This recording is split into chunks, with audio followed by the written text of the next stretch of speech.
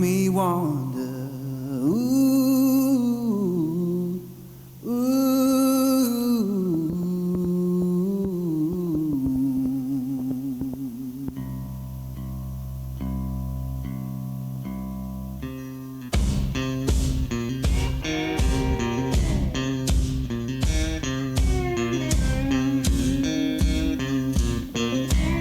Oh, midnight highway,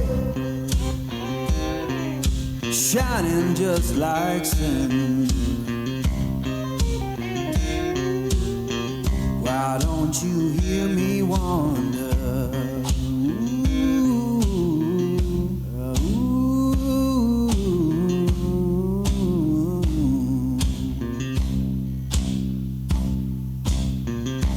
Tell me, river,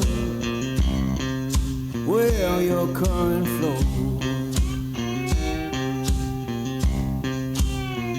Why don't you hear me wonder? Ooh, ooh.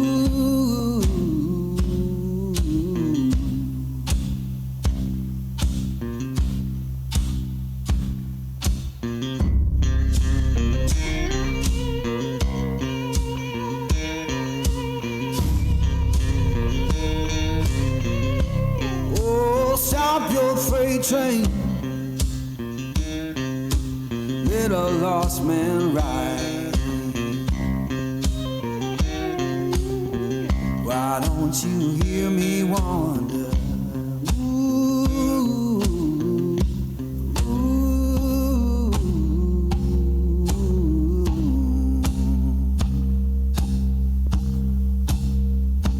Fare you well, darling, ain't coming back no more. Why don't you hear me wonder? Ooh, ooh.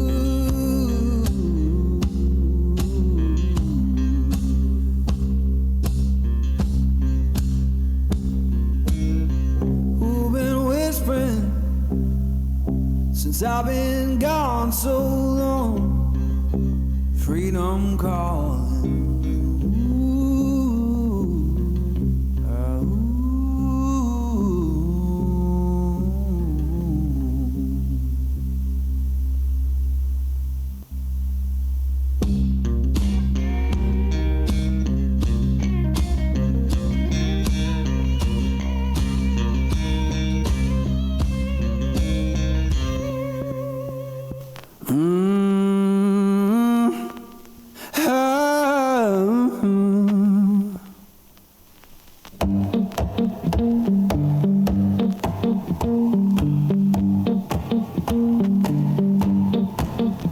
Well, I saddled up my shoes, headed out at dawn. Yeah, I saddled up my shoes, headed out at dawn. Ain't no place gonna hold me when the road keep rolling on. Left my baby crying, said you can't live that way. Left my baby crying, said you can't live that way. I told her love ain't chained down, it just comes and drifts away.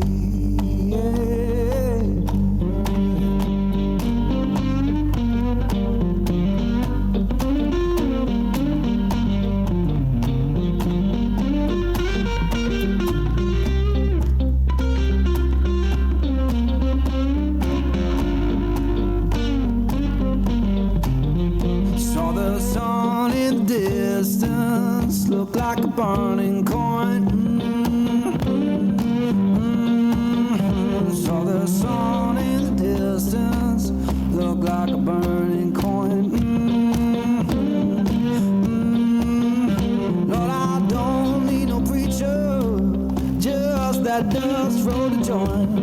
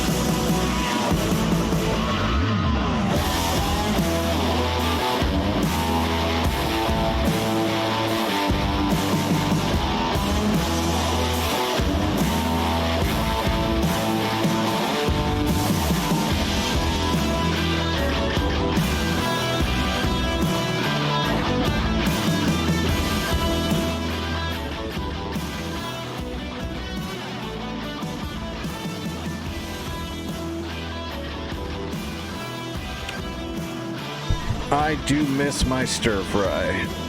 Unfortunately, with all my conditions, I can't really eat rice anymore. Even like different kinds of rice I've tried, I haven't found any rice I can just eat. Causes me issues. But I used to love making homemade stir fry. Alright.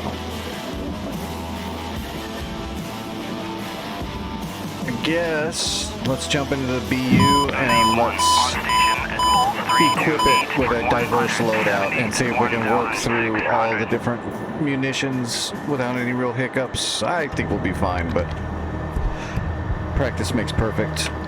So let's get rid of all this. Alright, lantern pod.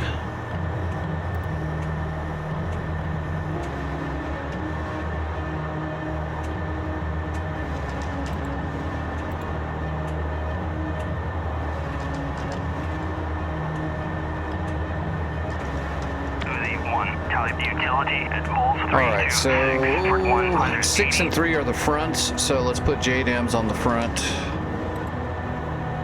So that'll be 6 and 3. 5 and 4 are the rears, and we're going to put some laser guideds on the rears. So we're going to drop JDAMs and we're going to drop laser guideds. Let's go 16s because they'll fit. And we have one pylon open. Let's put Zunies on there. Okay, so 2 JDAMs, 2 laser guideds, and some Zunies. We'll see if we can go strike some targets with all that.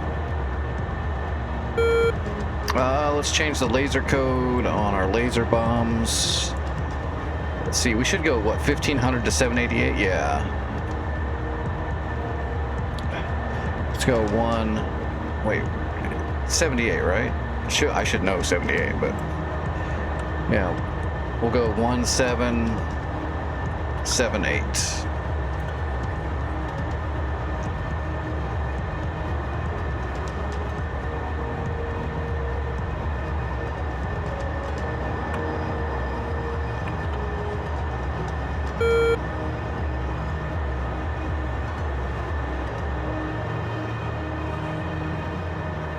JDAMs, we don't have to mess with those at all. Yeah. Request rearming.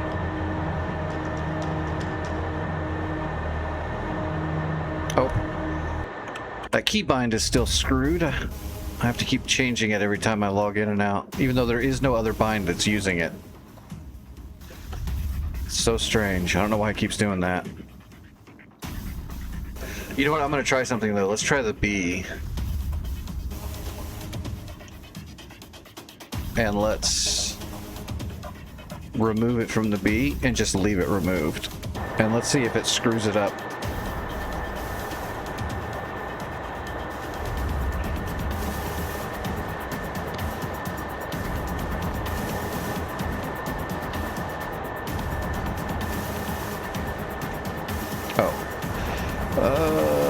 Declutter.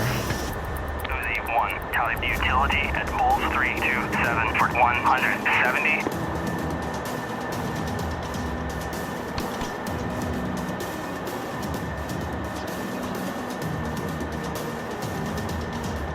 Let's drop this down to 150.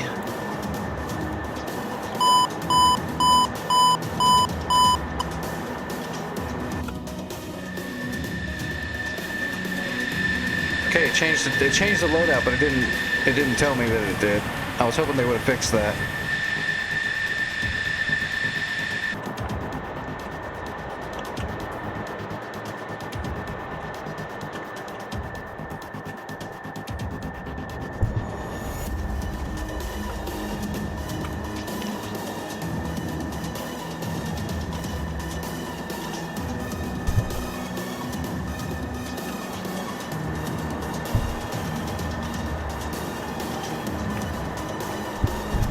Alright. Do we need to do... we don't need waypoints. We'll do it all on the fly. That'll be fine.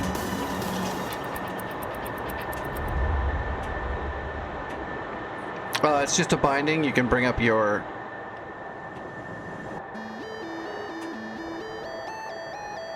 and then you can change all of this stuff. I just wish it would save it always, but I have to load it in each time. I mainly do it just so I can actually use the chromatic face covering, the visor, because this isn't 1962 or whatever.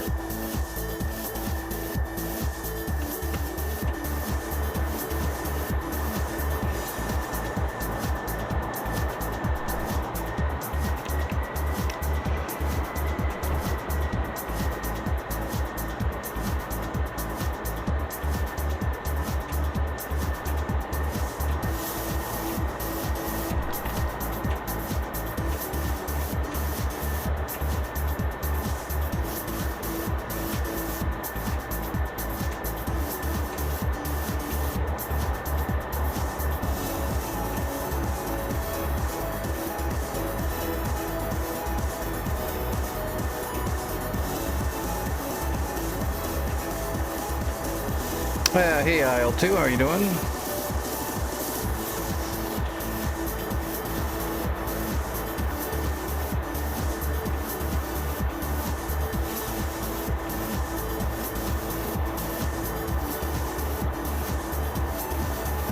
I used to play it more than I do now. I haven't played it in a little while now. I'm just always too busy. When I have time to sit down and fly on the PC, it's usually streaming, which means it's usually on DCS. I'd say like, what, a year and a half ago I used to stream some IL2, but I stopped doing it on stream because, you know, nobody cared, so I just used to fly on it on my own time.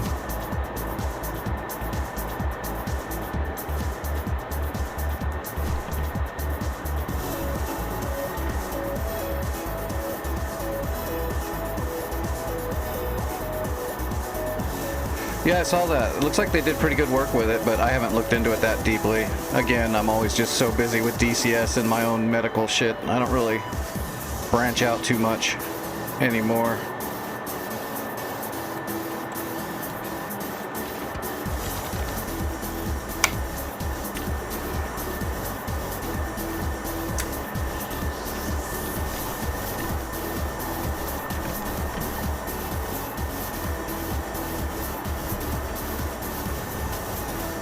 All right.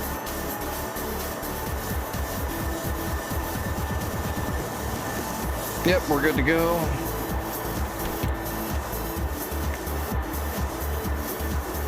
All right, running it up.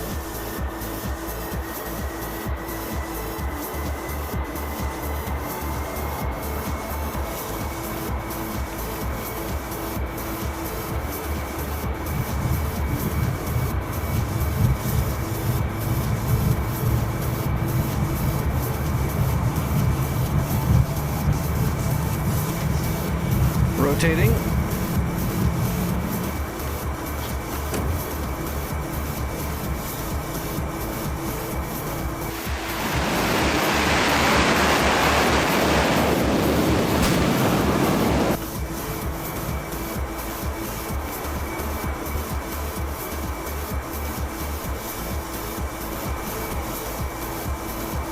We have a Bandit 2-shift Bra, 050, 45 miles, 1,100. Yeah, we're not worried about those. We are going ground pounding today.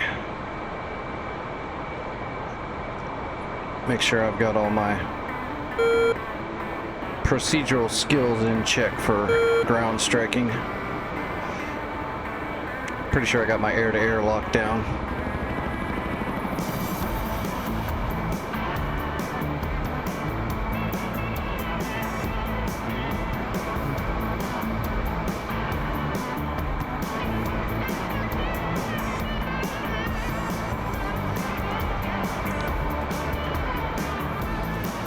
I got some dirt at 5 o'clock.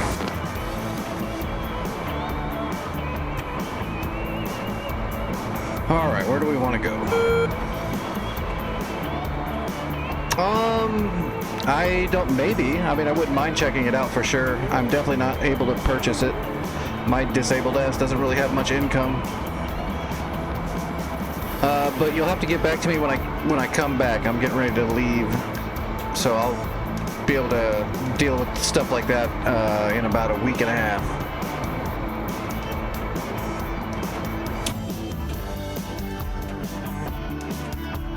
But yeah, I wouldn't mind checking it out, for sure.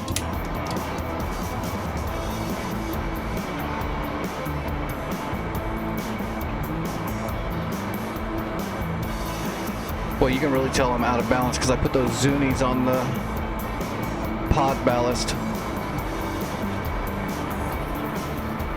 You can reach me on Discord, or you can do it through Twitch. Either one's fine with me. There's also an email address on my Twitch page. You can use that if you want to do it through email. Any one of those, I'll receive it eventually.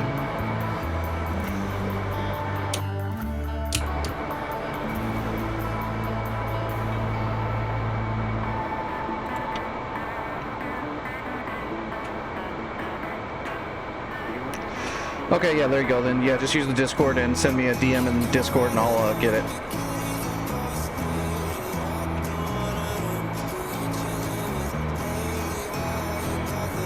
All right, George, or Jester.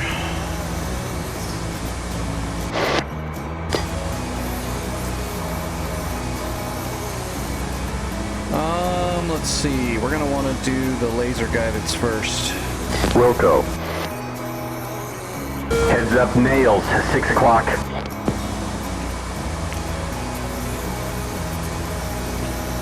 Yep.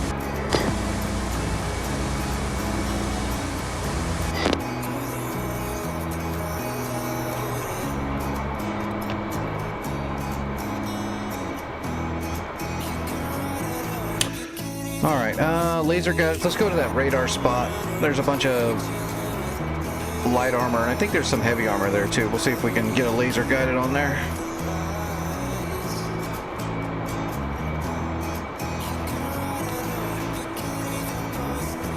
Yep, I got it. I see it. I'll read it later. And again, I'll be gone starting after tomorrow for like roughly a little over a week. Laser is armed.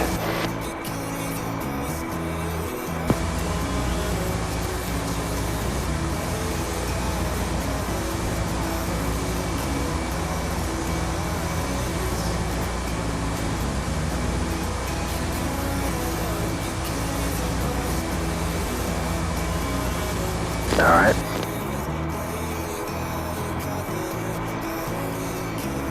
And thank you, I appreciate it. That'd be really cool to check it out. I can bet you my entire life savings, all $2 of it, that I will not be converting over to a full-time IL streamer, though. That's just not going to happen. But I do like IL too, and if I do stream it, or if I do fly in it, I'll probably stream it every now and then.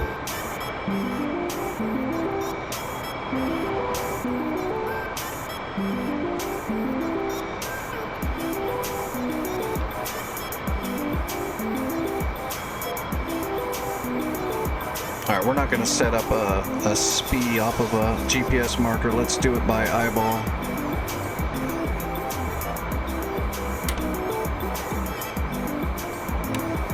Can we go dark? Yeah, let's go dark.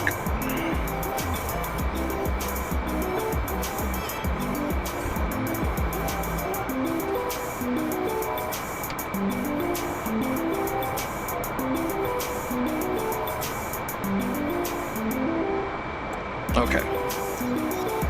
Alright, where am I? Oh, okay, it's off the left. There should be... Okay, I see it right there. Wilco.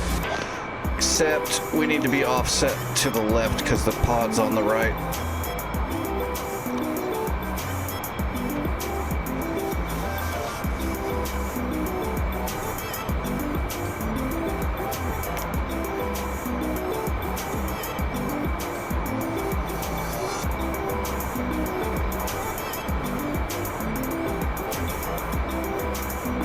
Copy.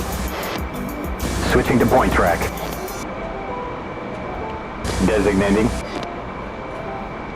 Valid laser range. Alright, buddy, we need to come more right. Need to go right. Go right. We're not ready to go right. I'm coming around. Need to go right.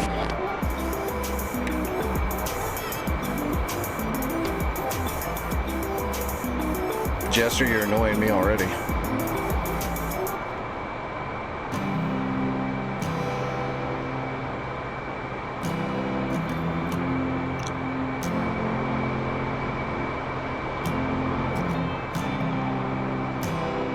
We'll gain a little bit more altitude when we do our turn in to come back around. Uzi 1, tally utility at bullseye 326 for 170. Come right.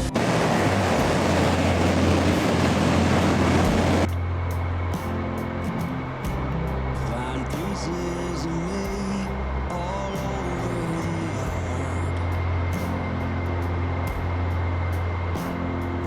the All right, let's just use the symbology. in this house of cards. Although I don't like the symbology actually in the BU for the lineup. It's just such a small little delicate line. It's hard to see sometimes. I wish it was a little bit more Right, pronounced. come right 40 degrees. Yeah, I got it, Jester. When our good intentions There it is. It's that little tiny hash one right there. That's the lineup. and I most never know what I should say. Right 1 degree. Maybe nothing nowhere ever was the What's up, Mikri? How you doing tonight? 2 degree. Come right 1 degree. in this house of cards. 10 seconds. And center line. 5 potatoes. That's it. Pickle. Bomb is away. Rotating left and coming back around right.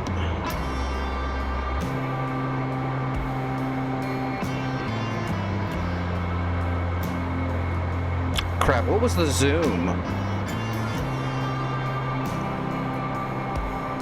Can't remember the zoom. It's like the context button double click. 10 is it? seconds to impact. Laser on. You cannot reap what you never did sow.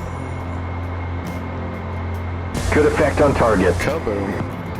Work terminate. You cannot learn what you never won't know. Look at them all spreading now. We'll drop one more laser guided and then we'll move on. In this house of cards. Okay, going point track. Roger. Roger. Copy. Okay, area track selected. Roger. Switching to area track. Designating target. Laser range is valid. Okay, let's get a little distance. We'll come back around. Tried to pick one of the vehicles that's got a lot near it. We'll see if we can get some splash damage. That was one of our 16s. We got one more 16. We'll go hit that base with our JDAMs for the next drop.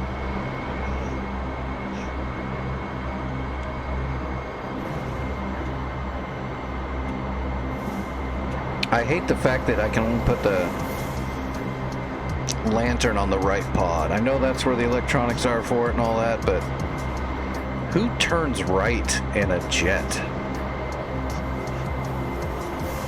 You can do it, but it's so Okay, weird. let's come right. It's the most alien thing in the world.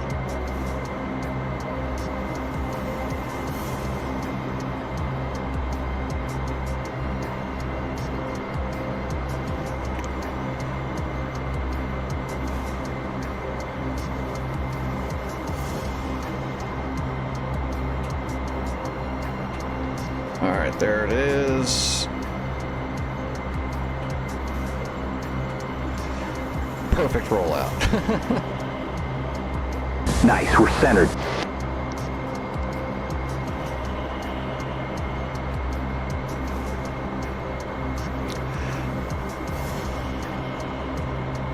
Looking good, we're centered. 10 secs to pickle. 5 seconds. Pickle, pickle, pickle. Bomb is away.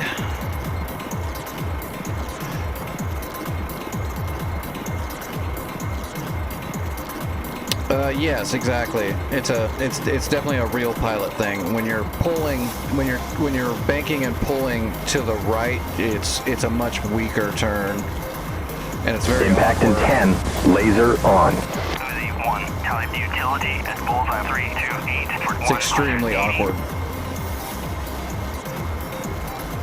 Oh, that's gotta hurt.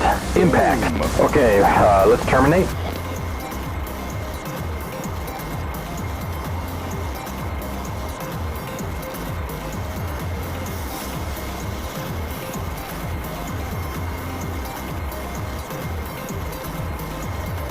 All right, there's the base.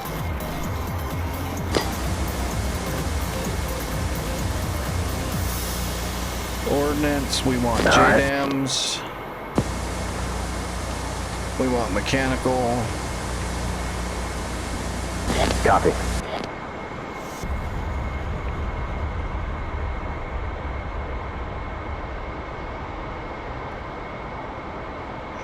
Yeah, they definitely get the job done. Although sometimes I like just putting, I really do like using what you can put. I'm trying to remember, is it 12 Mark 82s you can put on the underside, or is it just 10?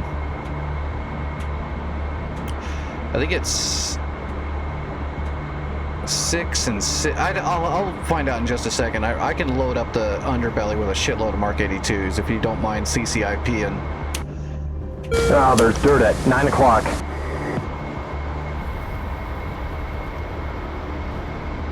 I'm way too far away to see it. Is it 22? No, but 22s if you put them on. I'm talking about the underside, not with the pylons. I'm talking about just the underside.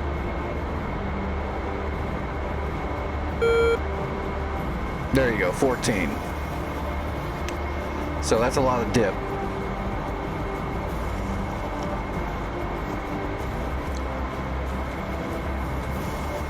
I'm not going to put bombs on the pylon.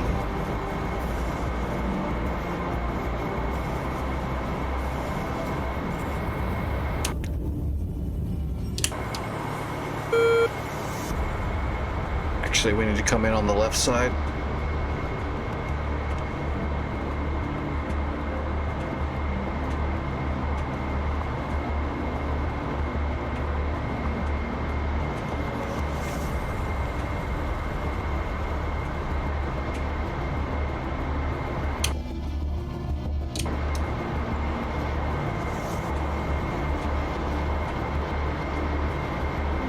Alright, let's see if we can spot it. It's so hard to spot.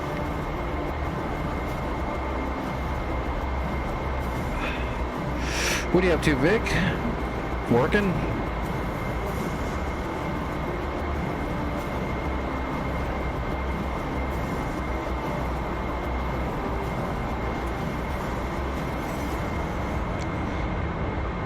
I feel like I'm looking right at it, and I'm just not seeing it yet.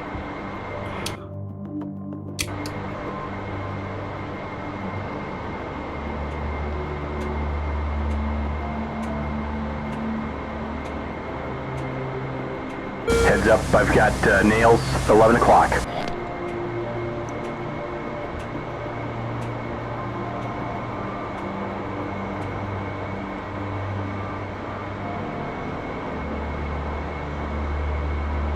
There it is.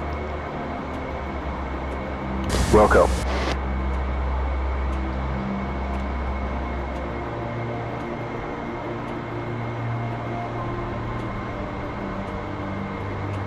No, God!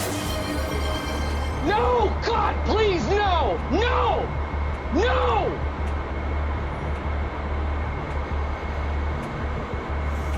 Wilco. Alright. Switching to area track. Roger. Switching to area track. You got it. Designating valid laser range.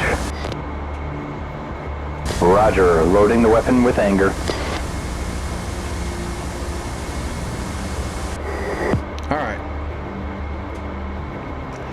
First JDAM should be on the base.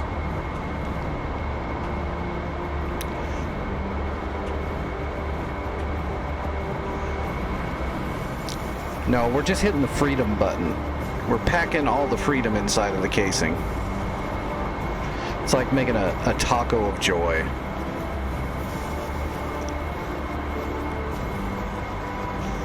What's the main ingredient? Liberation.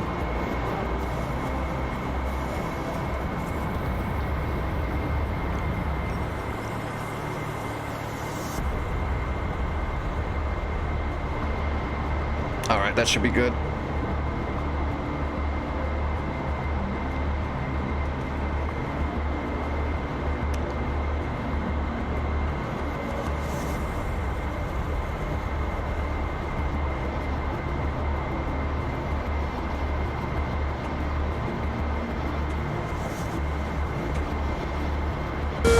Nails, 7 o'clock, and, dirt, 10 o'clock.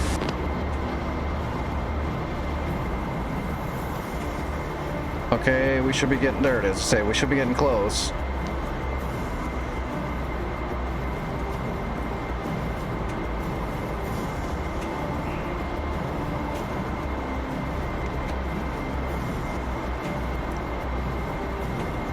"27 seconds.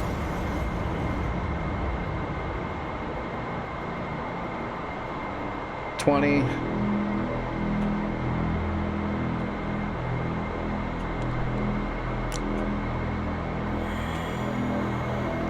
"8.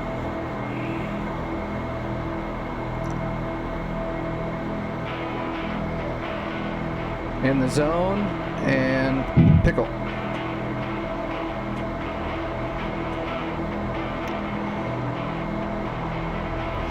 Roger. Copy that.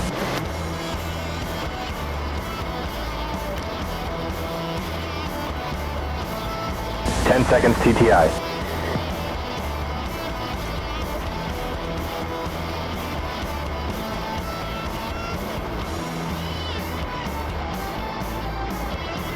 Oh, Jesus, man.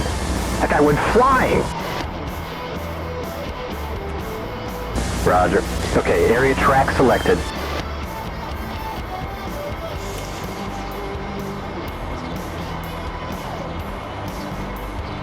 Roger that. Switching to area track. Let me designate that target. Valid laser range. Alright, sending coordinates to the weapon.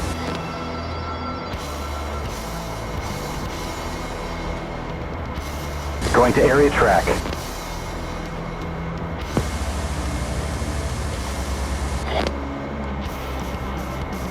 What server? I have no idea, Doc. What do you think? What sounds good?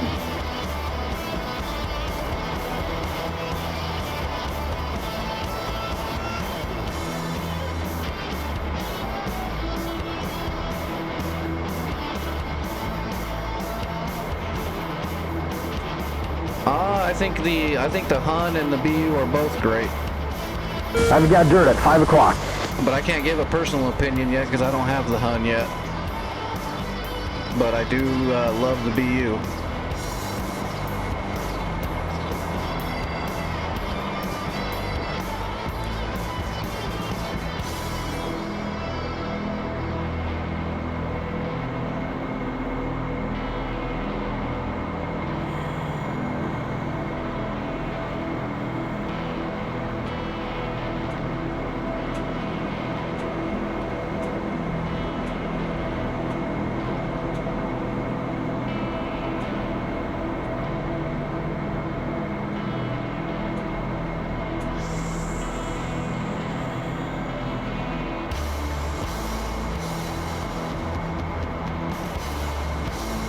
All right, on the ball.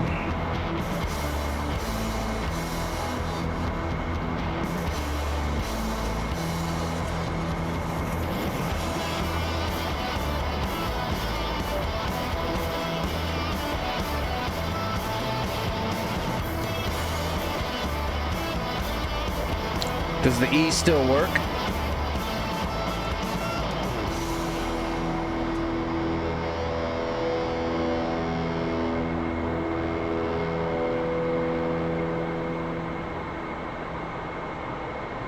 Pickle. I don't know when it's gonna happen, but it's gonna start not working here pretty soon, to be honest, because of some upcoming patches. It's gonna kill it. Whoa, I got dirt at 1 o'clock. Time to impact, 10 seconds.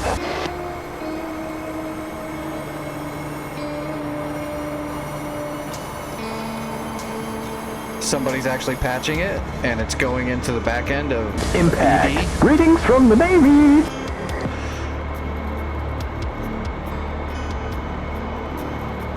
Boom. Okay, well, we don't have any problems using all the different kinds of bombs.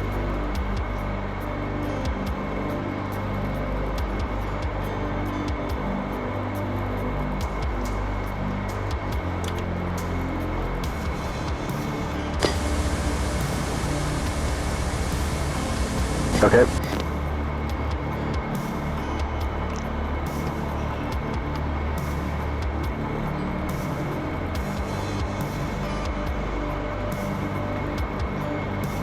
Oh, we definitely need a full fidelity flanker.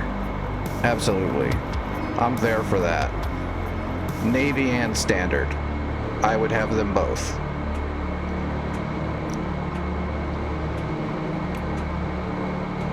I still need to get my F1 Mirage. I really wanted to get a Mirage 2000, but that's done now. At bullseye 328 for 180.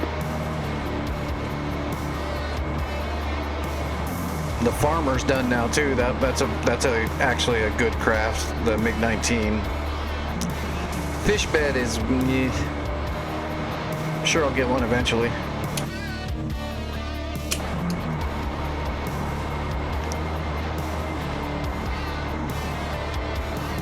There's the river.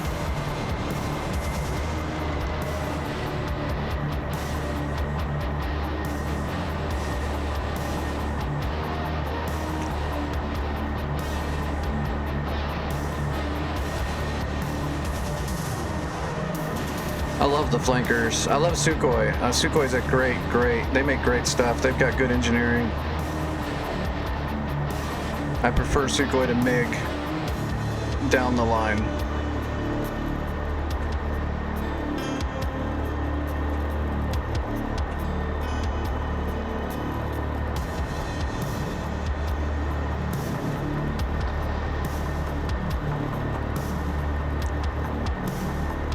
Yeah, that's them right there.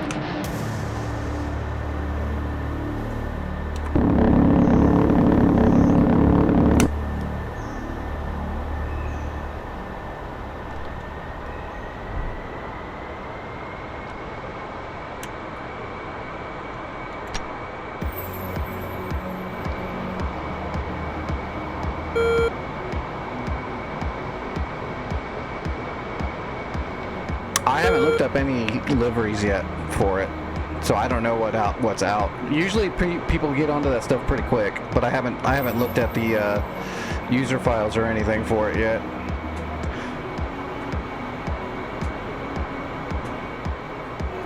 My mind is kind of preoccupied right now. My brain will be back on track when I come back.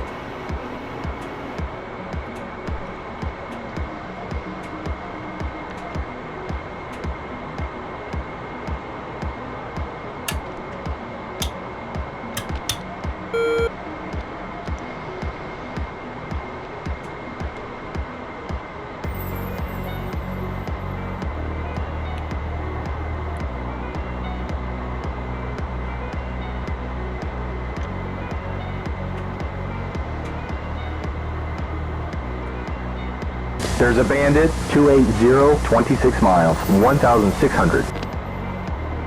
Oh, that's that hind.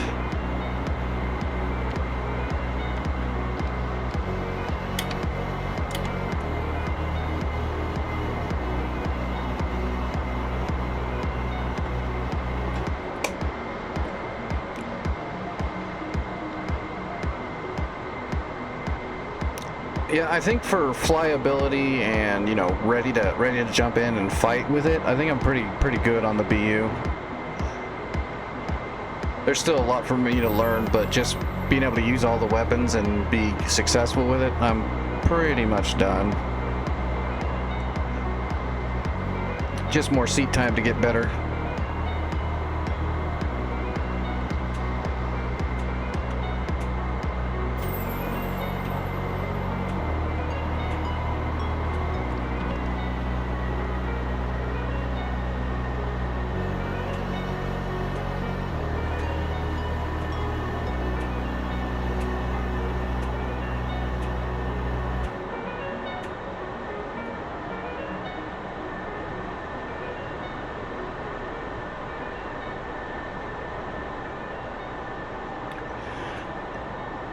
You still need to use your rudders when you're dogfighting. Well, you don't have to, but I mean, if you want to get the most out of it, you need to know how to rudder roll and stuff. But you don't have to as much in the U because of the DAFCS. But to get everything out of it, you still need to learn your rudder mechanics. But not as much. It's more forgiving than the A and the B. Some viewers may find the following video disturbing. Viewer discretion is advised.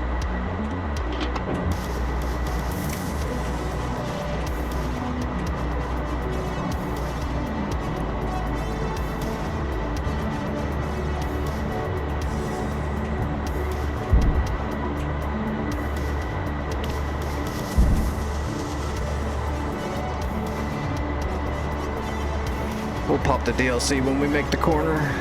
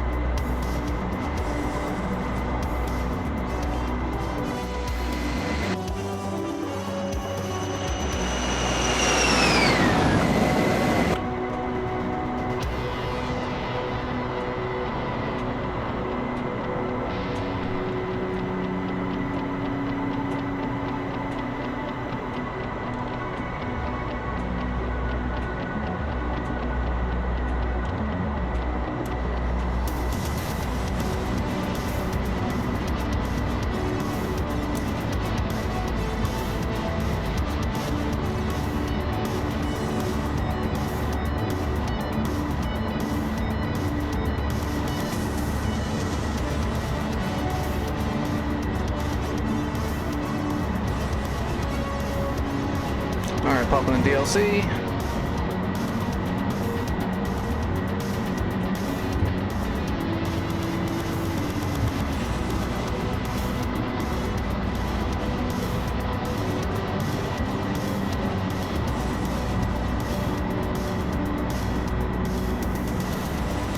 And we're on speed.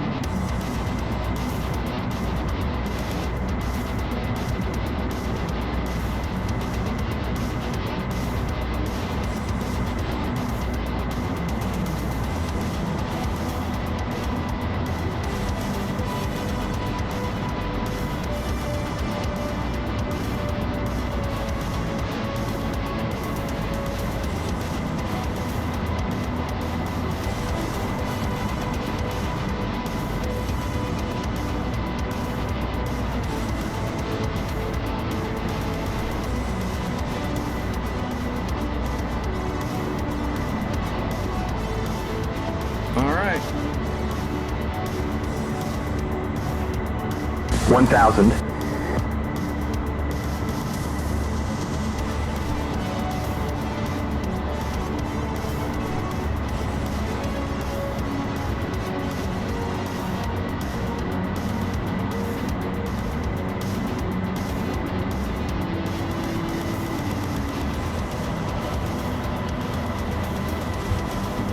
500 feet.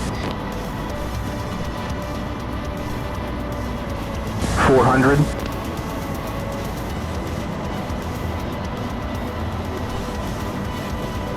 300.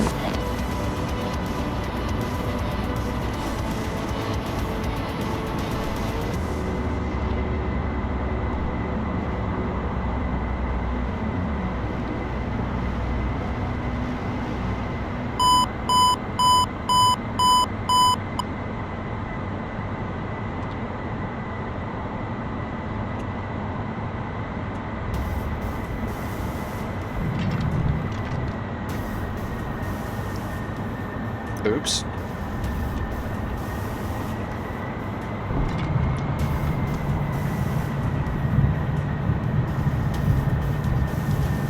Double butter. I accidentally bumped my DLC when I first put the rear end down. Oops. No biggie.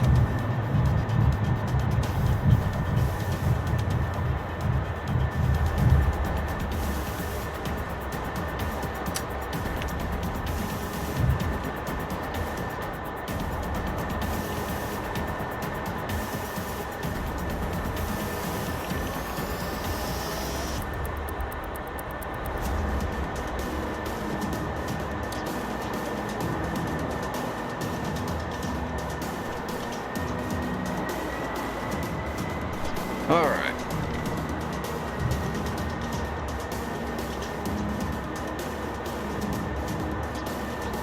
Gotta be careful with that DLC. I wonder if I should move it. No, it's a good spot. I just need to make sure when I'm on the last like 100 yards of final to kind of get my finger off the DLC. Should just be throttle at the end.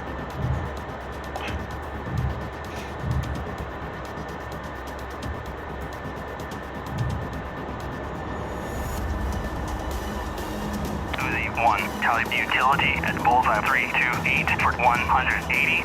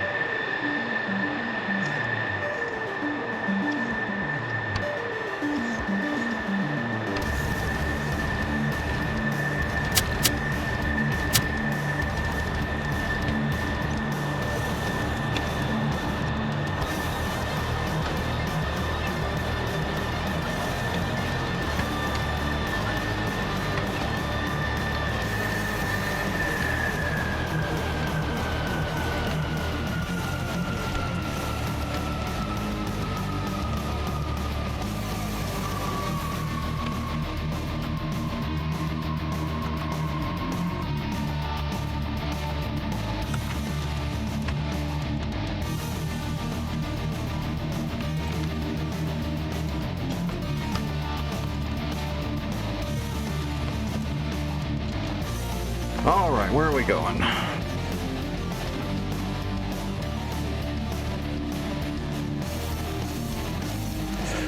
Yeah, I think BU school is closed for a little bit.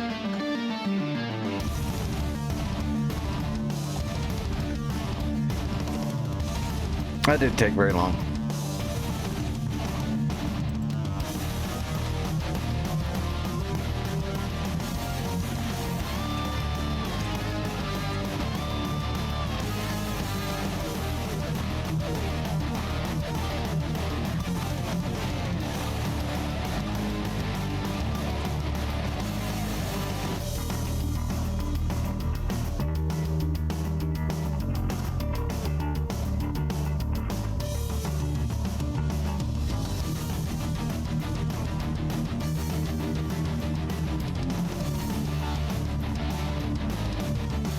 wow. Did Heapler's, did the old Enigma's Cold War server die?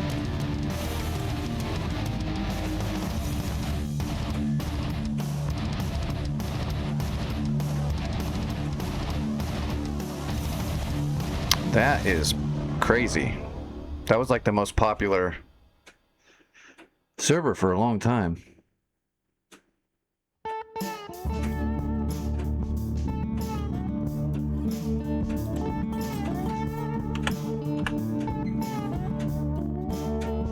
Oh, what am I doing? I'm abbreviating it. Everybody's on Caucasus, huh? Oh, there's still people on Persian. Yeah, I know. That's what I was looking at. They made changes to it too and made it even better. I don't know why people aren't on it. Too difficult or something? I don't know.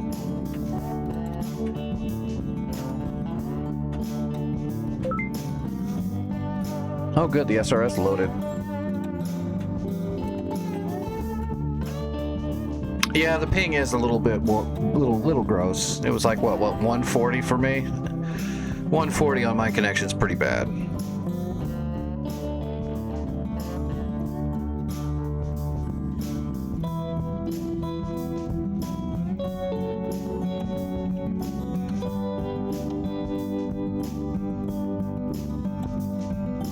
Oh god.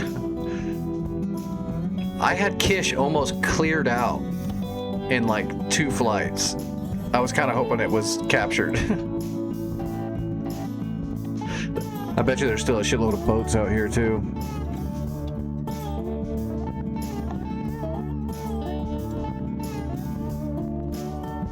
$45 miles.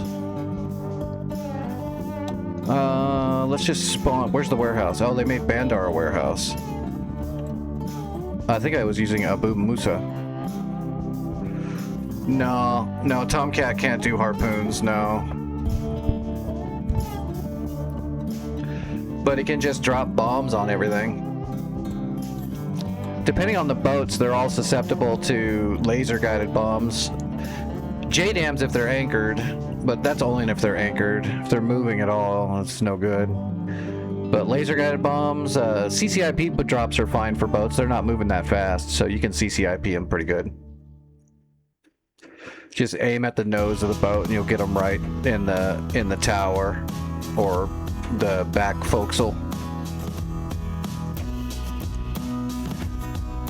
It just depends on what kind of boats they are. Let's just spawn in at Abu Musa with a blank airplane just so we can see what's going on.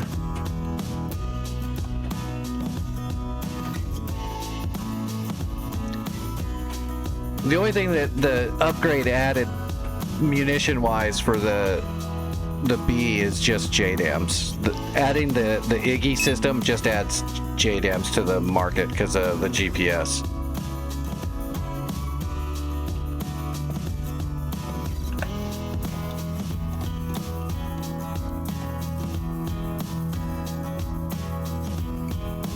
Oh, that's interesting. Still showing nothing. Something's not right actually, because there's a scout up in the air and it's still showing nothing.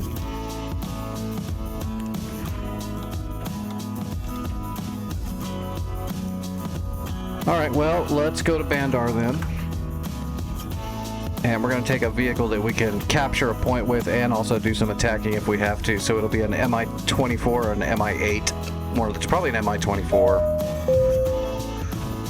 Mi-8's pretty iffy for offense.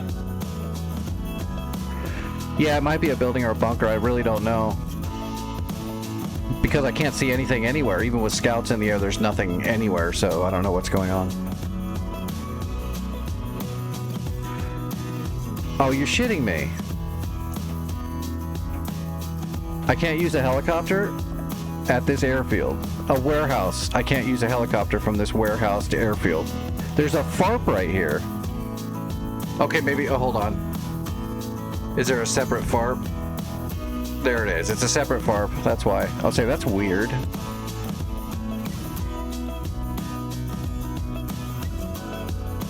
All right, Mi-24. Let's take 4 tandems. Take the gun, of course. I guess we'll take just a couple of heaters in case we get jumped by a jet. Take some aphids. And then we're going to take troops so that we can capture the point. If we survive. And I don't wreck trying to land.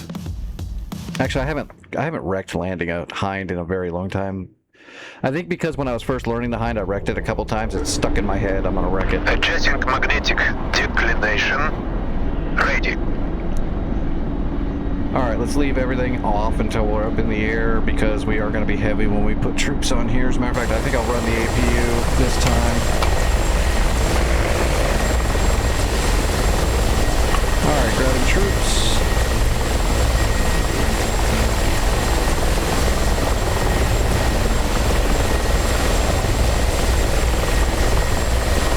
We're ready. Let's go. Alright, door shutting. Let's turn on the APU.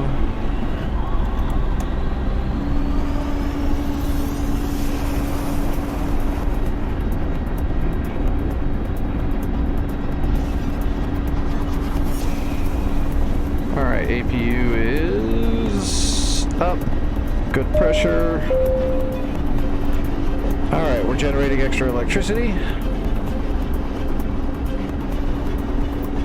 Let's go ahead and get... Heading's like going to be straight across almost like. It's going to be like, what, 280? No, it is like 270. I thought there was a little bit of an angle, but... So 270 to 273, somewhere around there.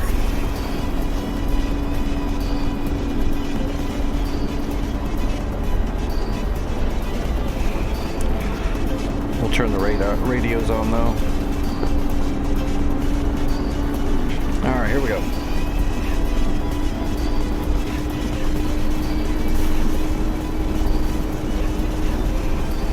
Yeah, we're heavy.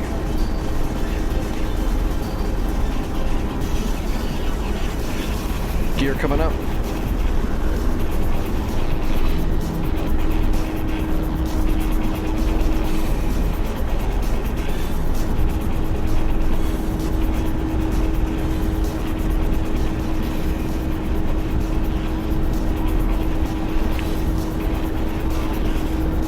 Everything's off right now because I don't want to blow a generator trying to take off with this weight. We're good now though. So APU is... Oh, see? Oh no, that's just the APU, yeah. APU generator off. APU is off.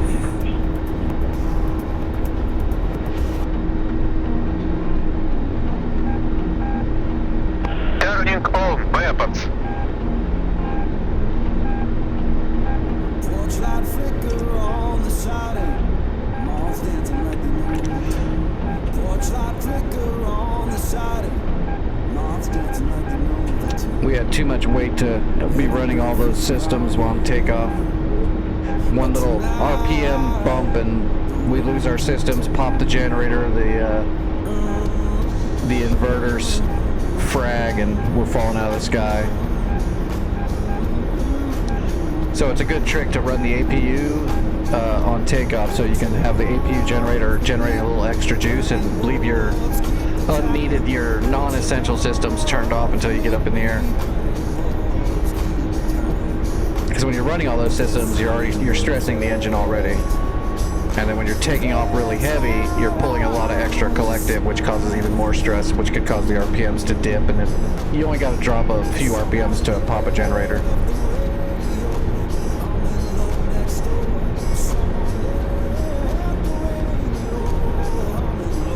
Same in the Mi-8, but the Mi-8's not as bad as the Hind.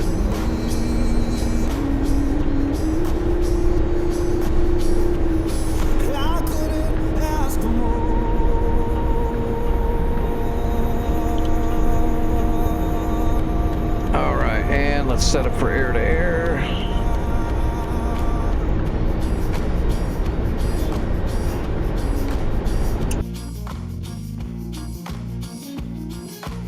It's either a building or it's troops. If it's troops, we'll just, we'll call in smoke and then I'll just gun them out. I say that. There's probably a man pad that's going to blow me up immediately.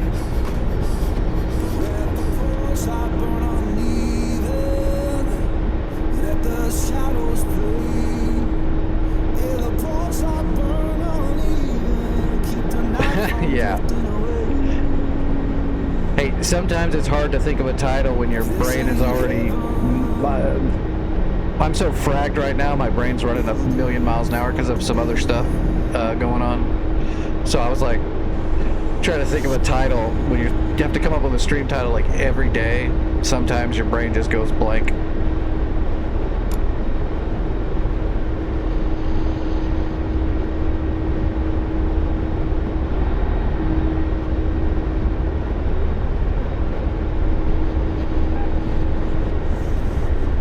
That's why I have my generic vroom vroom boom boom.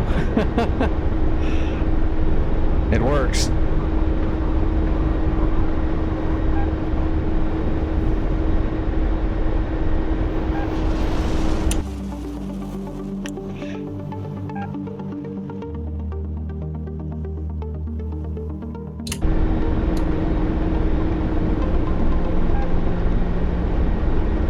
Well, and all these streams get ported over. I export them all over to the YouTube channel so the VODs stay alive.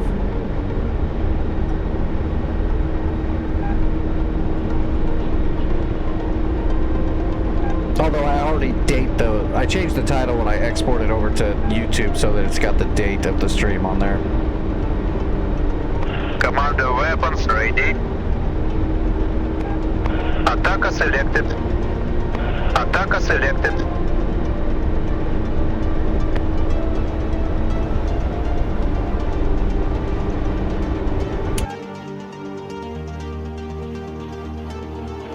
I know those boats are out there.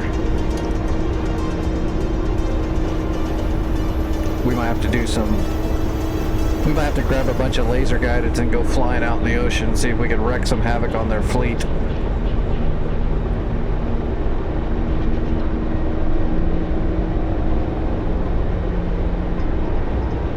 A-10 would be good. Or a Hornet. Or a BU. We could use a BU. We could even use a Phantom. I'm pretty decent with a good dive toss.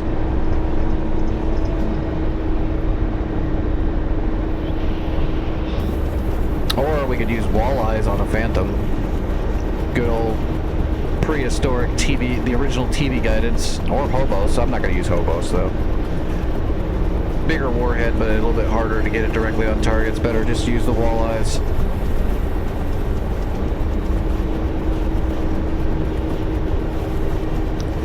Or we could grab a piston plane and drop a old-timey, like 500-pounder from like a jug. Or a 1,000-pounder from a Dora.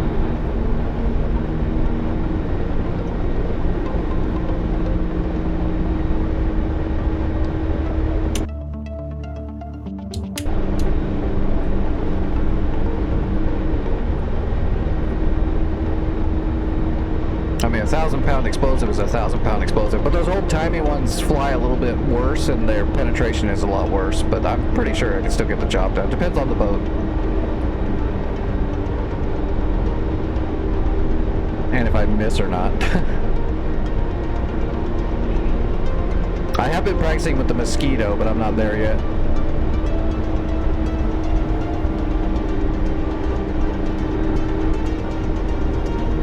Update what?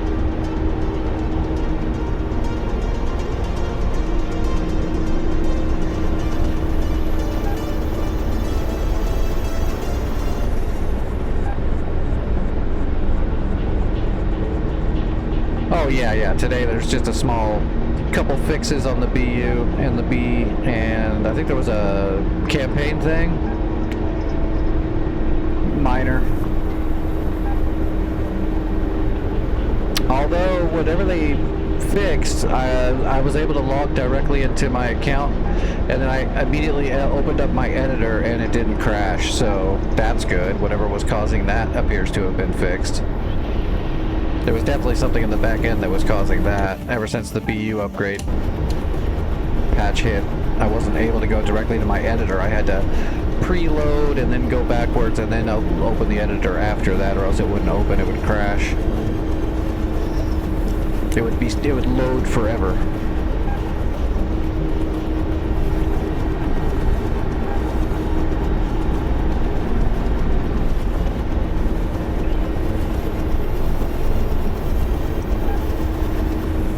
Oh, and I got a decision to make, everybody. So I'm leaving on Thursday. So I planned on streaming tomorrow on Wednesday, but I've got to leave on Thursday early in the morning, so I'm wondering if we should just not stream tomorrow so that I can try to get some extra rest before I leave. I think that might be the smart thing to do. Well, yeah, but I really want to fly, too. Because I'm not going to be able to stream and fly in DCS for a little bit. But I think I'm gonna have to just call tonight the last stream before I leave, just because I'm pretty sure if I start flying tomorrow, I'm gonna probably at least be up until 2 or 3 in the morning, and then that means I'm gonna be leaving in just a few hours. And I probably should get some good sleep and be ready. It's gonna be a long weekend, whatever it takes. It's gonna be a long one, so.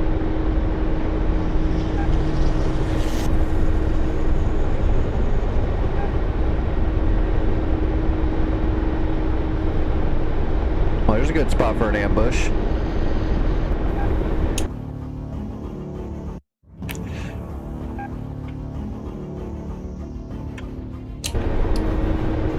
Where's that island? There it is. Alright, tally the island.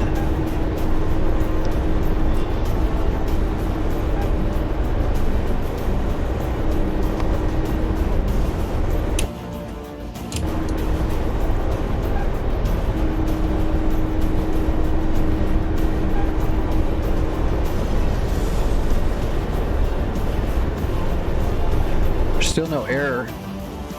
Maybe. Do we not have like an AWACS or anything? I know there's fog of war, but usually we have something.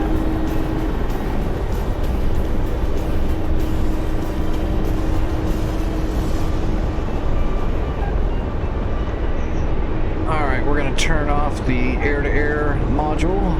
Attacker selected. We're on North Pole, Persian Gulf. Observe on, searching.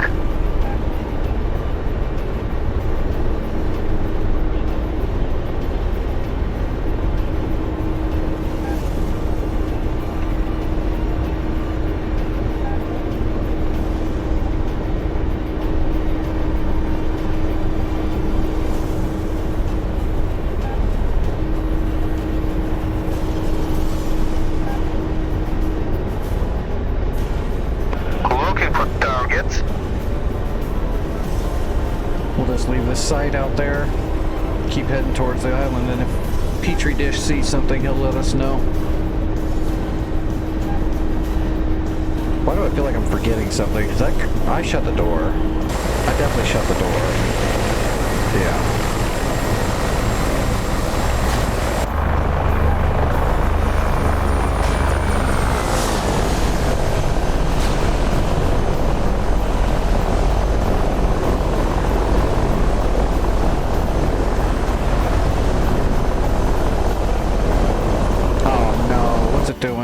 No, you piece of shit.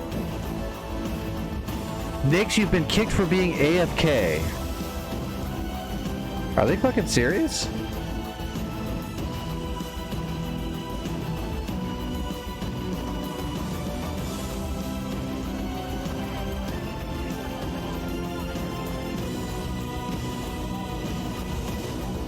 I don't know how they could have thought I was AFK. I wasn't even using an autopilot. I was flying the fucking helicopter. I guess I gotta do, like, maneuvers the entire time. I can't just fly.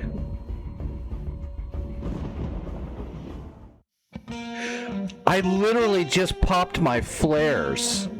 It booted me for being AFK when I popped my flares less than a minute before it kicked me. That's special. I'm starting to think Santa's just fucking with me now.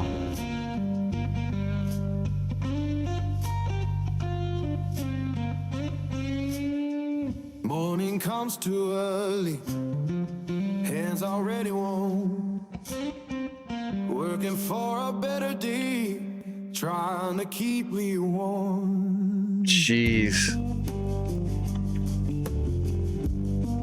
Well, Nick and New Cheese, I hope you guys are gonna check out Kish and kill whatever's there, because I'm gonna bring a Chinook this time with no weaponry. I'm just going so I can capture the place. So make sure it's cleared out. That was ridiculous. All right. Well, we'll bring door gunners, I guess, in case there's a dude somewhere. I don't know. I just want to capture the point.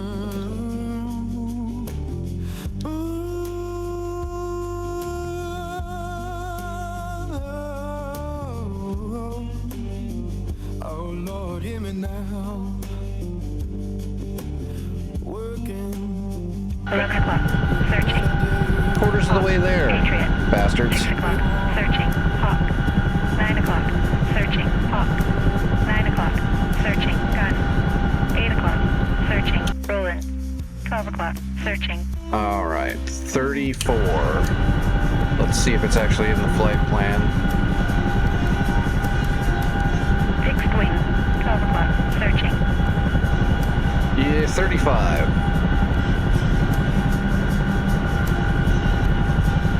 Rolling.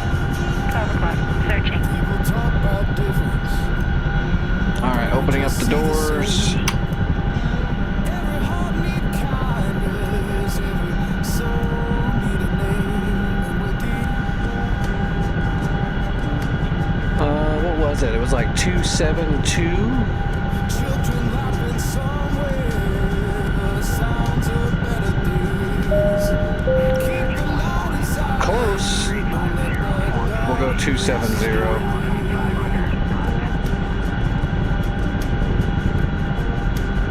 That's close enough. So sing a song from mercy. Sing it clear and kind. We all walk this same good earth, just trying to ease our mind. All right. Whoops. It's the wrong button. Let's load up 2 squads of troops.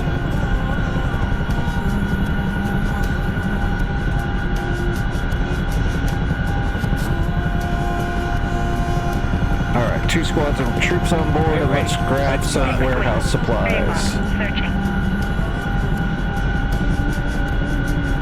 Warehouse supplies.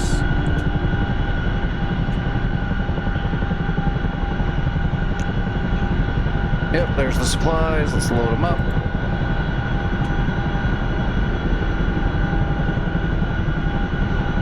And we're overweight, but just by a tad, just a little bit.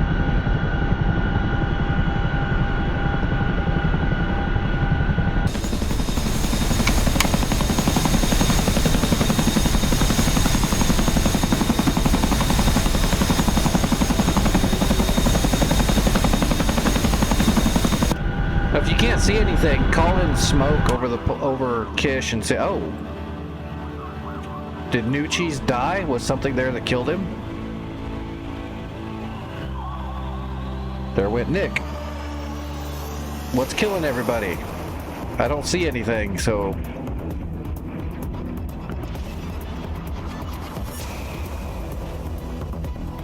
Okay, there's the FM. So that means we have the AM open. I'm gonna call the AM up over Kish.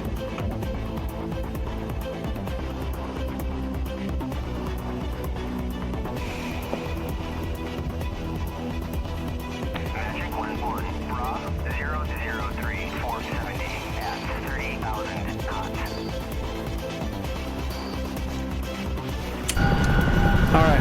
p.m.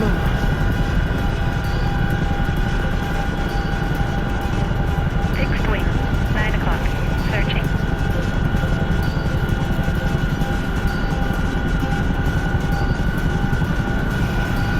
Rolling. 12 o'clock. Searching. Fixed wing. 12 o'clock.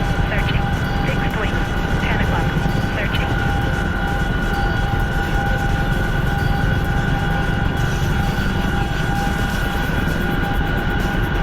What's up, Maria?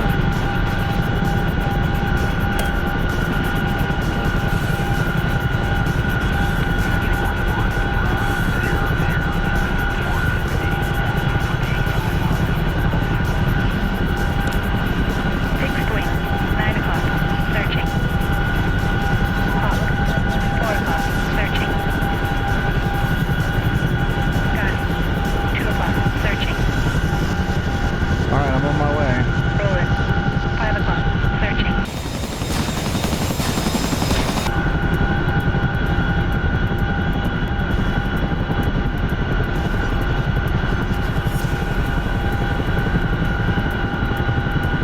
Patriot. 1 o'clock. Searching.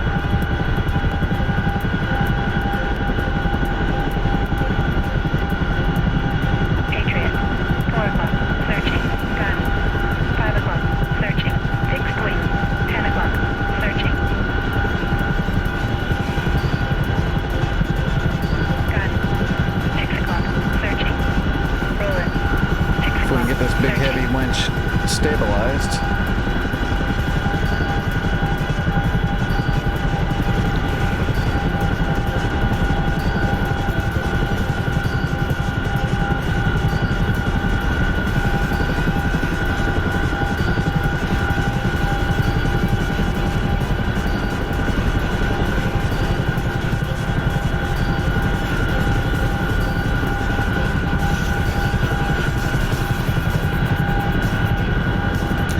Yep, we're in the Chinook right now.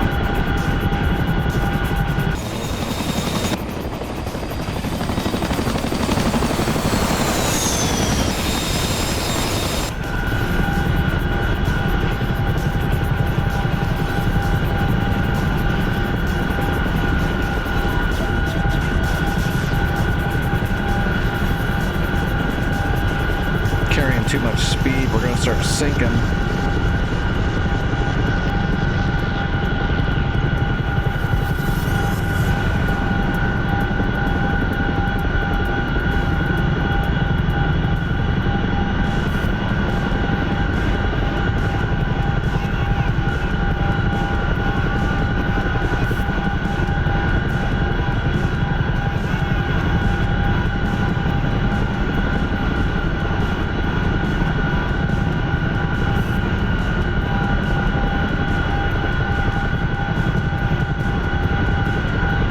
Alright, 133 knots, that's fine.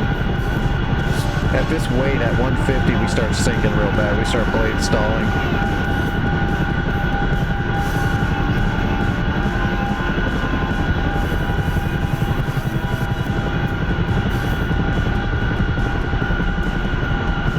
Fixed wing. 5 o'clock.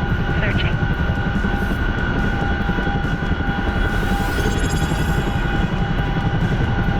Rolling. 6 o'clock. Searching. Fixed wing. 9 o'clock. Now, if only we Searching. could get it to keep pushing. We'll be fighting this thing all the way there. Rolling. 6 o'clock. Searching. I'm a little rusty. Hey, Nick, thanks for the sub. I appreciate that.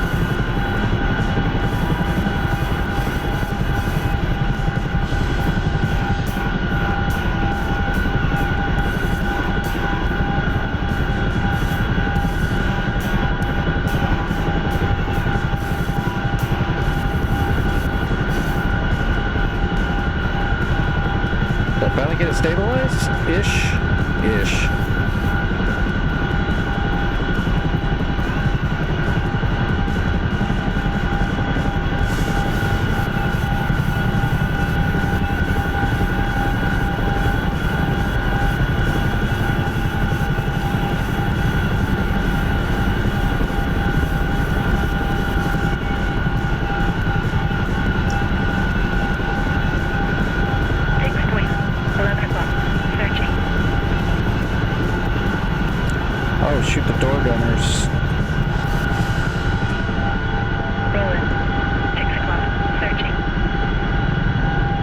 Let them know they can shoot at bad guys. If they want to.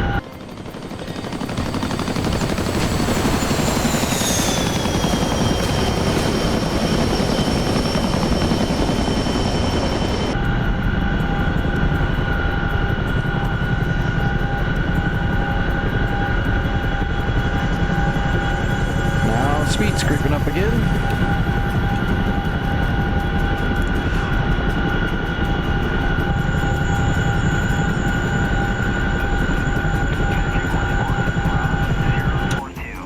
Alright, Doc is almost there. Doc, if you don't find anything, let me know and I'll send smoke in for you so you can check smoke. Looks like New Cheese put down a marker, but that might just targeting.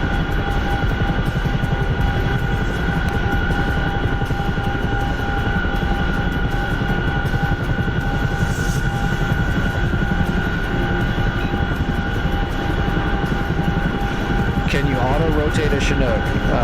Yeah, you should be able to. They absolutely train for it as far as I remember. Fixed wing, 8 o'clock, searching. Auto-rotation is just the air coming up through the blades.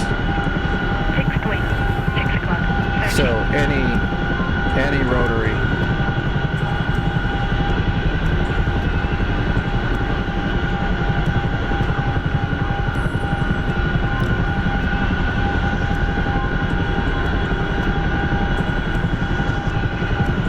The only thing I can think of that wouldn't auto-rotate properly might be a black shark. Because it uses tandem rotors spinning in opposite directions. One on top of the other, no offset. That might be kind of a problem for auto-rotation. But it might not. I don't know. It might not change anything because it's still the same force pushing up through the blades as you're falling down, so...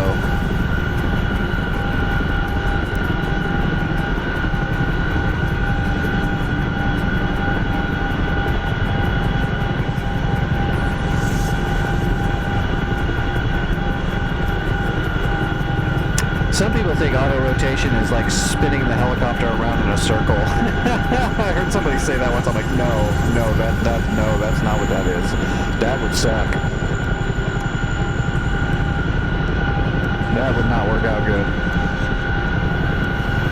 Yeah, okay, I believe that, because, like I said, I didn't know for sure. I'm not a Russian engineer, but I would assume that it would work just fine because they are tandem opposite directions. It would still be the same force coming out through the bottom, so they would still spin them both.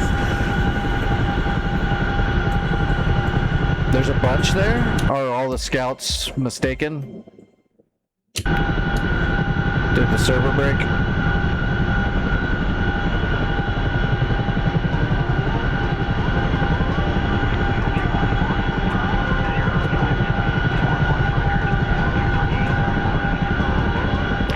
Dude, there's a lot of people that believe a whole lot of weird shit, so...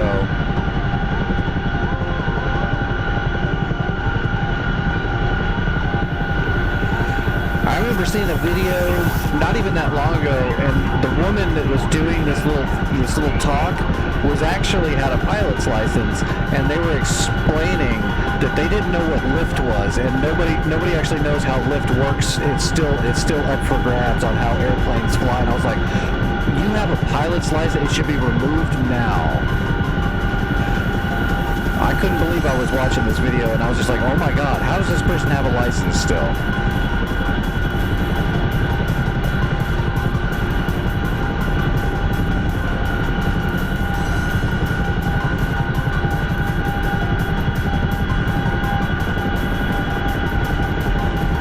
Okay, we're gonna have to switch servers. This server's broken.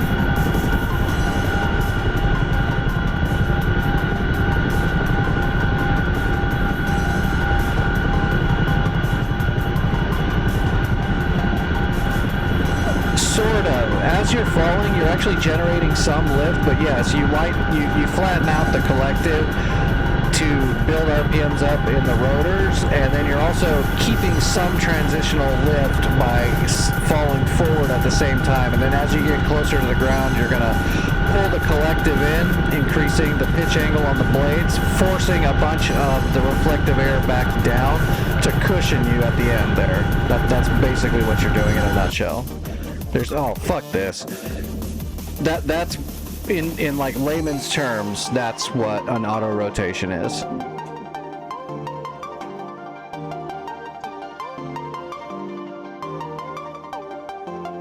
Do it too early, do it too hard, you'll cushion your descent for a second, but then you'll come back down hard again. So it's all about timing.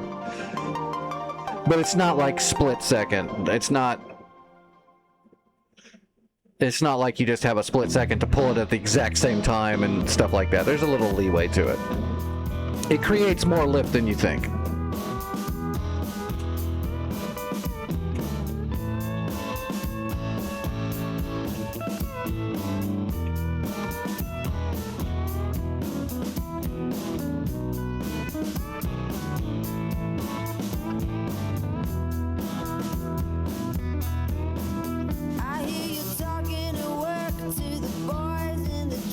But yeah, I couldn't believe that little seminar about we don't understand how lift works or how wings keep planes in the air, and I was just slapping myself in the face the whole time going, someone filmed this and told people this is a pilot and this is professional video.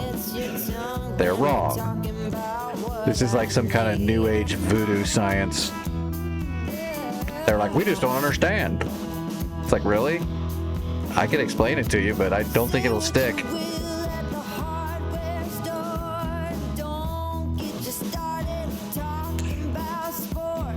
Oh, he had a bot that was doing that? I wonder if that's why the server's also not working. Did he reset the server too? Because everything was invisible. Even if we spotted it, it was still invisible.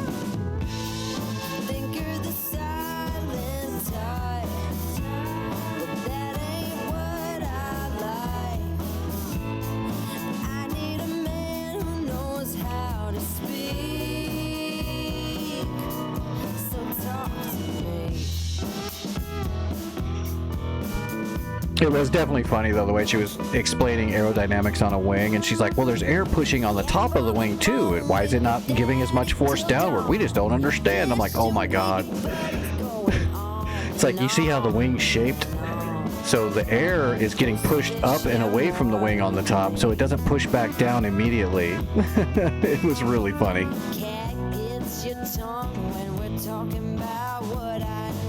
It was really damn funny.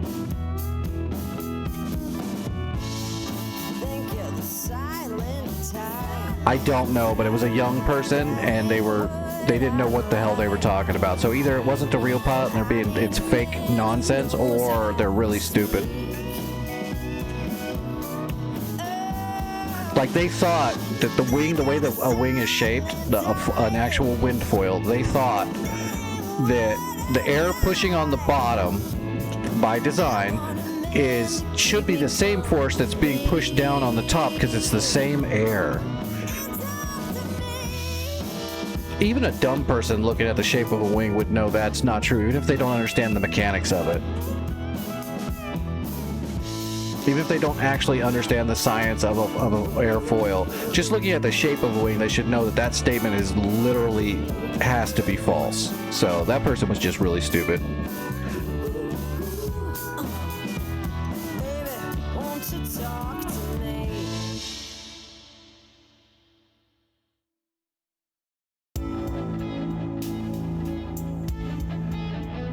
Well, there's variables in lift, but I mean, we get the concept of having more force on the bottom of a foil than on the top, which generates more lift. But there's also other factors, yes, like forward motion and speed. Also gravitational pull and weight. I mean, there's a lot to it, but the idea of not understanding what a wind foil wing does is an insane statement to make. Especially if you're standing up in front of people and saying, I am a pilot and I have no idea how anything works. Durka, durka, durka. It's just an insane statement.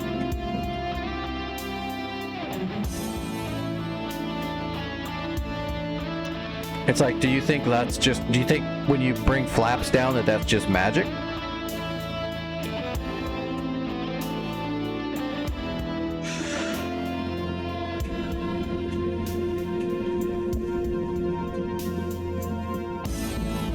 I mean, do they understand the original planes?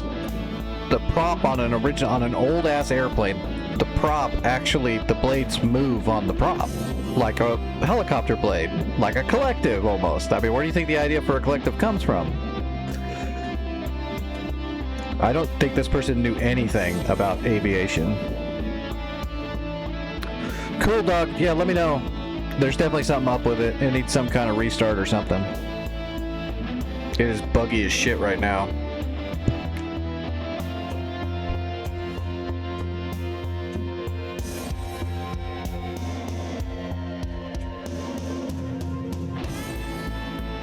It reeked of somebody that heard some crazy theory from some pseudo-intellectual and just went with it.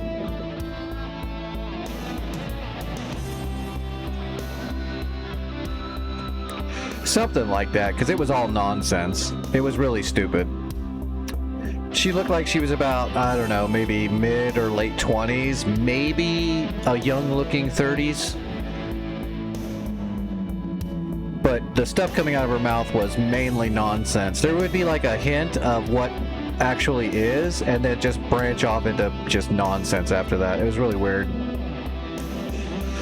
I wish I would have saved whose little seminar it was, because it was like backed by something, but I don't remember. I didn't look up if it was a real aviation company or not. I hope not. If it is a real aviation company, then whoever made this video and wrote down this information is the same person that's trained all those pilots that keep wrecking in the last 5 years.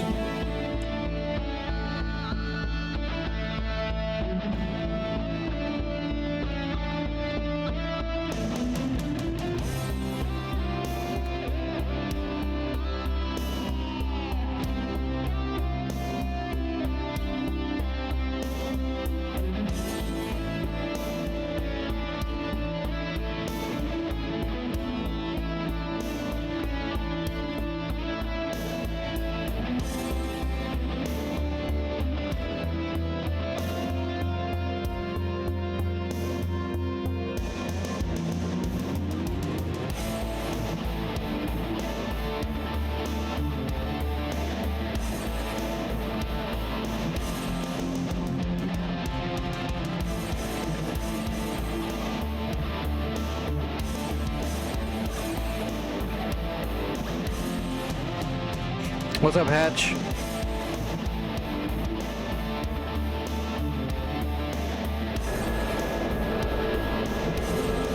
That'd be the pilot I'd want to ride with. You're just like, hi, you're the pilot? Awesome. Could you explain to me some of the stuff about flight? Oh, I don't know. The stick goes up and down. It's crazy.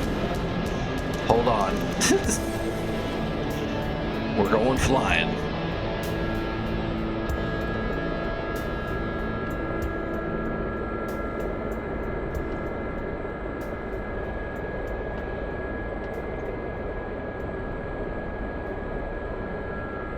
Yeah, no shit.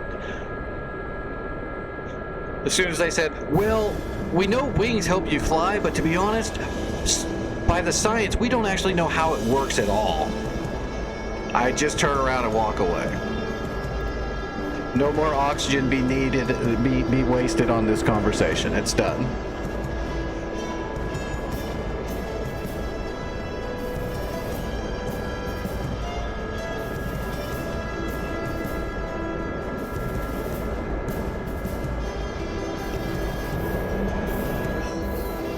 Like tell me you got all your knowledge from Reddit in a quick sentence without actually saying it.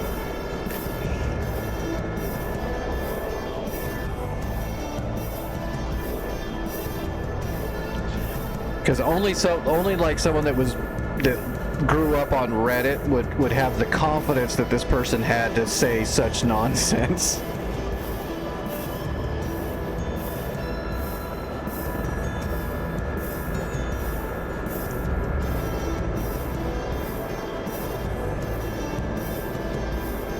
Like right now, am I manipulating the angle of the rotor blades to the disc of the rotation of the rotor, or is it just magic? Is this the magic lever?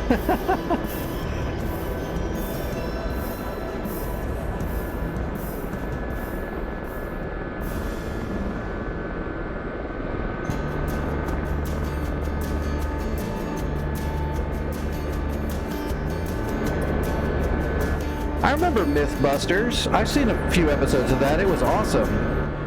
I thought Mythbusters was cool.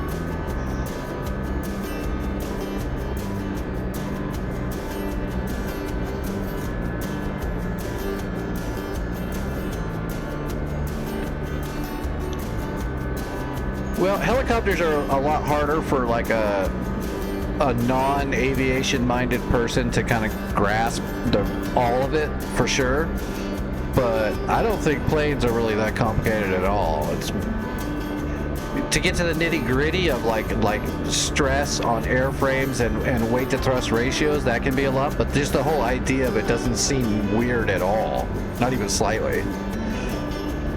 Rotors are a little bit different for sure, but even that I don't think is, I don't think it's that hard to understand, really.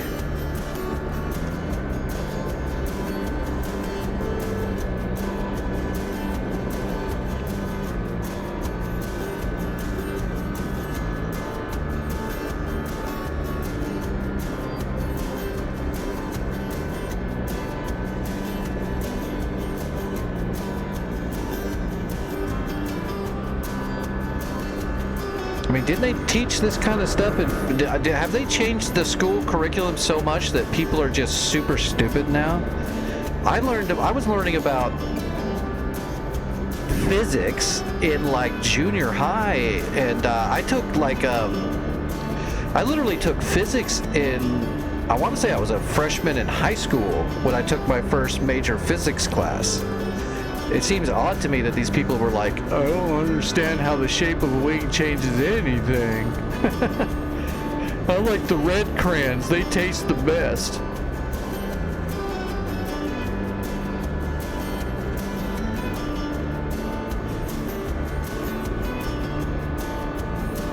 My daughter warned me about that when she was still in school. She said that some of the stuff they were teaching in school was starting to get really stupid, and I was like, well, good thing you're graduating soon.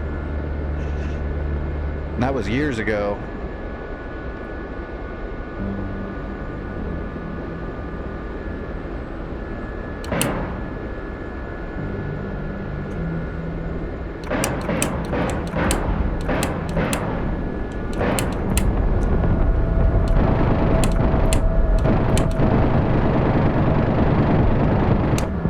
How are these bullets working?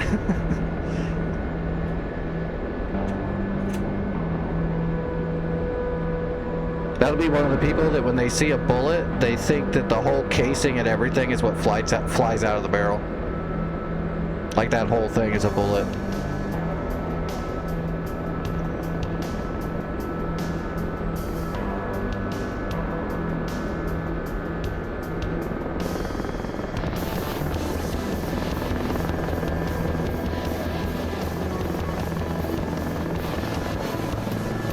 And they think bullets are magical things that shoot like lasers. They just keep flying straight until they hit something. They don't know anything about the Coriolis or anything. They're just like, yeah, bullet goes straight.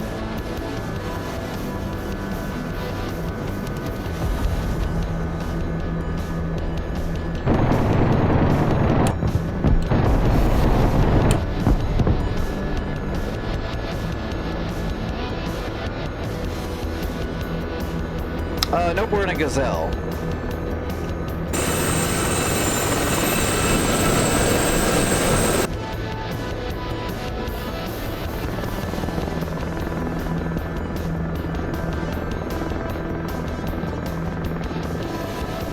Very cool helicopter.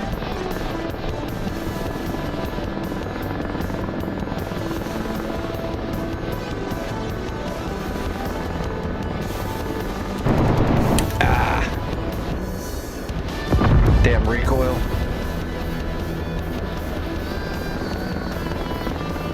How many rounds do we got left? 136. We can get it.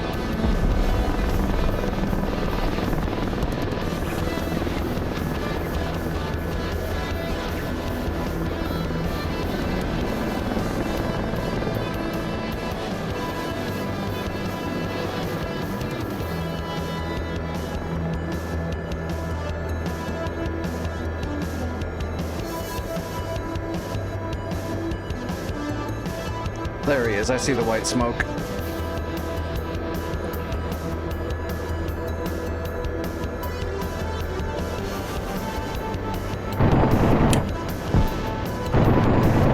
Gotcha.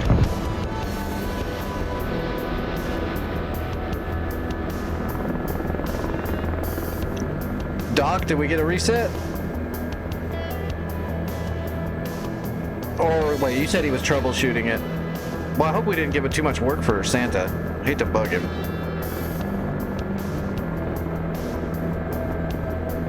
Okay, no worries. I hate to bug him, but I also want his servers to run good. It's probably why nobody was really on it. Something probably happened during the day today that made it go wacky. Because it wasn't this way last night, it was fine last night.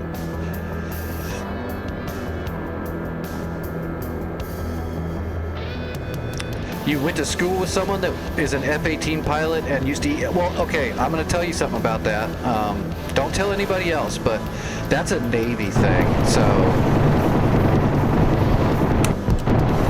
There's a difference between Navy and Air Force, and that's one of the differences, is those Navy Hornet guys eat Elmer's glue. It's pretty well known.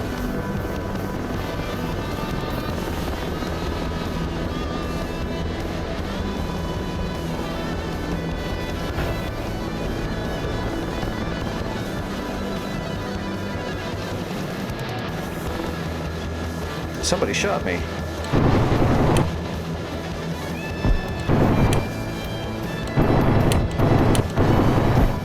Oh, we're out of ammo.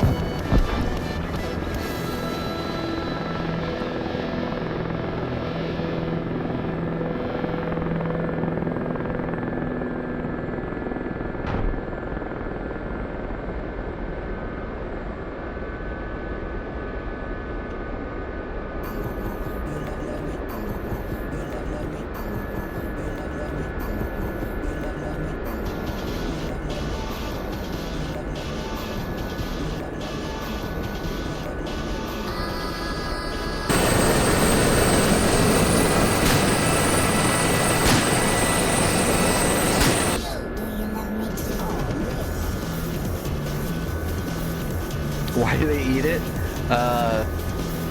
They think it has essential minerals in it. I don't know. It's just a joke about special needs people eating shit.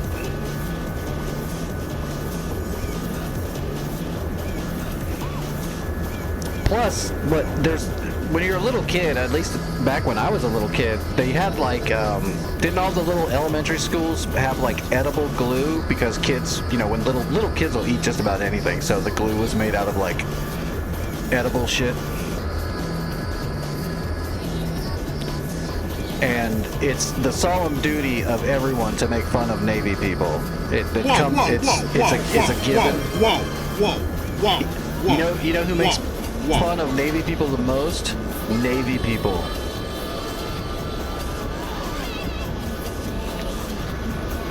Mainly because they're so rigid over there in the Navy that it's like being the preacher's daughter.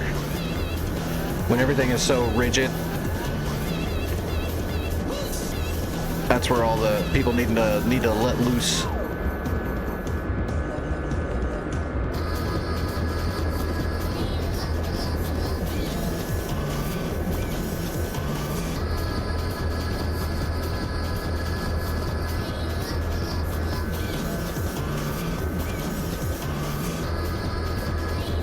Snip and glue, that's the Marine Corps.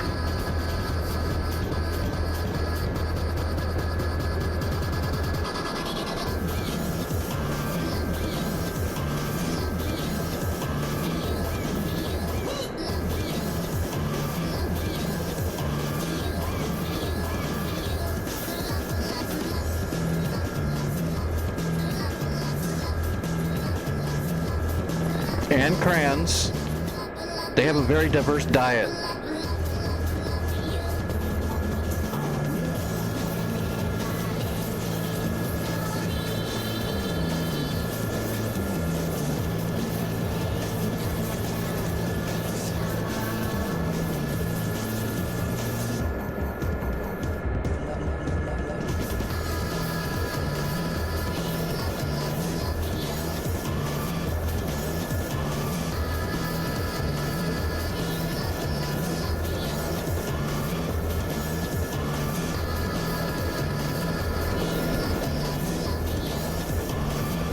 I could have sworn they actually made a special glue for like little elementary kids that was literally made out of like, you know, like edible stuff on purpose.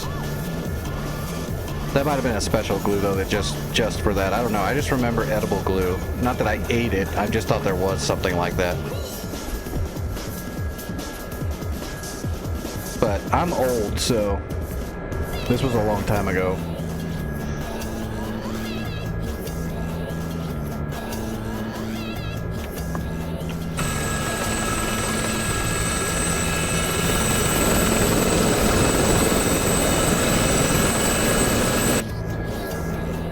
My special school for all the extremely smart people? Yeah, that could be true. We were really intelligent. Future thought leaders of America, yeah.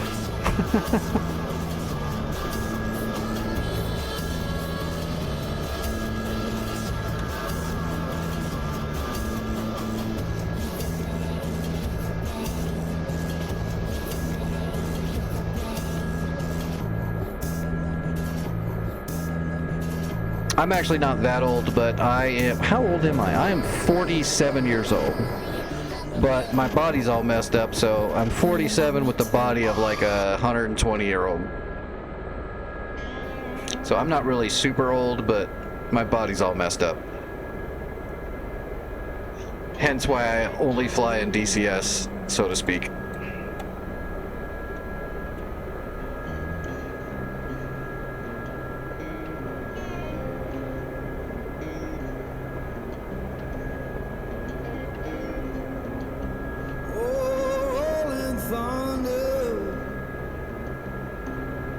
Calling down on me. Why don't you hear me wonder?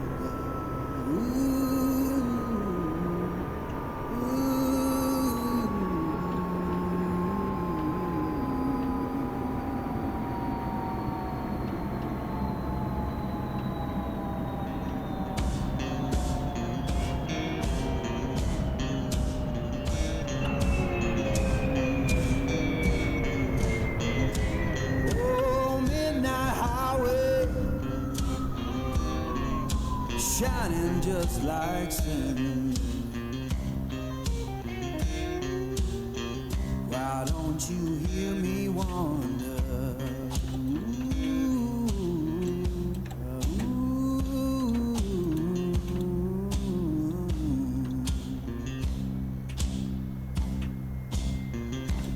Tell me, river, where your current flows. Why don't you hear me? Dang, where's the door handle?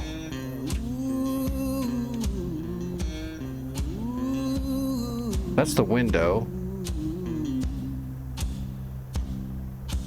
Did I forget where it was? I thought it was right there. Oh, I'd probably have to have a binding for it. Oh well, we're shut down. Oh, stop your freight train. Let a lost man ride. If you decide to try putting matches tip into your coffee because you heard that the phosphorus in it makes the taste better, it does. But you can't anymore. They moved it from the matchstick to the...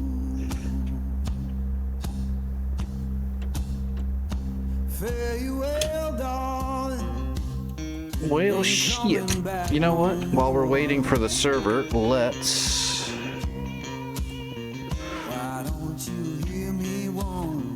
just throw a shitload of bandits in the air and fly at them and see what happens.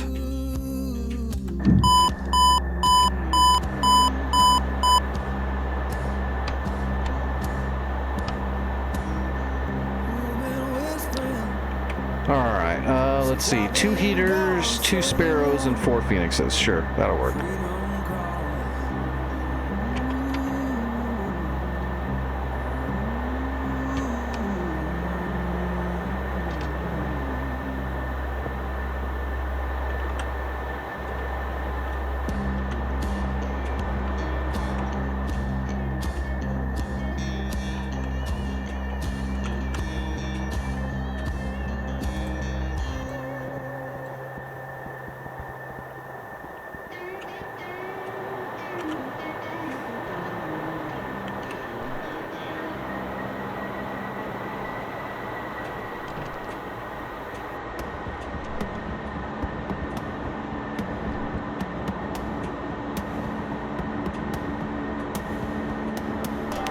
It's amazing how many things they used to use for all kinds of shit that will kill you. Remember when everybody lived in a big ball of insulated asbestos?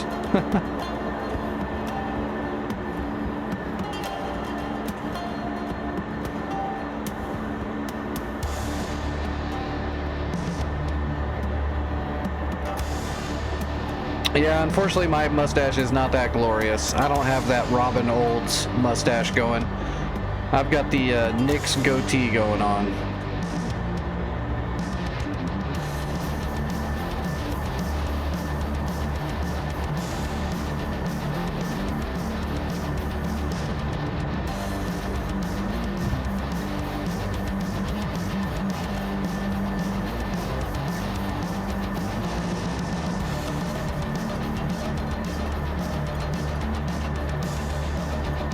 Did I learn how to fly in DCS? No. I started flying when I was very young. And I flew all the way up until my body blew up and God smited me, and then I had a bunch of surgeries. But no, I've been flying off and on most of my life until I got all messed up.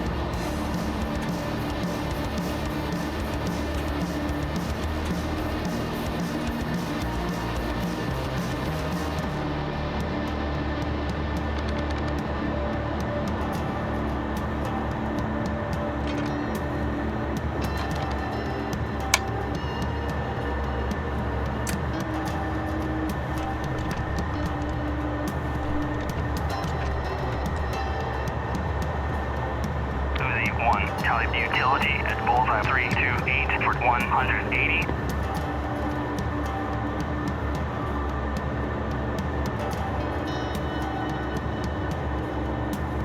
All right. Here we go. Running it up. Mill power.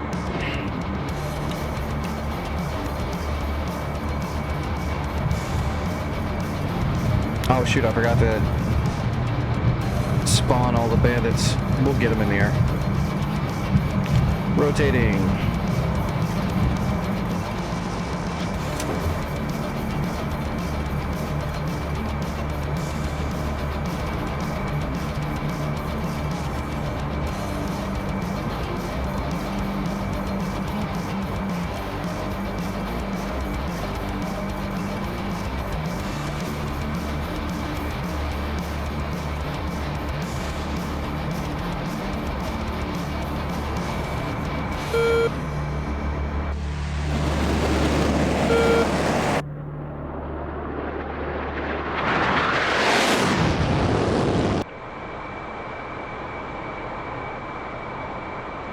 All right. 1, 2, 3, 4, 5 will be good.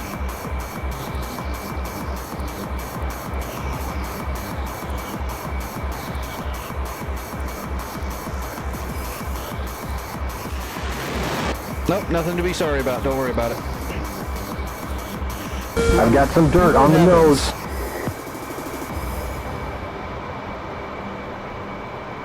We're well past the bitter, angry stage. We're more chill now.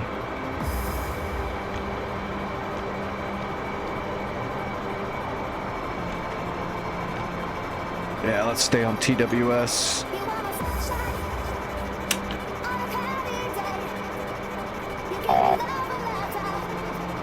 Okay.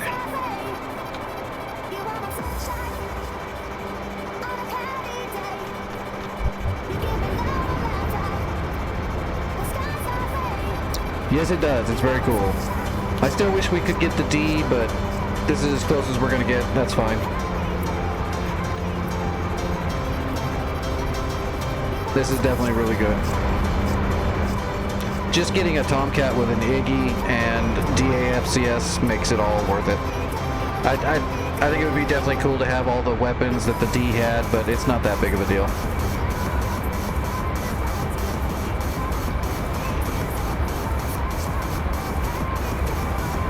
Well, we're waiting for a server. There's some bugs on the server we're flying on, so the owner and architect of the server is working on it as we speak. So we're kind of killing time. This is air-to-air right now. We've got 5 bandits somewhere to the east, which we'll see them here in a little bit. Got it.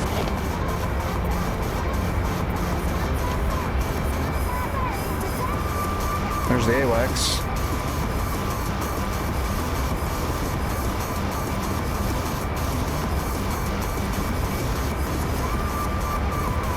There's a friendly E3, 12 o'clock, 11 miles. Yeah, thanks for pointing that out. I didn't know he was there.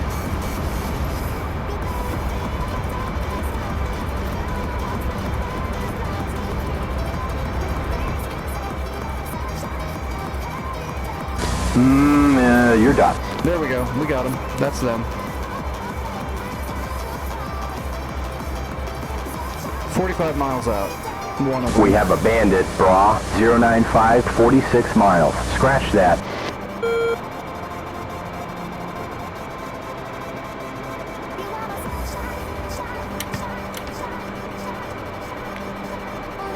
Well, there's 2 of them. I only see one though. The other one's probably just got an AWACS signature. No, he's hooking the other one. There should be 2 now. There we go. We got 2. Let's get about 30 miles before we start shooting. We'll shoot on TWS so they don't know we're shooting. Let's see if we can sneak a couple shots out there, considering there's 5 of them. If I merge 5, I'm gonna get my ass kicked.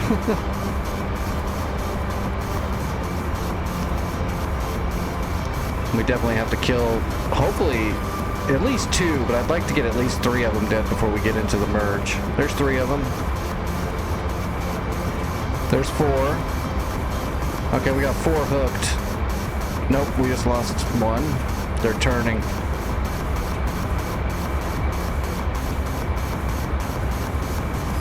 There's 40 miles. We're doing Mach 1-1.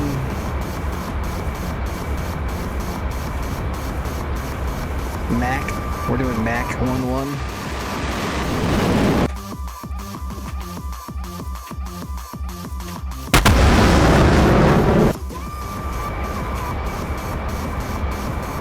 $35 miles. We can probably get ready to shoot now.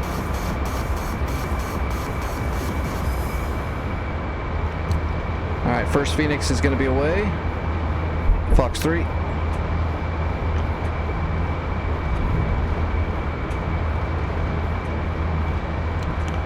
Next one.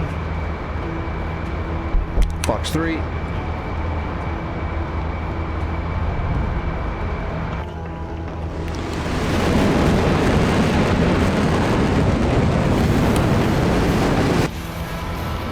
Alright, 3 Phoenixes away.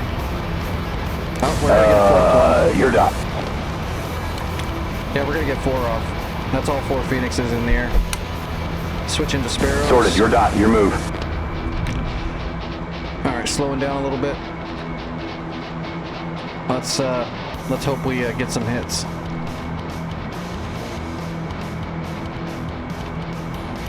Actually, if we kill 4, it's going to be super easy, because we'll just have 1 guy left and we've got the jump on him now.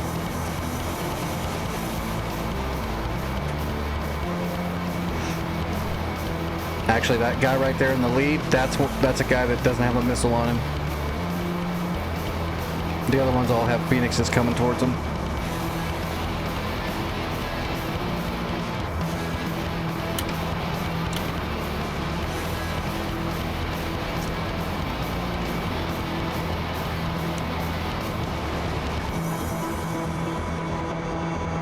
Switching to ACM. The dot is yours.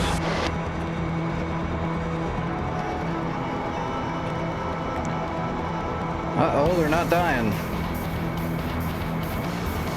Slash. Oh. Slash. 2. Fights on. We got 2 of them. Fox 1.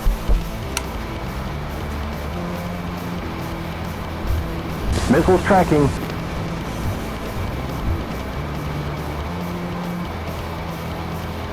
Please hit him. That's a Su-34.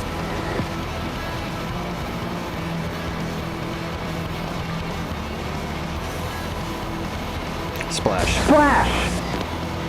Bandit is going down. Speed 450. Locked. Now show me what you got. Fox 1, last Sparrow. Tracking. Missiles Okay. tracking. For a minute there, I didn't think it was going to track. Where's that last guy? I see him. He's underneath. As long as this hits, we're okay. Flash! Okay.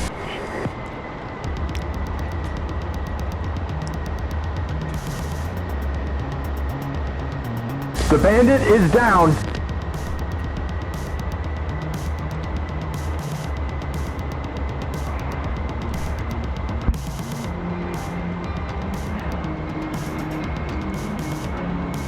Alright, buddy, where are you going?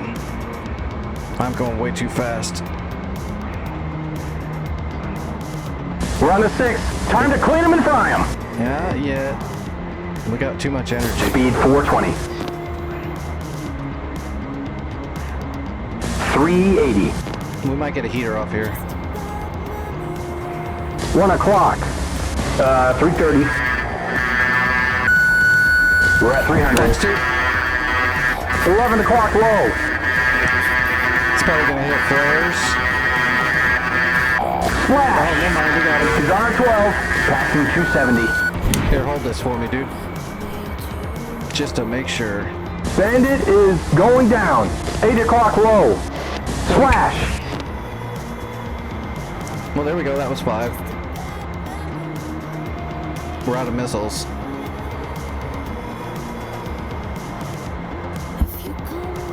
So we got 2 for 4 on the Phoenixes. That's not bad. Those are not, Phoenix are not exactly like high kill count weaponry or anything. They're the first Fox 3, so 2 for 4 is actually pretty good. Luckily our Sparrows didn't do us dirty. Going into the merge with one guy is not that bad. There's a bandit. 335. 39 miles. If there's 2 of them, you can get in a lot of trouble because if they're smart, they're gonna split, and you have to start balancing. If you can get a good high percentage shot off on one of them and staying defensive off the other one at the same time, becomes a real thing.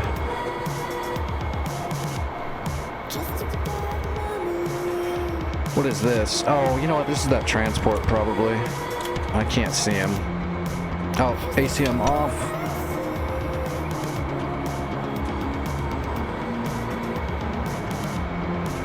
Unable. Of course you can't. I can't do that. Okay, let's do this. Unable.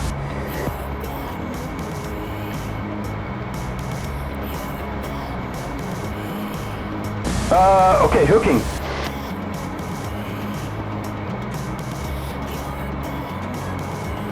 Copy. I'm spiking him. Target, 30 miles. Yeah, that's that transport.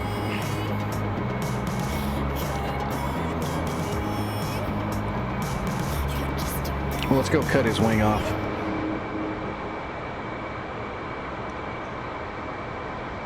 You know, because we can. We are absolutely out of missiles, right? Yeah, Sidewinder's 0, Sparrow's 0, Phoenix is 0. Yeah, we ain't got nothing left.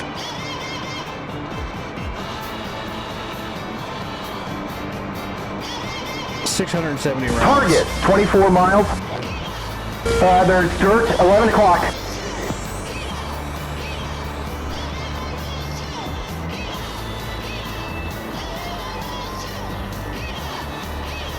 Oh shit, I gotta take my medicine. Let's shoot this guy out of the sky and then we'll take medicine. And then hopefully the server will be ready to go. If not, we'll jump onto one of the return to pre-contacts or something.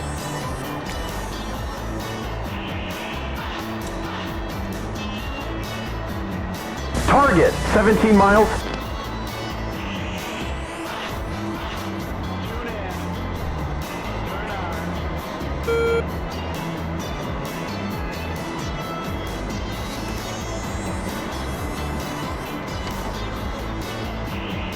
Yeah, I don't like that.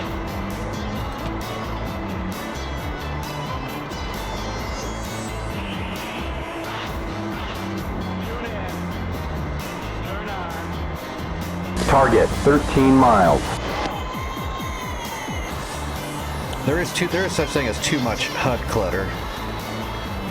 You don't need all of that information. You just need the basics: speed, altitude.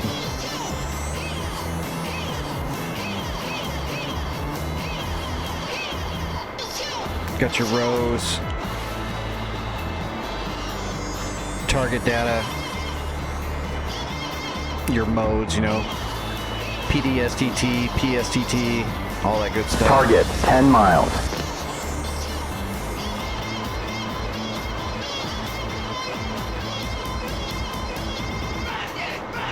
Got your double bearing. So the bearing on the left is the bearing you're going, and the bearing to the right is the bearing directly behind you the other direction. Fights on!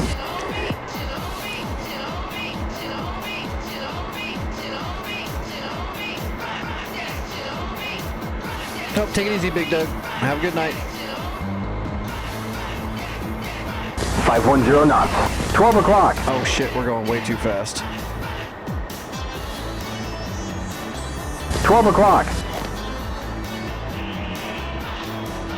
Might get a snapshot. 12 o'clock. Fast at 470. We're at 440. 1 o'clock. We're at 390. Bringing the air brake out. 5 o'clock. 290. There we go. Bringing the air brake back in. Speed 240 now. We're coming in way too hot.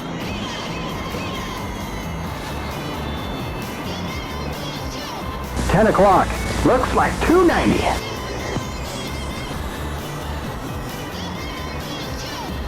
$12 o'clock.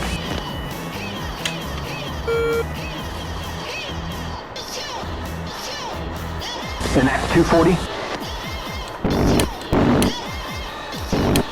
220. The Bandit is down. We're slow at 190.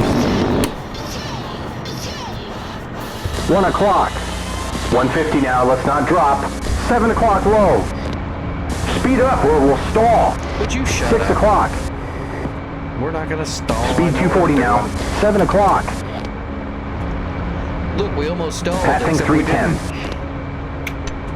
didn't. Jester. Such a worry wart. 380. Okay, we're at 440 knots. We're in a giant lift generating wing.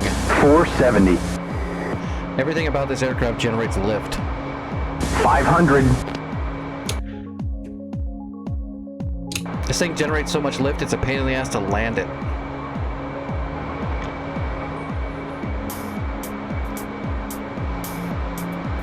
There is a Bandit, Bra, 275, 52 miles, 2,000.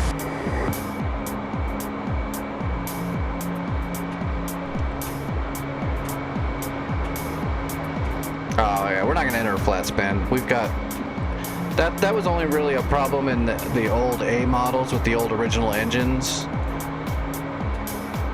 That problem Shit, wasn't around nails, very 1 long. o'clock.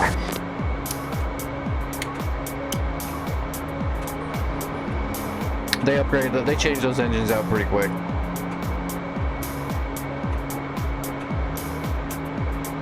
There's a Bandit. You can still get into a 260, flat 50 spin, miles, but 1,600. it's a lot harder to get into a flat spin. The reason they got into those flat spins was because of the engines and the compressors stalling out. Hey, Gremlin, what's going on?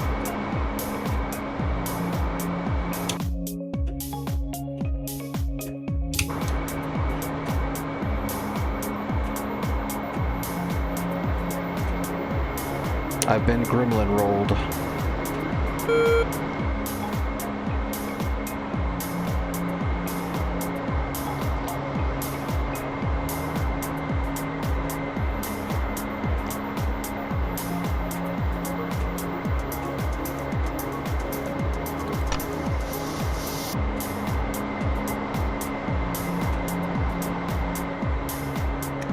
So you're flying flat and level,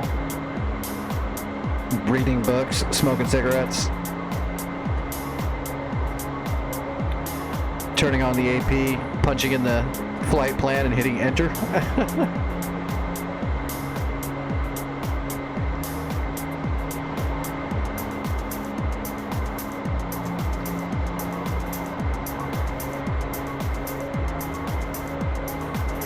Well, is that at least a flight where you can get high enough altitude to super cruise?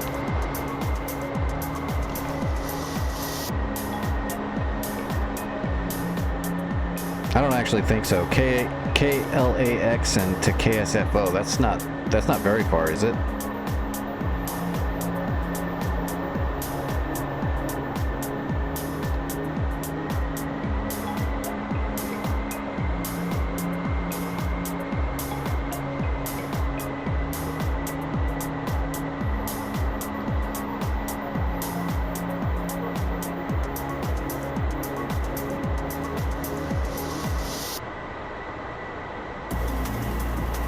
The one thing I don't like about the new HUD is it's a little dark.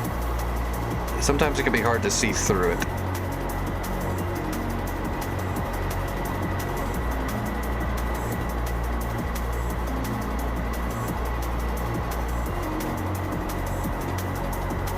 I think that's it there.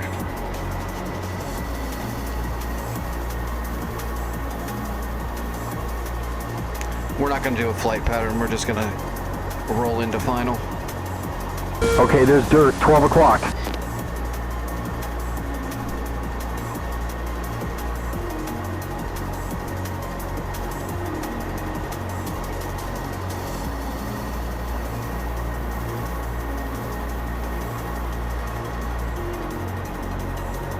Yeah, that's it.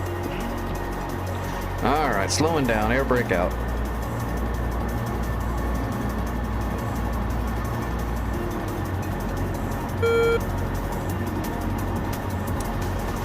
Gear.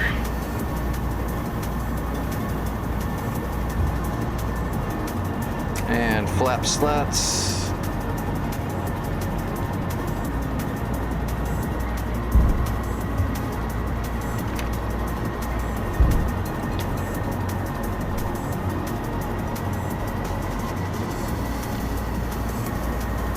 DLC out.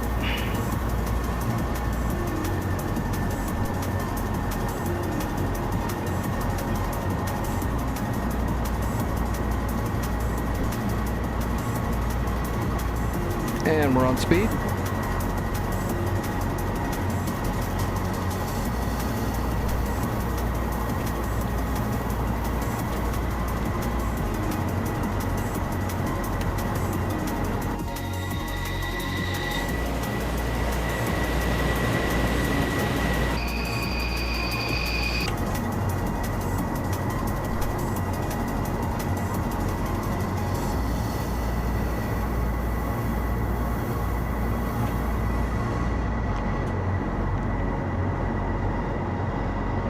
Piece of cake.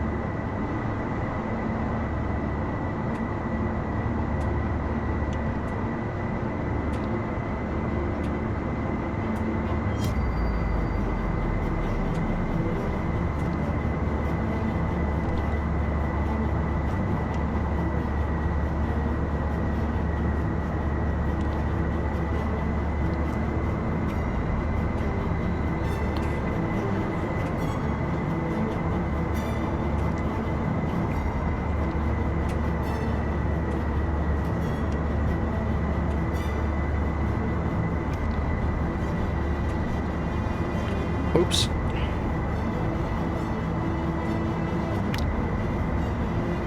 Hitting your DLC wheel the wrong direction is bad.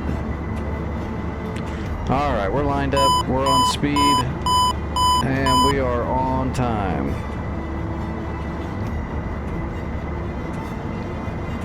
Be a nice smooth landing, guaranteed.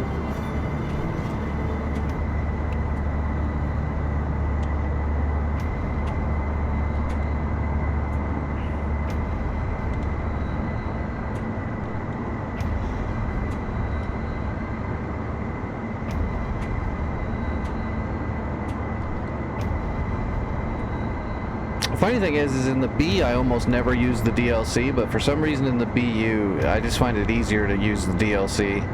I think mainly because the BU generates even more lift than the B. The Tomcat already generates just like so much lift, it can be a real problem.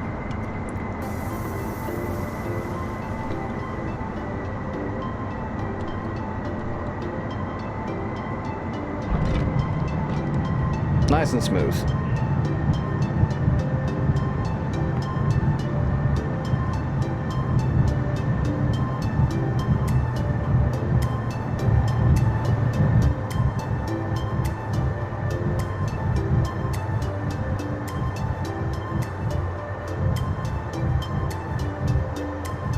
Never even touched the brakes.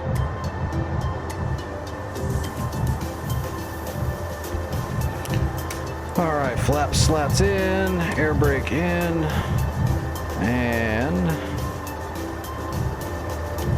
we're going to pull the wings in.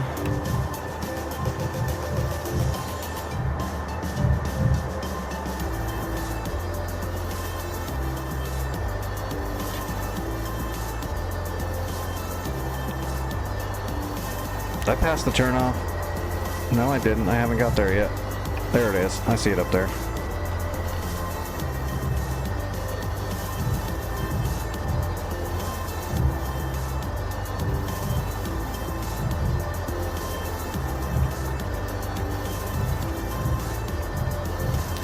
Bora.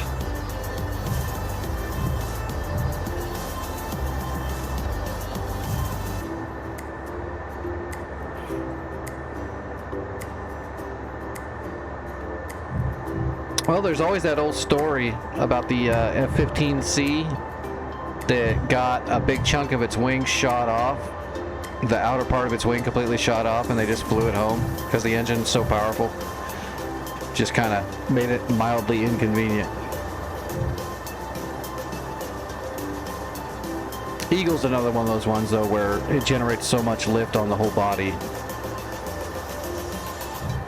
You gotta remember, a lot of these jets, the wing is definitely there to help, but the body generates a ton of lift as well. That's why the wings on the Eagle are actually not even that big. They just have a lot of surface space.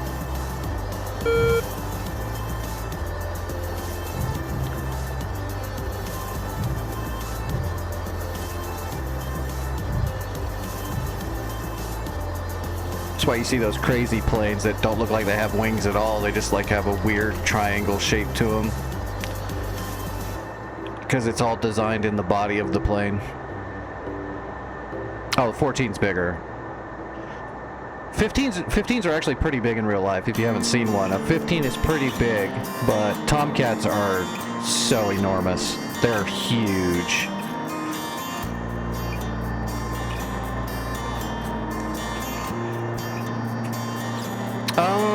I think there's a couple of airfields in DCS that do have PABIs, but not very many.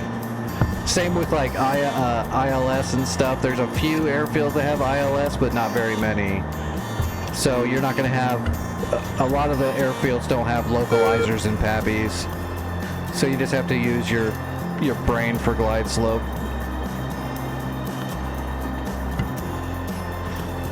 Which, always in doubt, flatten out your slope near the last, mile or two.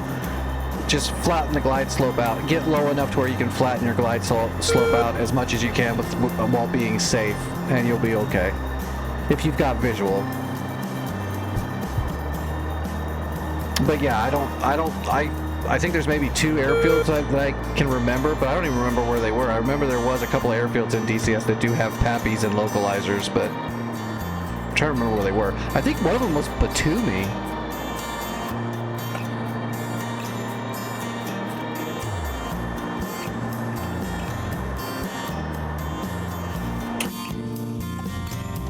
I think it might have been Batumi that had a PAPI. Now I just got a Tacan there.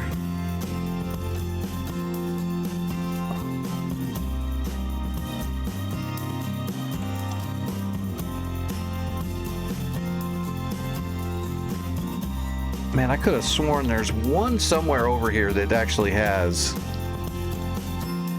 Although it probably doesn't, it's not going to indicate it on the map. Yeah, there's like one runway here with ILS, but they don't have, they've just got like the inner and outer beacons and a Tacan station.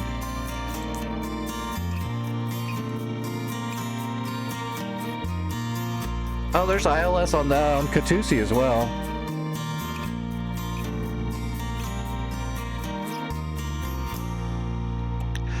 I agree that PAPI lights would be pretty cool, especially for people that are learning, that want to start doing carrier ops. Getting used to PAPI lights is a good thing to get used to if you're going to start messing with carriers.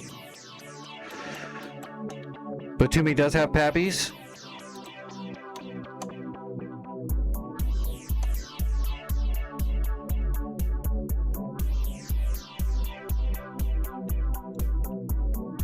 We're still waiting for the server. Let's spawn a helicopter over here and see if it's got PAPI lights.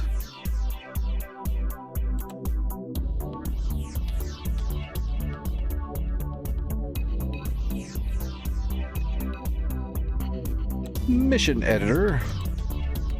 Oh, please don't freeze up my game. Oh, let me use the restroom too and get my medicine ready while we're doing this.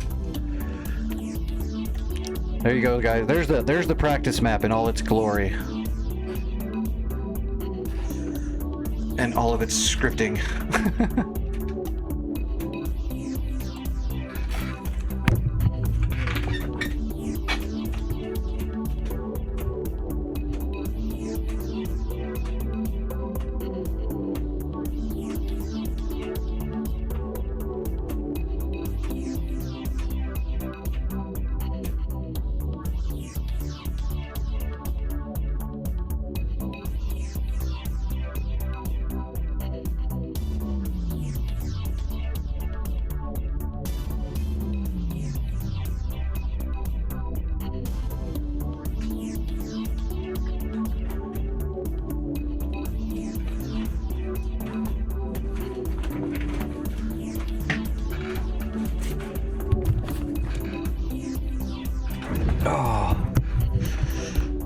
Yeah, I've seen airfields that have the beacon lights on the sides there for localizers, for ILS and all that stuff, but I've only seen a couple that actually had PAPI lights.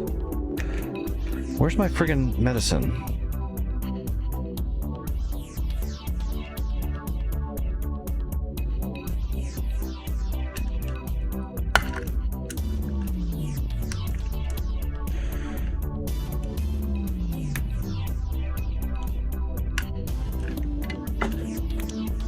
Doc, are we still waiting on the server?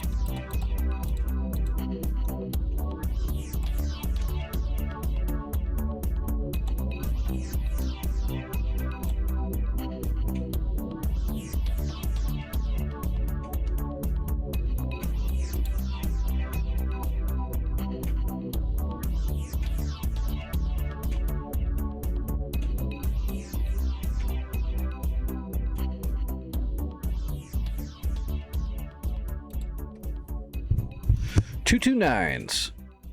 Although I don't know why I'm doing all this. We're just gonna get in here to...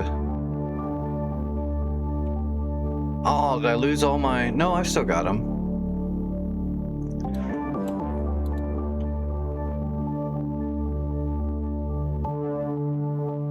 Maybe.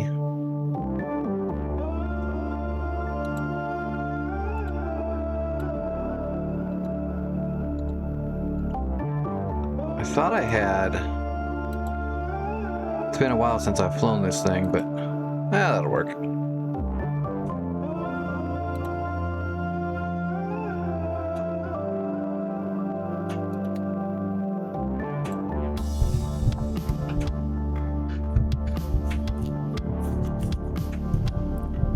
Crap.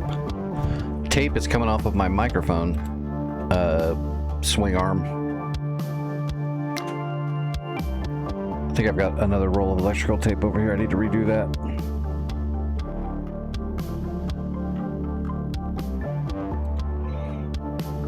All right, where did I put that thing? Kyle, there it is.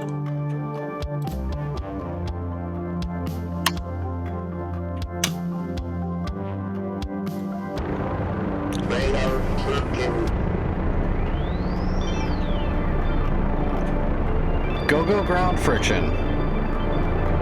We're just vibrating and doing donuts. Come on, DCS. Please, dear God, program ground friction into this game. All the Warbird people and helicopter people will be very happy with you.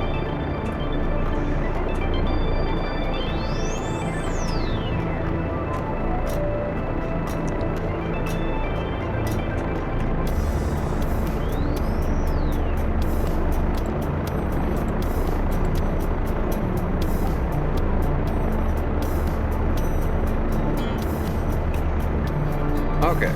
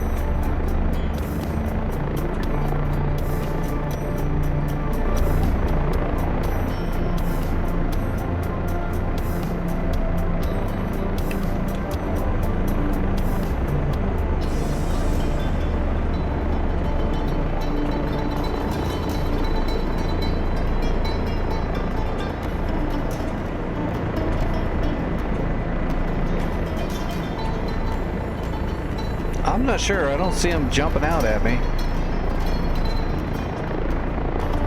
Should be on the side of the runway here. If it has them.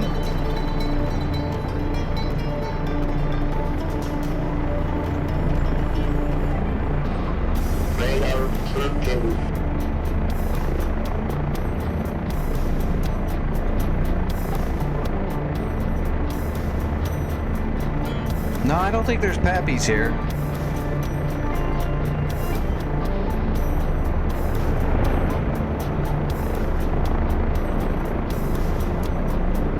I know there is a few that have it.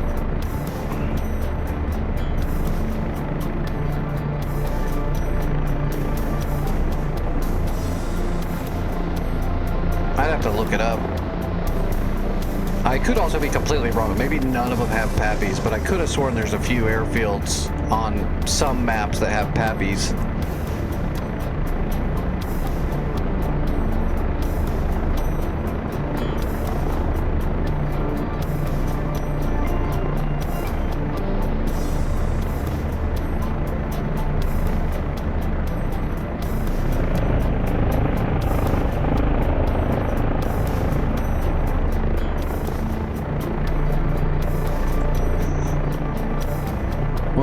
Just so we're not friggin' guessing, let me just look it up and see which airfields.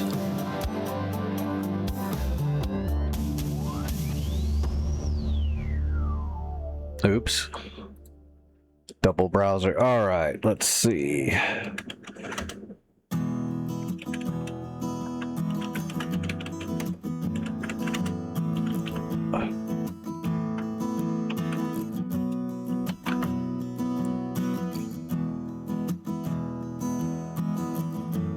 Oh, it does say Nellis AFB, Incirlik. It does say Batumi has functional PAPIs. I didn't see them.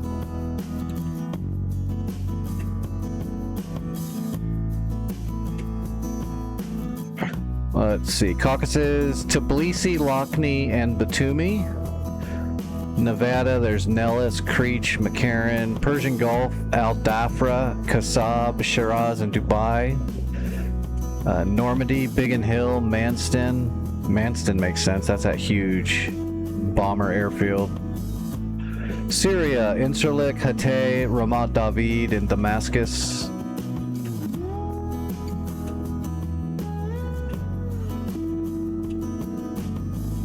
It's probably I'd probably have to make it dark and, you know, tune into the airfield and everything to see them. I didn't see the actual bar anywhere. But it says it's here, so you can tune into it.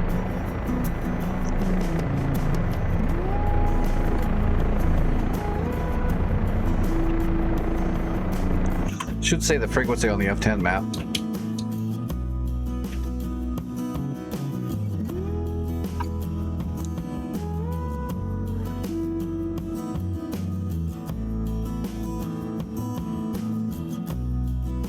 Yeah, you can tune in.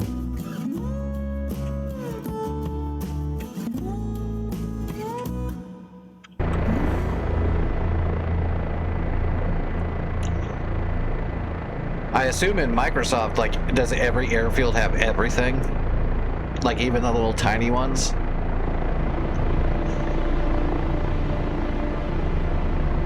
I have not flown on Microsoft Flight Sim, so I don't know.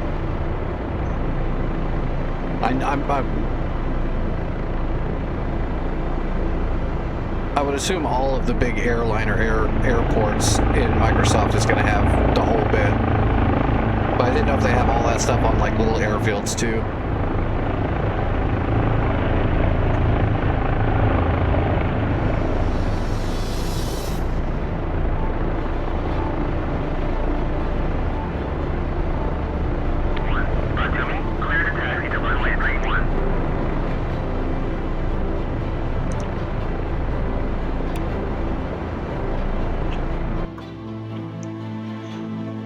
Well, I mean, if you're doing Microsoft Flight Sim and you're flying all those big planes, aren't you just connecting with the ATC and getting a flight plan?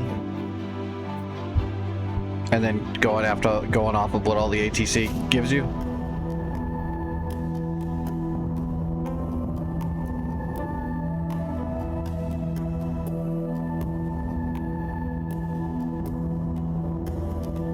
Oh, does it suck? So it's realistic.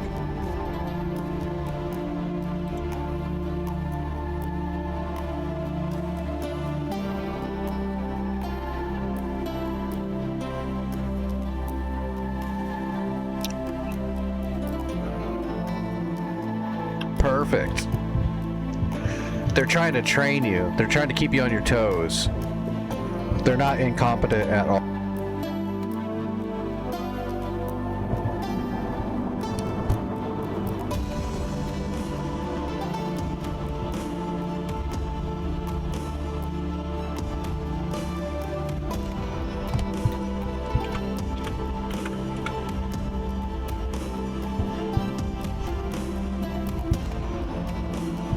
The server's up.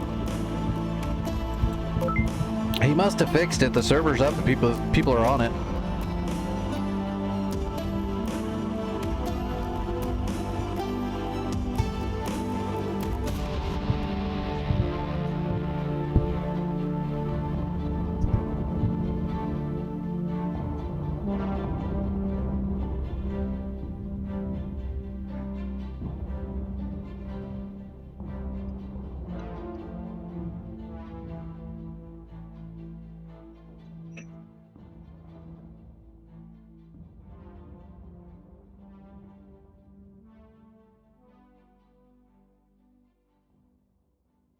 Yeah, I'm not even familiar with that plane. There's going to be a whole shitload of planes that are modern I don't know anything about. I've been grounded for 14 years now, 15 years now, something like that. I can't remember anymore. Lear jets, hell yeah.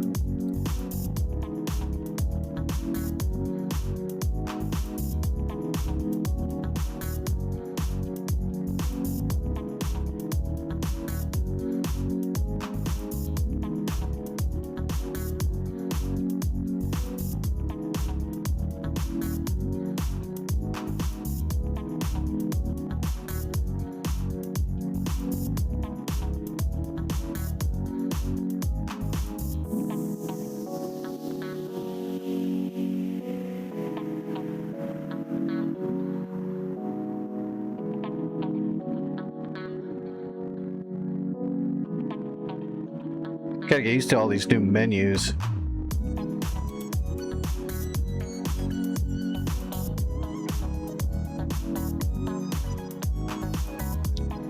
Alright, 6 Mavericks, 3 12s. That should be enough. I don't know what's on that island. We never knew it was on that island. Server kept bouncing.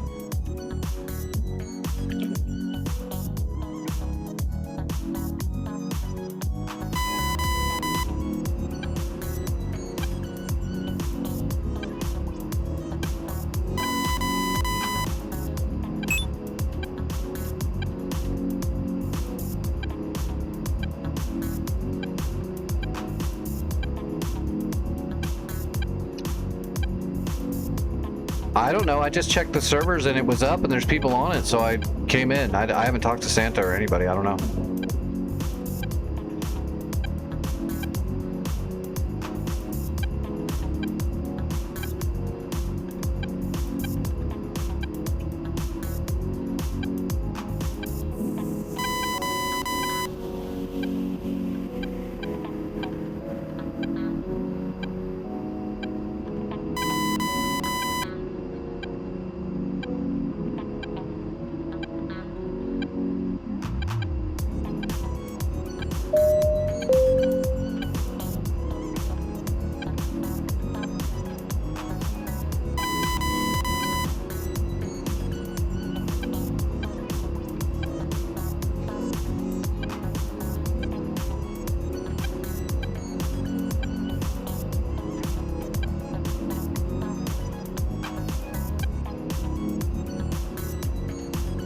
Alright.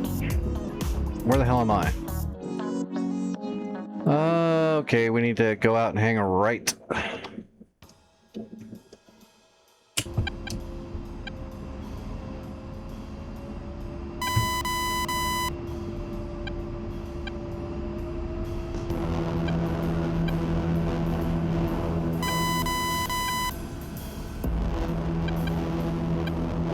Yeah, I'll have to stick to my smaller planes.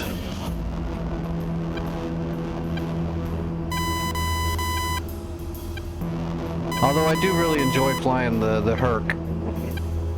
It's definitely outside of my wheelhouse.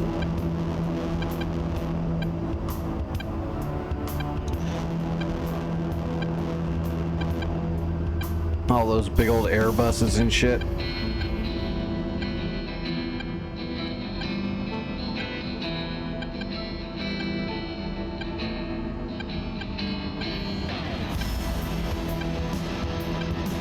I'm more of the sturdy frame, high G agility.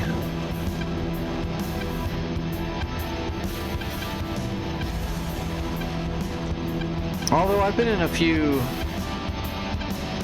custom Cessnas that were basically like flying around in a friggin' spa.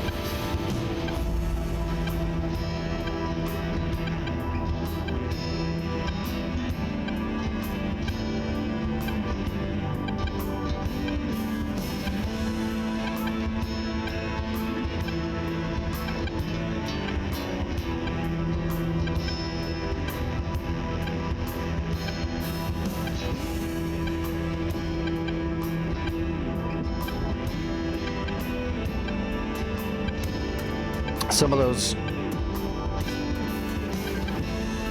luxury private jets and stuff are crazy.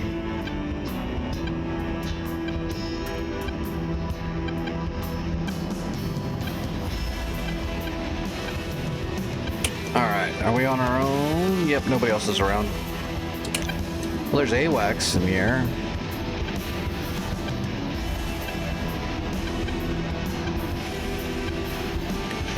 Yeah, how does Microsoft Flight Sim deal with all of the touch screen displays in all the modern planes? How does that work in Microsoft? Does your mouse pointer just become like a finger? Whoa! Way to keep your nose wheel on. Oh, okay. That's what I figured, but I didn't know. I need to get a copy of that one of these days. But from what I've heard, like the career mode is still not really fleshed out, which is what I'd want to play it for.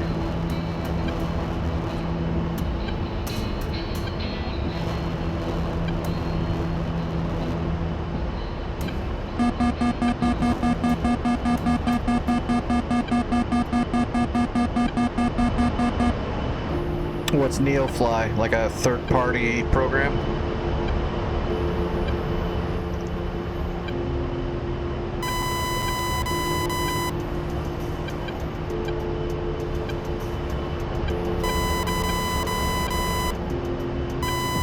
Well, I'll let you know if I get booted for flying, Doc.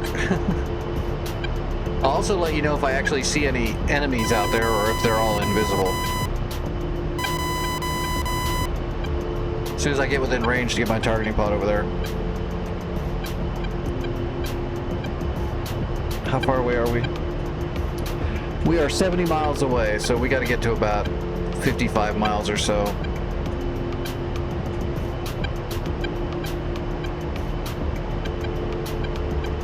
Well, that's cool. I'm glad people are doing that. I kind of hope they do it, though. I want to, you know...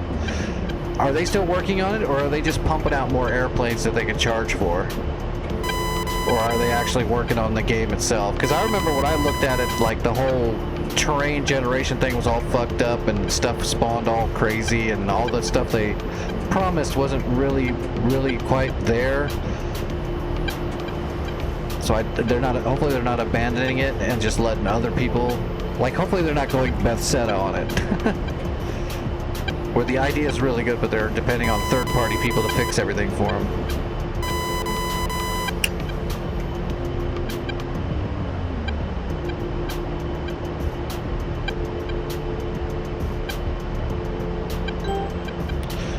All right, that's too steep. Give me like a 4 degree. Yeah, there we go. Do a 4 degree climb. We don't need to turn the Mavericks on until we're way closer.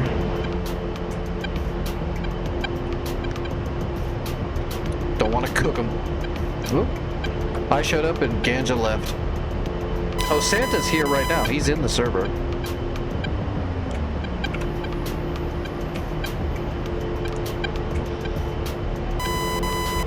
Oh, I wonder if he's testing.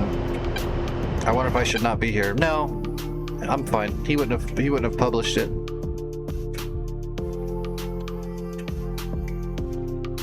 Still showing nothing underneath the scout.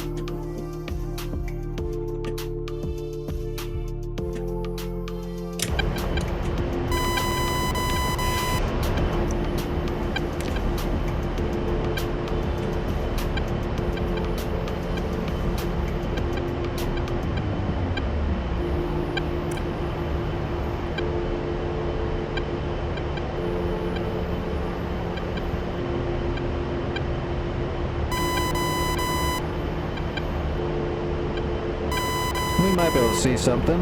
Yeah, we can see a little bit. I don't see any units jumping out at me yet, though. Might still be a little too far away to see a unit.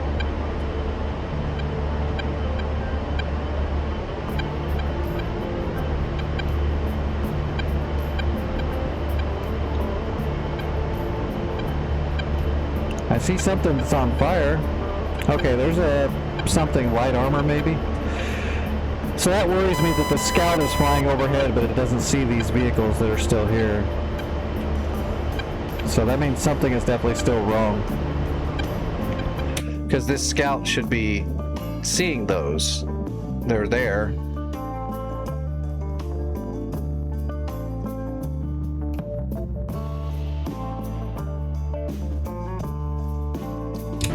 Nix11 is my call sign. That's my name. People don't call you by your call sign or your name, especially over the radios, especially in a war zone. You go by your flight. So the first thing with the numbers is the flight. So I'm in FUBAR flight 11. So I'm the first plane in the first group of the FUBAR flight. My pilot's name is Nix, but you wouldn't use the pilot name. All radio brevity is done by the flight.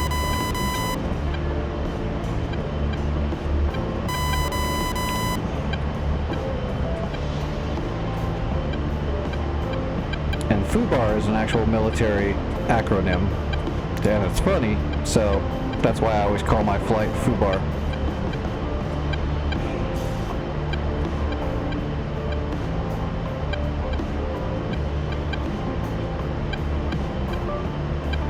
This isn't Syria, this is Persian Gulf. This is Persian Gulf. See, there's Dubai. On the Syrian map, the only part that you're going to get in the north very far is going to be like Incirlik.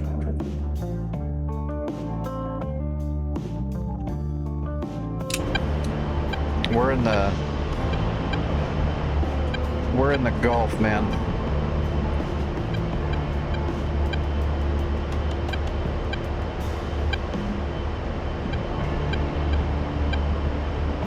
When it comes to, I love Syria, but I really like the Sinai map too, because then you've got the Sinai Desert, you've got all of Israel, and you've got the Channel, and then you've got Egypt, you got the Sinai Desert. There's a lot there. It's a really good map. Sinai and Syria are really, really good. Afghanistan and Iraq are on the way. Afghanistan's already looks really good, but they definitely have a long way to go to populate it.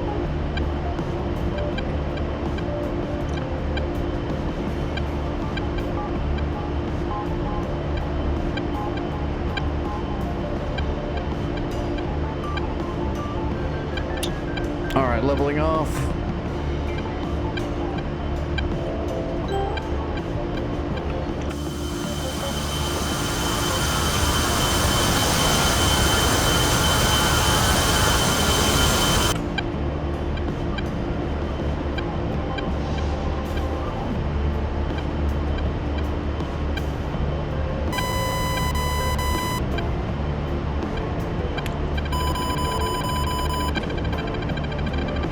Oh no, Foxhound, Foxhound!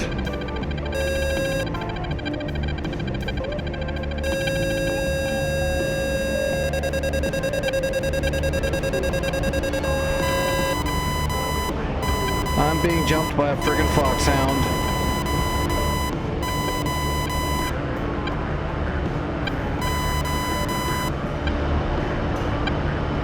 Well, I broke the missile. Where is this guy? Lost him completely off the RWR. I am right behind you. Don't be scared. I just want to play a game with you.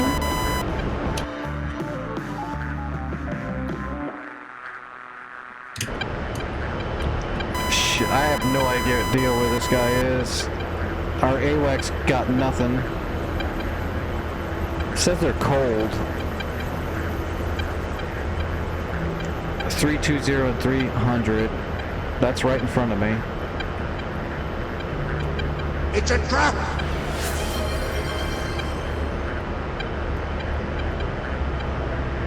Somebody must have shot at them. They went defensive. So our AWACS don't do anything, right? I guess. We're just getting EWRS.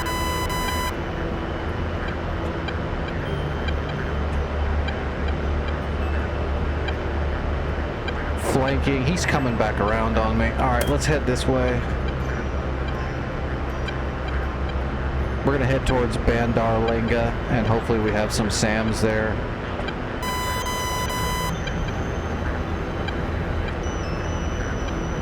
Now we got 2 Fulcrums. Yay!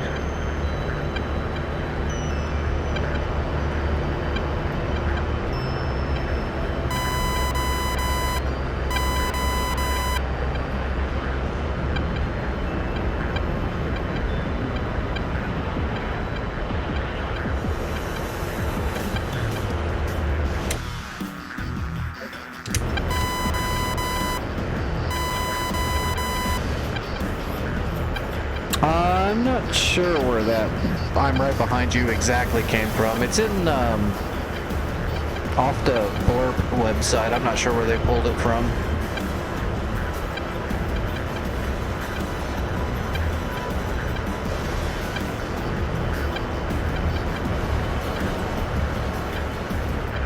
Alright, well they're 25 miles out and they're staying there, so I don't think they're pursuing me. 30 miles cold. Alright, let's re-engage with the island, see if I can get close enough to get my Mavericks off.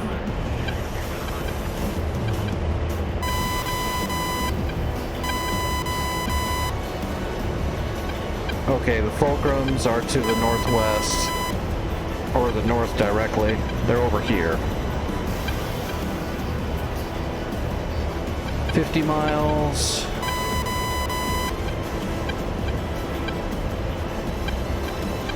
Have to keep an eye on the EWRS interval messages.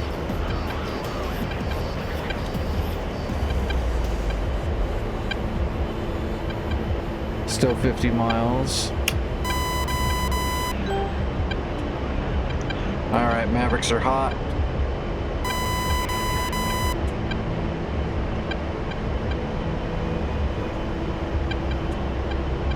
Oh, there's some more stuff there. Those look like Zeus 57 flak guns.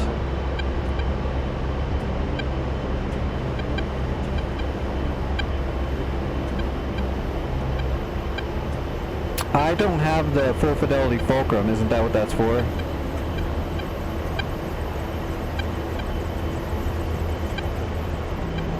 I think that's all that's there. So we've got these 2 vehicles and those 2 flak guns. So let's use this guy as a base target.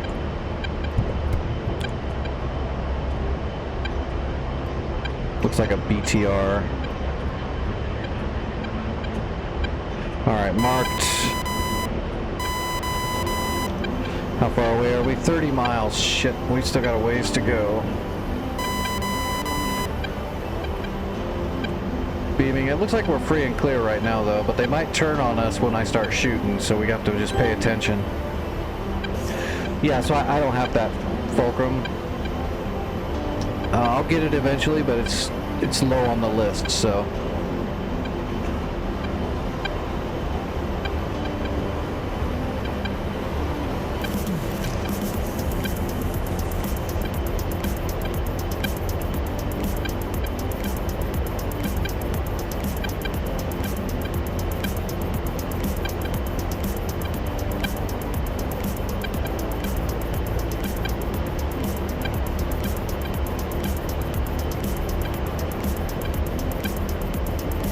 I mean, if it all works, I'm assuming that the multiplayer people will try to put it on their servers, but sometimes it's not that easy to just put it on there, so it all depends.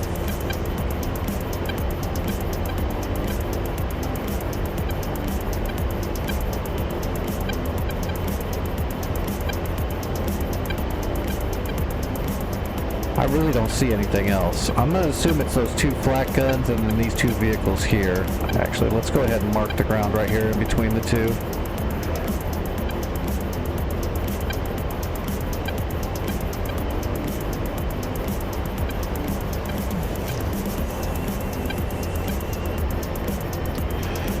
Well, that's very modern. It's kind of the way a lot of stuff works these days, where you've got missile trucks flying around with one or two forward air controllers in jets that have insanely good radars and data links doing all the locking.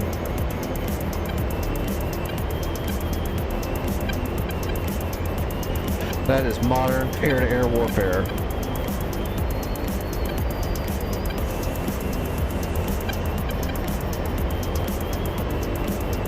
I'm not going to be landing my A-10 on a carrier, no. Not gonna happen. Alright, we're getting close. Maverick's up and slaving.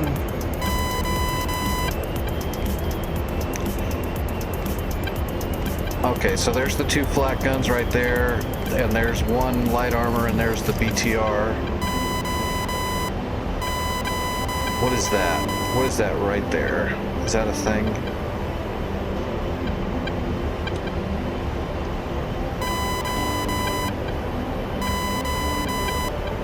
That is... yeah, that's more stuff. Look like tanks and BMDs, maybe?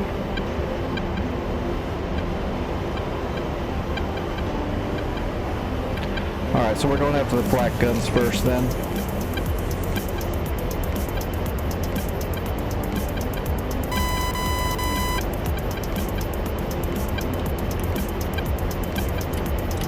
Okay.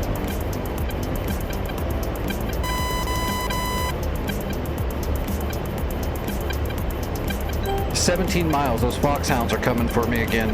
Crap. 13 miles. I need contrast. See if I can get some shots off real quick here. How high am I? I'm only at 7,000 feet. We're gonna have to get like right up to 8.5 miles or 8 miles before I can get contrast probably. Come on, baby. I've got some foxhounds that really want to shoot me. Oh shit, they're on top of me. 0 feet? Are they landing?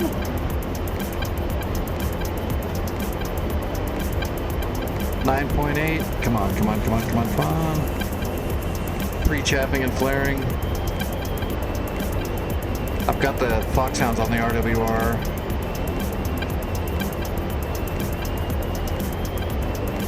Rifle 1.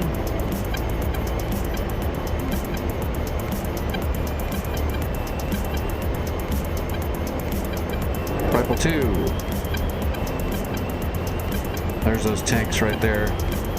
Rifle 3. 4.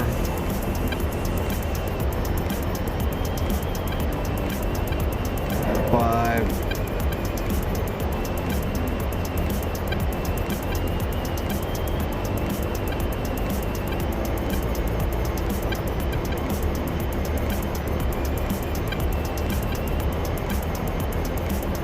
6. Alright. All the Mavericks are away. We're defensive.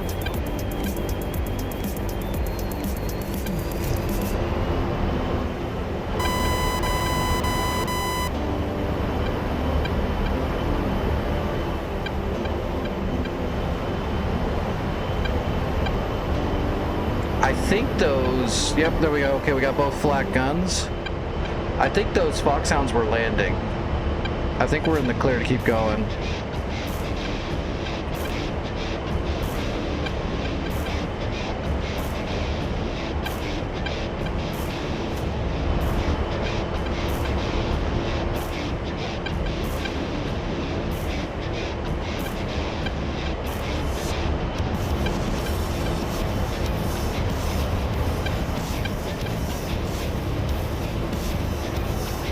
We got a hip. I really wish our friggin' scouts would see something. Hip at 015, 20 miles. He's coming here to repair, so we're gonna have to stop him too. Okay, we're going after this guy with guns.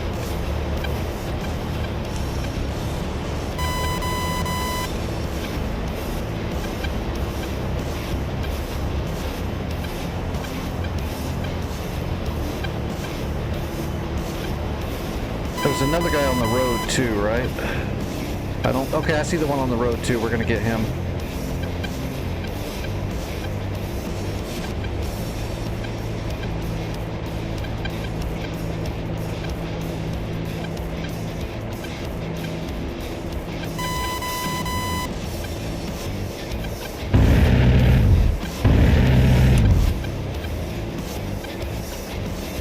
Those look like good hits.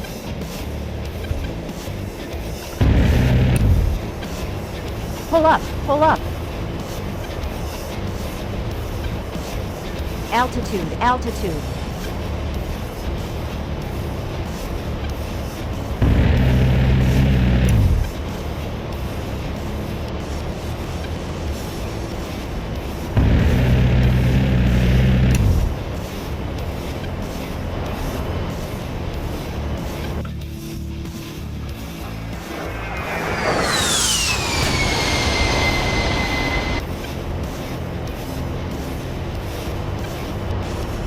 Okay.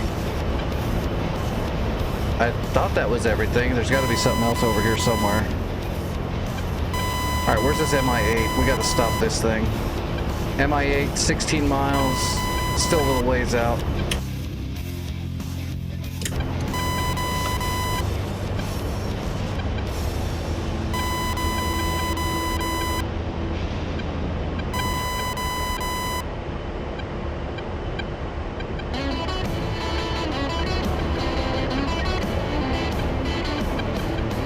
Tally smoke.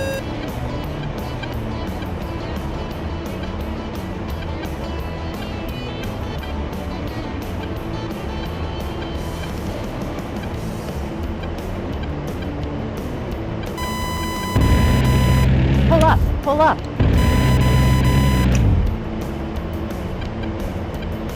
Altitude, altitude.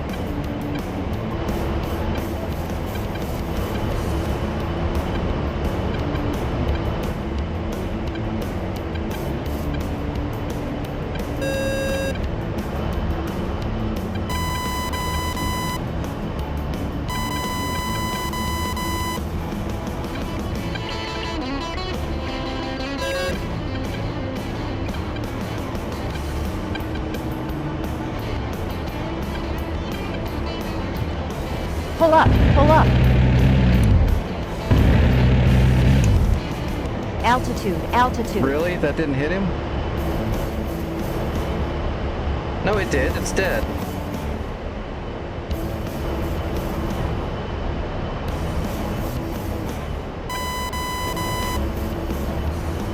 That should be everything.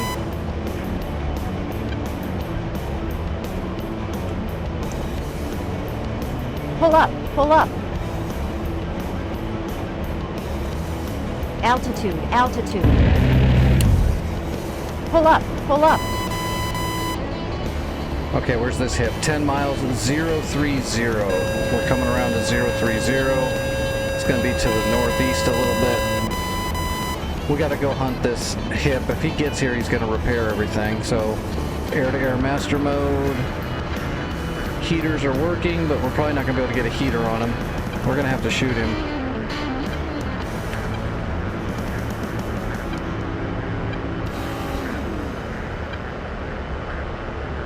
We're going to get in low and see if we can spot him on the horizon.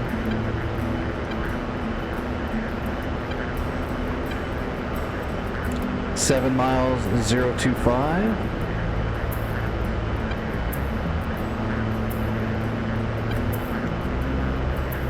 I don't see him yet. It says he's at 1,000 feet.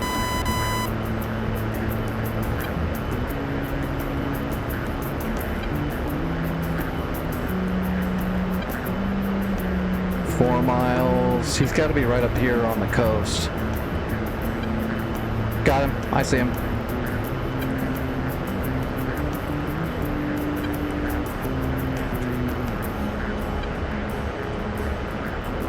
Heater's not tracking.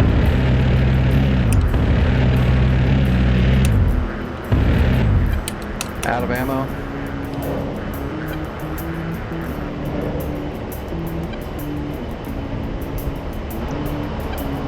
Well, I hit him a bunch. I blew up his container.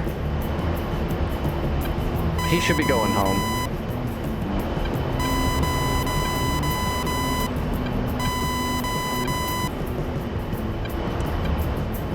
Yeah, we are out of bullets.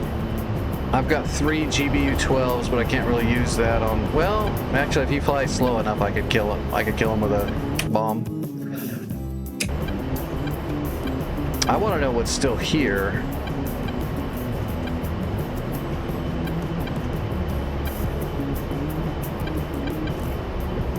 It says there's something still here.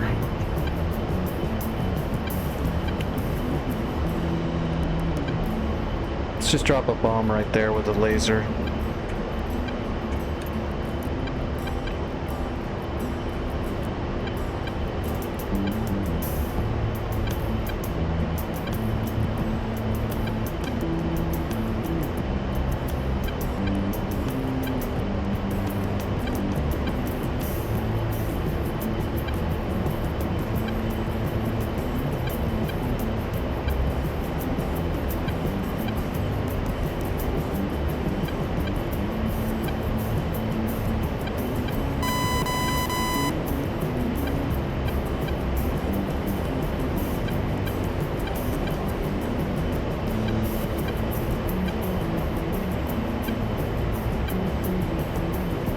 Al, pull up. Pull up. Bomb is away. Lasers firing. I don't know what's there, but it's gonna take damage. Whatever. There's nothing there. I don't know why it's saying there's something there. Yeah, nothing. Laser off. Why is this place still red?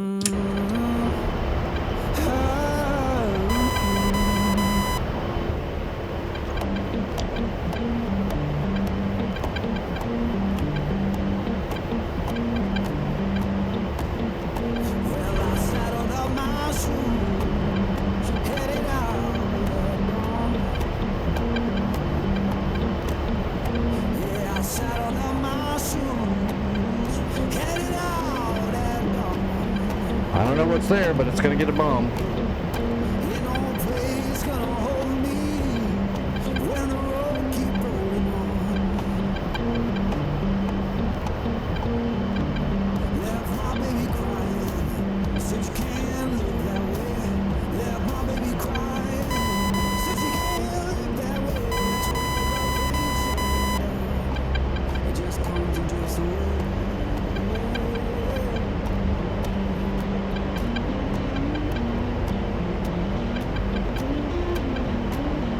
Pickle.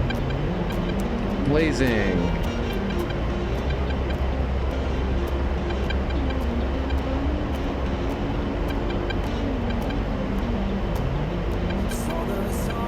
There's something there.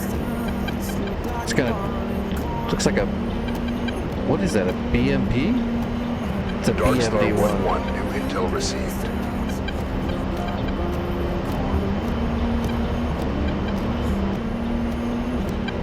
Well, it's dead. Okay, there's also this little vehicle that was stuck over here on the road. I forgot about this guy. We'll get him with a Predator rocket.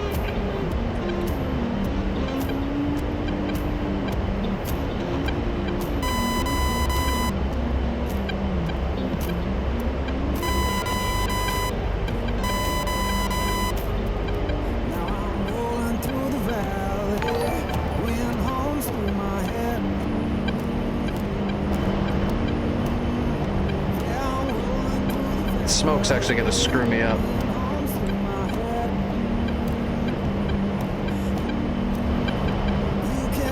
Need to get a good angle on it.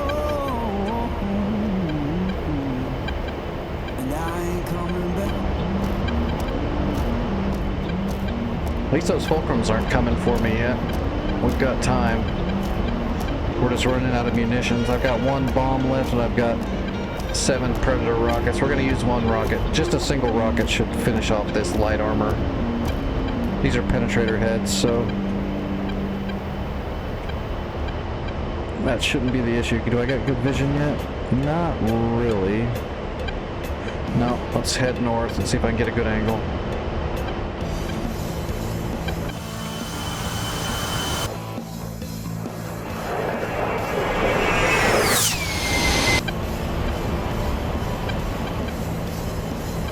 Hey, thanks for the jewels. I appreciate that, James. Thank you.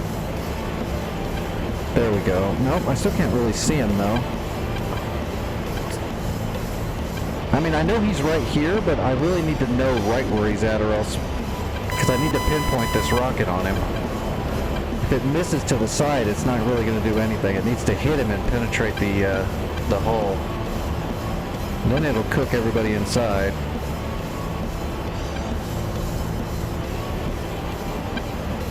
It's like we need the smoke to die down. Yeah, because I don't even see him there. He might have moved off the road a little bit. He's using the smoke as a smoke screen. Normally I'd gun it, but we're out of ammo, so...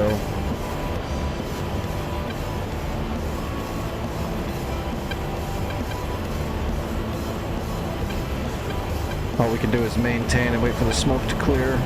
We got plenty of fuel. The only risk is one of these fulcrums, or whether there's 2 foxhounds, 2 fulcrums, and a flogger in the area now. Yep, I'm using the FedEx screen livery because, well, because we're delivering packages a great distance.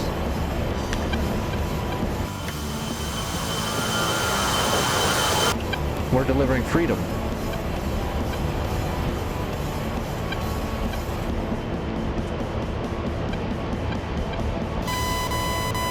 Oh.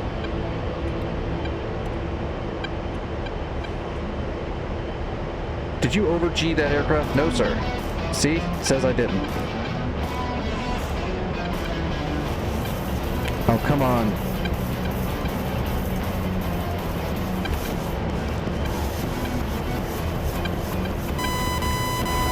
Give me a visual.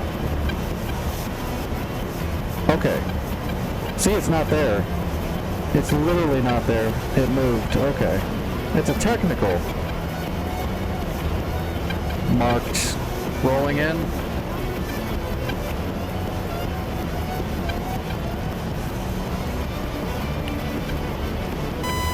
And point track.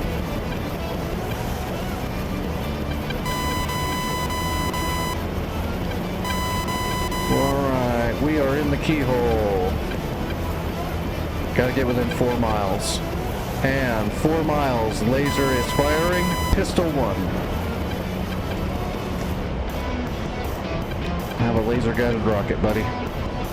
Right through the cab.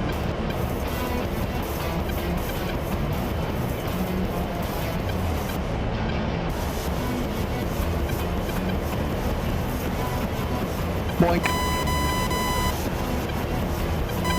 Alright, laser off. Let's find this other guy over here.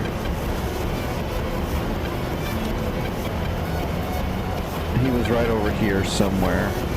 But he probably moved, so we're just gonna have to find him now.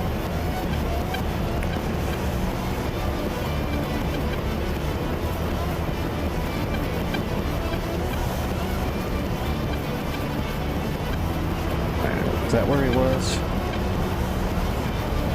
Yeah, that's where he was.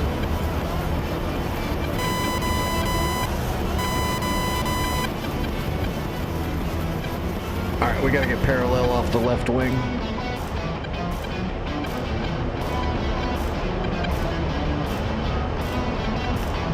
Probably yeah, this is probably the last thing that's actually here, so they're gonna friggin' hide. We've got one GBU-12 bomb, so as soon as we know where he is, he's gonna die.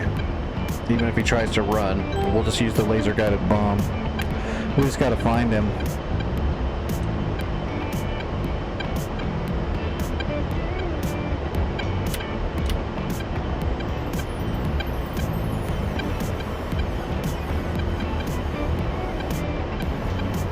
If I have to, I'll call in smoke.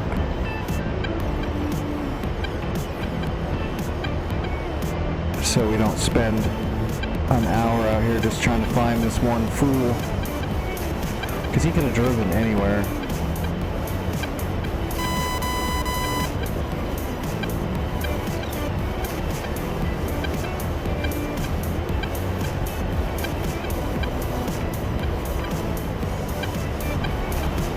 Warning, autopilot.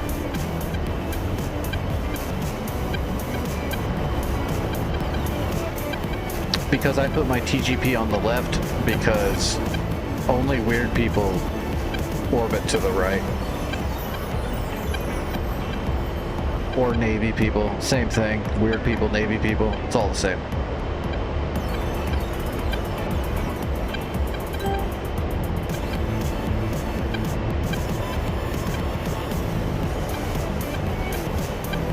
What is that? Where did that come from? There was not, that armor was not there before.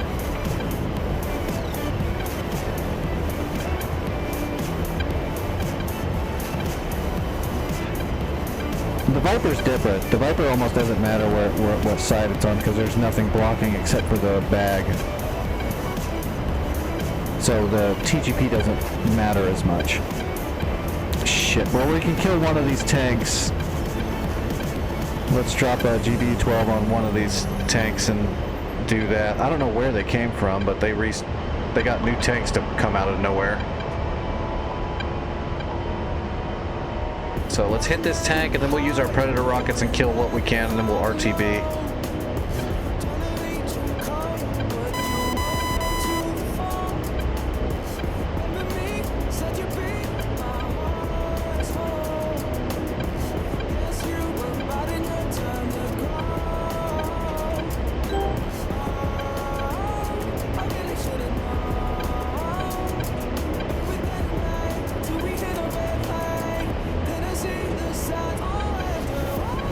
Alright, and initiating a point track in case he tries to move. Alright.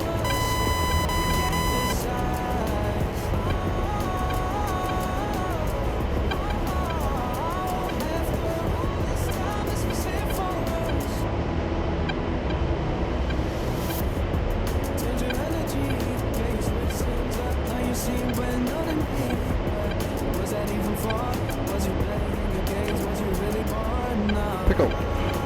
Nope. Lost my point track. Blazing.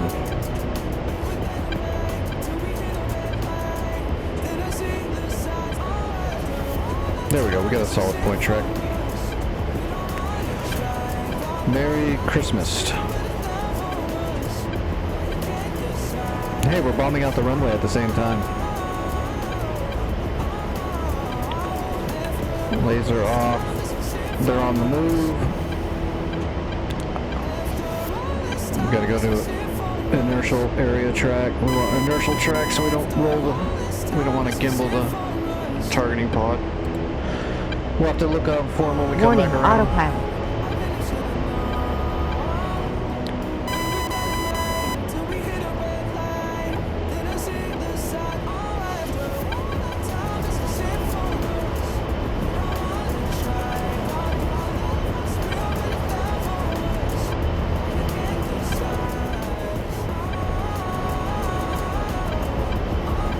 What do I got? 6?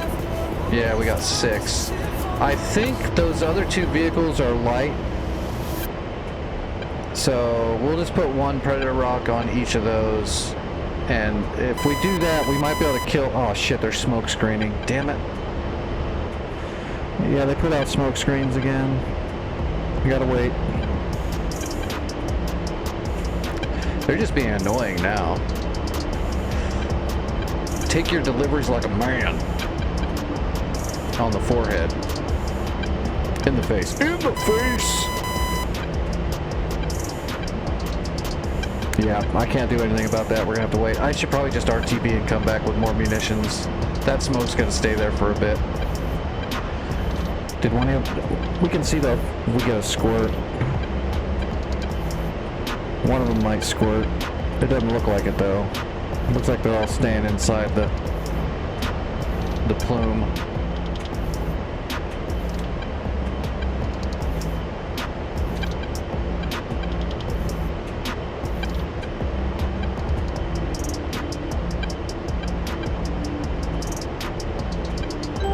If I had more friggin' ammo, I could just lace it with 30 mil and that would be just fine, but... Where's the dead tank? Okay, I got him. We got one.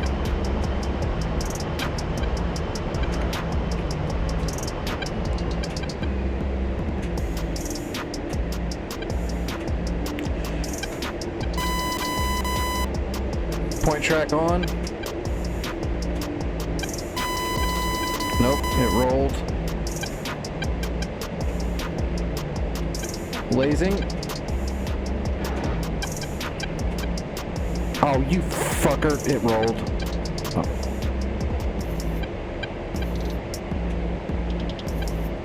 Ooh, I got it there just in time. That one's moving out. Okay, they're both out. They both squirted. Let's come back around. We're gonna get these guys now. And that's why we wanted to go all the way around, just to make sure none of them got outside of their own smoke.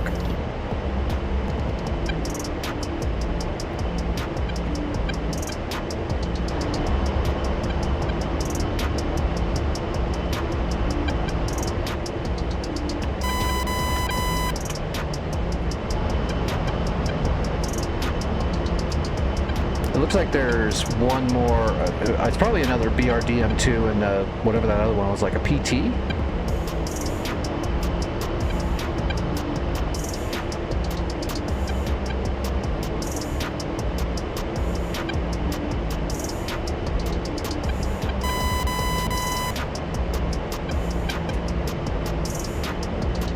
Alright, we got one rolling in. We got a good flanking shot. Gives the penetrator a pretty decent chance.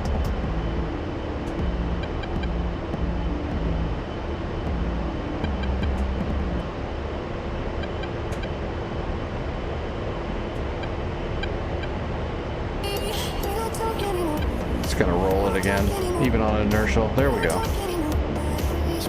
Lasers firing. Pistol 1. Pistol 2.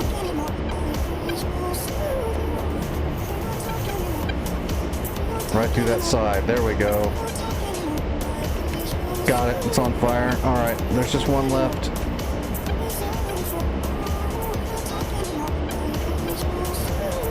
He's on the runway.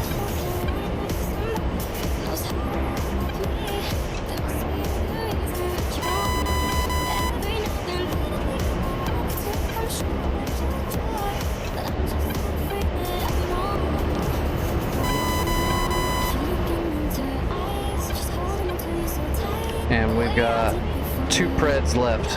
We're going to put both of them in the side of that last infantry fighting vehicle. And then we're heading home. Well, we're going to head to Bandar Lenga. And if this neutral's out, we're going to grab a Chinook and we're going to come right back here to try to capture it, because that would be great. Yeah, there's our last guy right there. Smoke's clearing out too.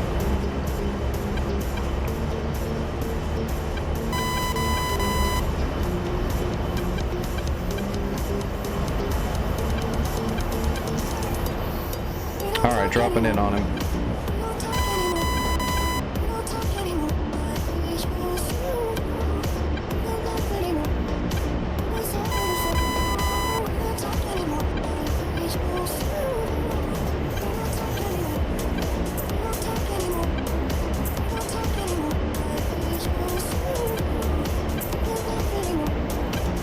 Are you gonna... You should be... Okay, I'll say... Damn it, it's still gonna roll. What are you doing?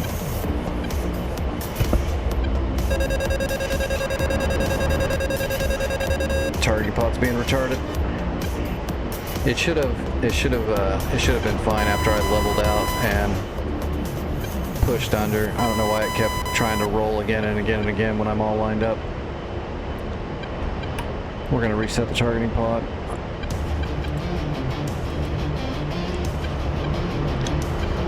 Alright, let's grab our SPI and put it back on the helmet. And let's drop it.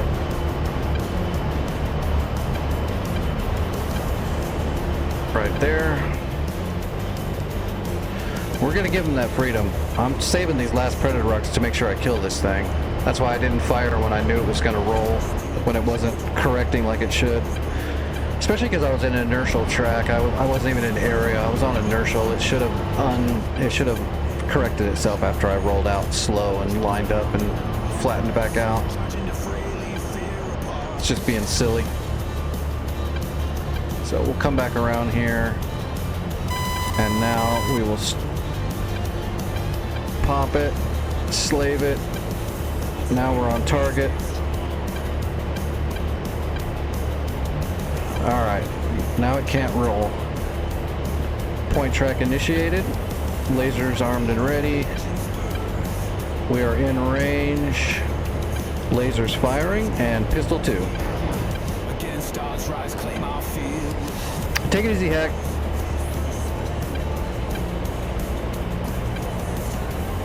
Gotcha, bitch!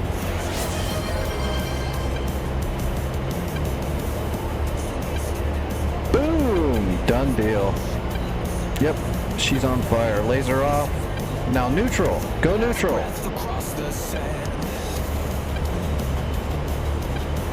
Nope, there's still something here somewhere. Damn it. Alright, we gotta go home though. We're completely Winchester.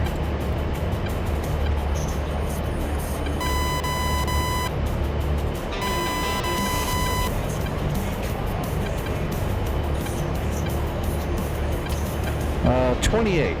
That's Bandar Lenga, I believe. Yeah, Lenga. Alright. Oh, I gotta get my marker back. There we go.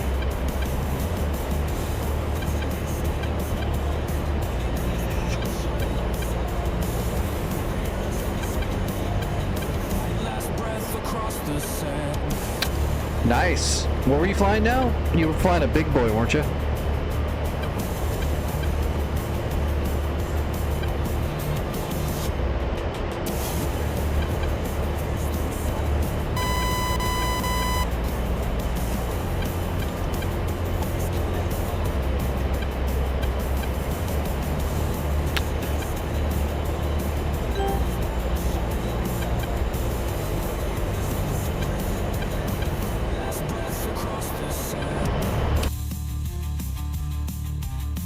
Boy, this thing is just really fighting me.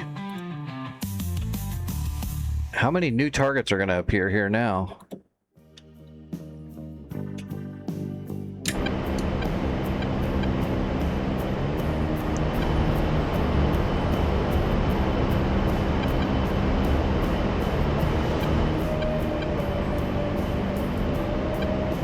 Hey, at least it stopped booting us for what was it? They kept saying I was AFK while I was currently flying. At least it stopped that.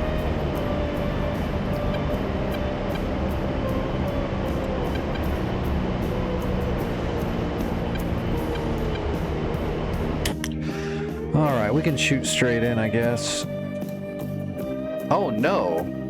There's a Patriot system on the runway. Can it move? I don't think it can move. No, I can't move. Well, shit. Now I can't land. Well, I mean, I guess I can fly over it and try to... Yeah, there's enough room, but boy, that's dumb. I don't know why it spawned the Patriot system on the runway. Magnetic is 079, it said? Yeah, 079 magnetic. So, 079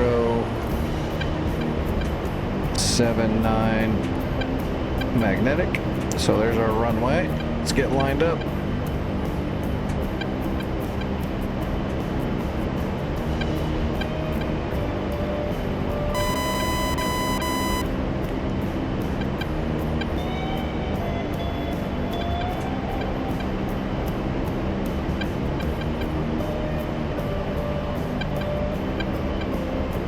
Yeah, like the orientation of the SAM system, you know, the positioning, sure, I'm sure that was a stamp, but the placement must have been some kind of weird RNG thing.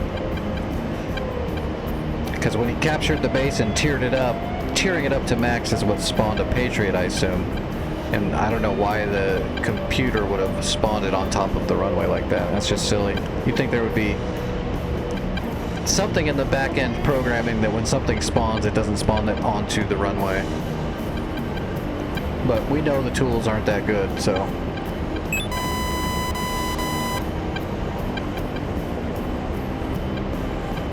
We're just gonna have to float over that Patriot launcher and then kind of come down quickly after that and start slowing down. We'll have to use the brakes a bit. Although, I mean, I'm in a hog. I can basically stall this thing out at like 90 or 80 knots onto the runway. We are just a giant wing.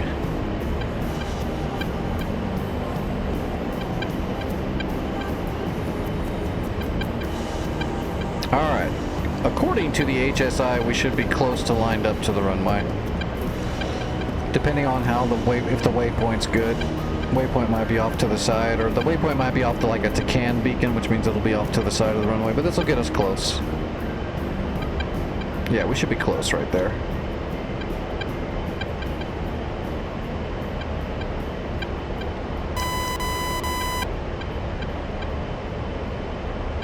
Yeah, I can't wait for the new campaign stuff, but hopefully they're implementing a lot, because we've been trying to get like CTLD, Zone Commander, and all these third-party scripts and stuff that work, but because they're not actually hooked into the back-end system, there's a lot of bugs and problems, and every time there's a patch, all that shit. Man, I don't know how long it's been, but everybody's been pushing to get all those kinds of good scripts and stuff implemented into the editor so that people can really start making servers way better without so much heartache. But to be honest, I don't think the campaign tools are going to do that, and I also don't think the campaign tools are going to really be for the editor that much. I think it's a start, but I think people, including myself, were reading too much into the campaign tool stuff because I don't think it's going to implement over to the editor like I wanted it to. I think that's wishful thinking on my part.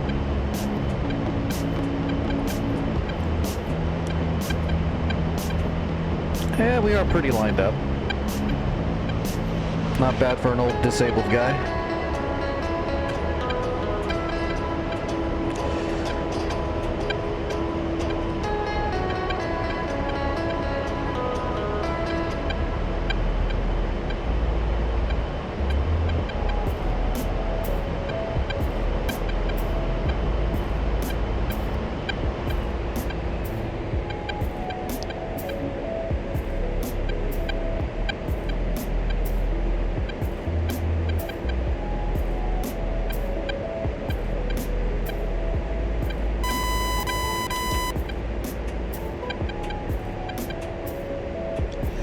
Alright, we're idle. We are a glider. We are Zen.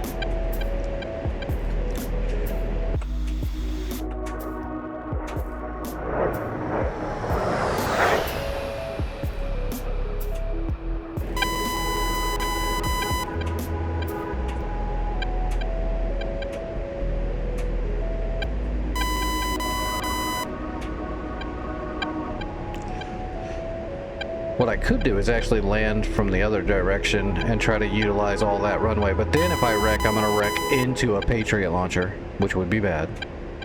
So we'll do it this way. We're gonna come in on the left side of the runway because I think the launcher is on the right side of the runway, although there's not really sides of the runway per se because it's small.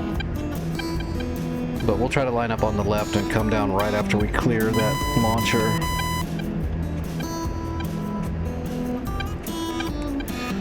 We're gonna come in full stall. So we're gonna bring the boards out. All right, boards are all the way out. Gear coming down, half flaps.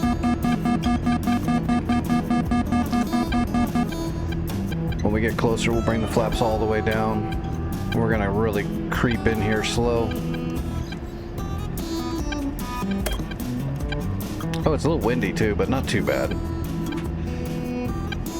I'm also kind of out of balance now because we fired all of my ballast munitions too. We're on speed.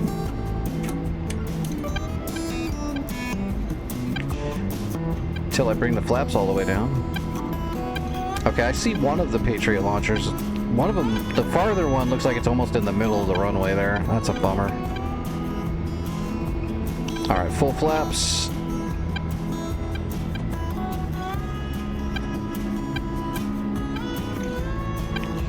Yeah, look at that. There's one launcher that's kind of out of the way, but this one's right in the friggin' middle of the runway, and it's deep. So we'll come in on the left.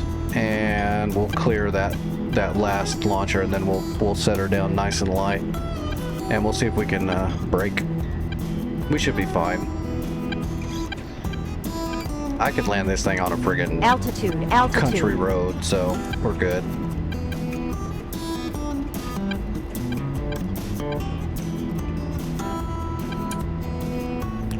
Wish I knew how tall that Patriot launcher is. I think it's pretty tall. I don't think I could pass it under the wing. We're gonna have to come over the top.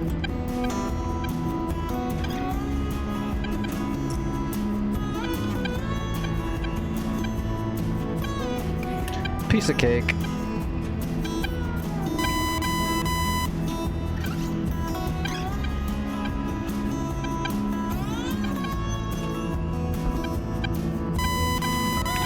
Do a little aero brake. Help us slow down without using the brakes. Look at that. 90 knots. 80 knots, nose is still up. 75 knots. Jesus, we're going for the record. 68 knots.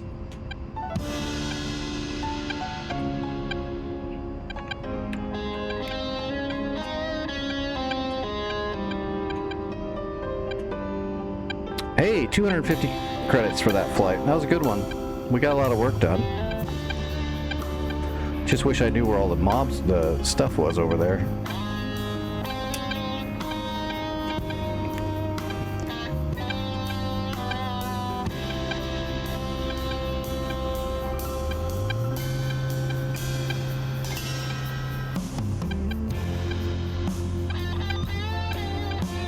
Is that 10 foot with the box fully extended, or is that just like a generic? That's probably fully extended. I imagine when it's packed, it's probably like 6 or 7.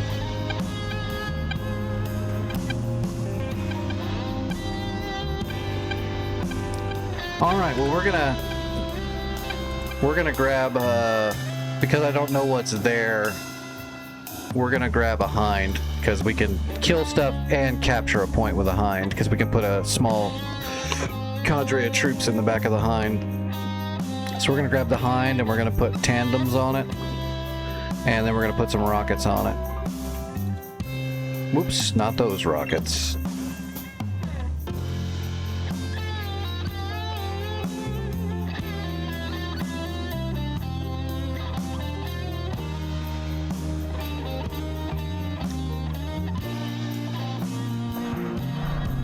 Alright, and Commander, adjusting magnetic declination. Ready. Alright, let's grab a small squad.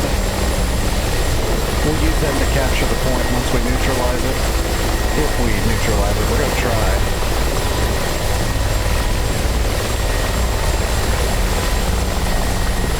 We're ready. Let's go.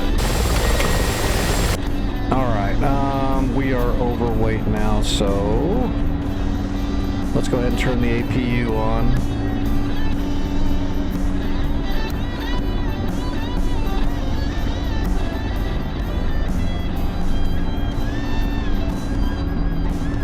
Alright, APU coming up. Let's leave all the systems off. Let's kill the lights. Alright, APU's up and generating extra power. We'll turn everything else on once we're in the air and we have transitional lift, because we are fat and heavy. It's gonna be 270 roughly. Yeah, 270 roughly. Okay, let's see if we can get in the air.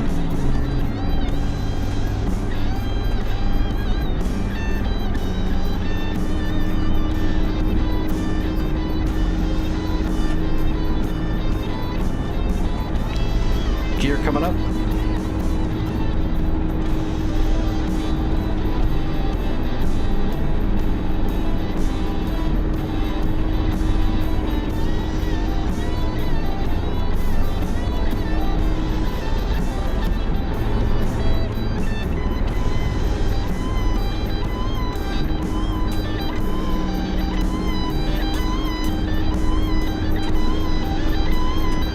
there you go. That sounds better. That sounds a lot better.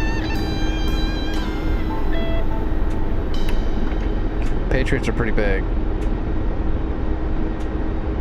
Okay, let's see. Let me get this all situated here. Alright, we're flying. We've got good. Alright, APU generator off. APU off. Radios on. Radar on. Turn on the weapons. Turning off weapons.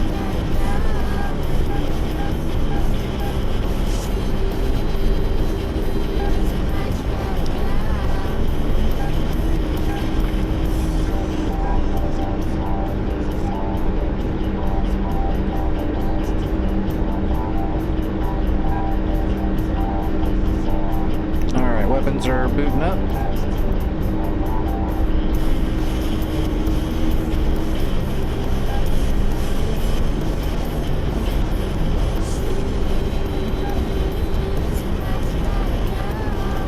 Gun check. We're good.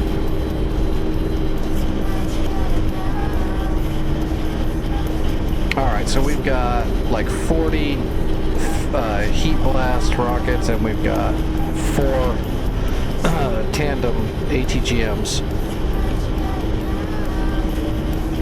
So we can take out 4 heavy armor targets. We can take out some light armor stuff, and then we've got a 30 mil for whatever's left. So hopefully it doesn't spawn a whole ton of new shit, and we can actually clear this place out. I still wish I knew why our scouts aren't actually scouting and stuff. Like, fog of war is supposed to be normal, but when somebody spots something, you should have intelligence on it. So something's going on. Something's not quite right.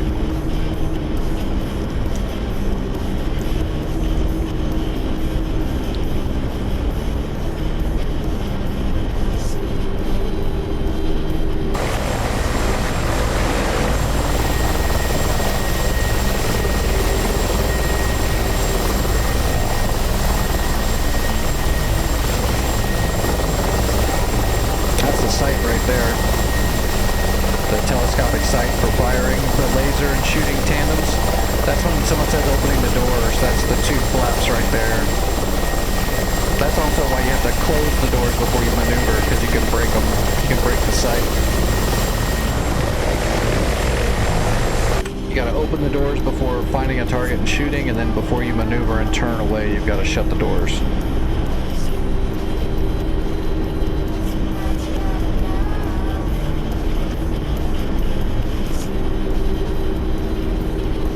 For the gunner up in the front seat. Can't really see him. He sits friggin' like 4 feet below us in his own cockpit.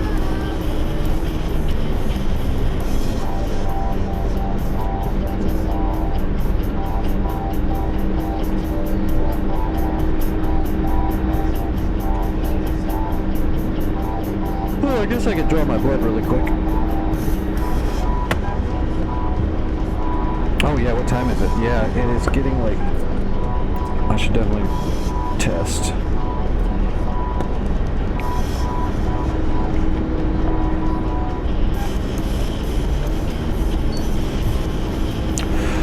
Tomorrow night I'll probably still be around in the Discord.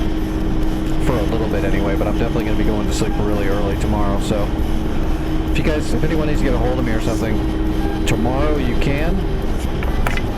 Weapons ready. In the evening, but not for a real long time, and then of course I'll be gone for 7 to 8 days, somewhere around there.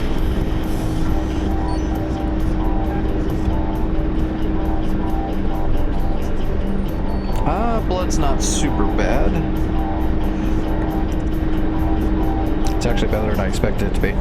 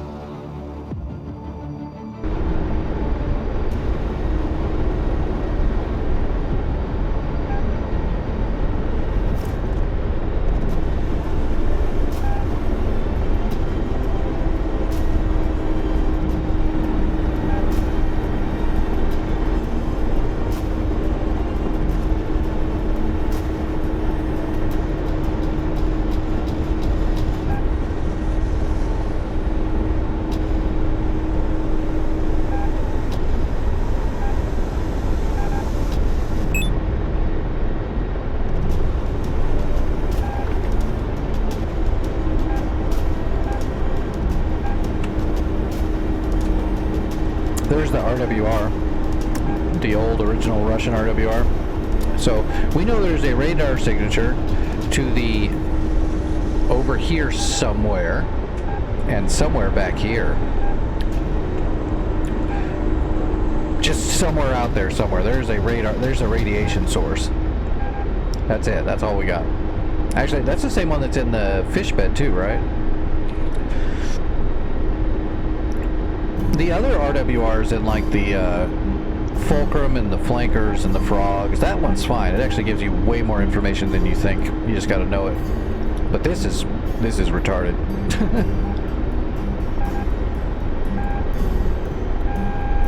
Darkstar 1-1, new intel received. Headed towards Bandar Abbas. That's up here, right? Yeah, there's Bandar Abbas right there. That's a big one, isn't it? Yeah, it's pretty big. That would be a place to put a warehouse right there. Oh, actually, yeah. What's the budget? Oh, it's not letting me look.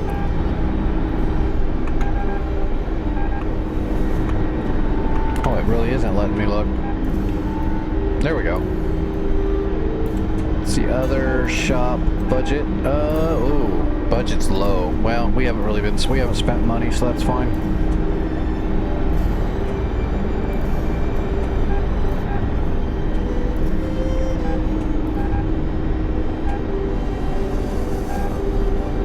Don't you get lock warnings in the fish bed too? If it's a direct radar lock, an STT?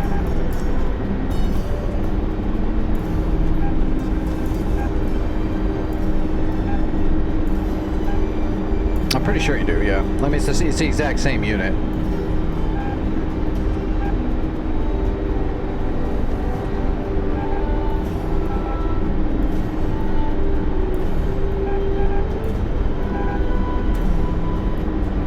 Does the farmer have one? I am not familiar enough with the MiG-19.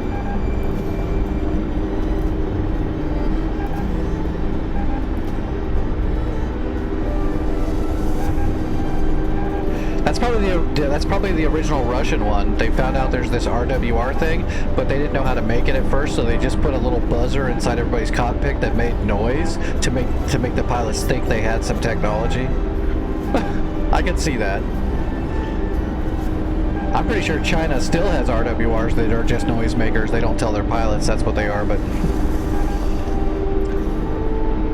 like half of the JF-17's technology.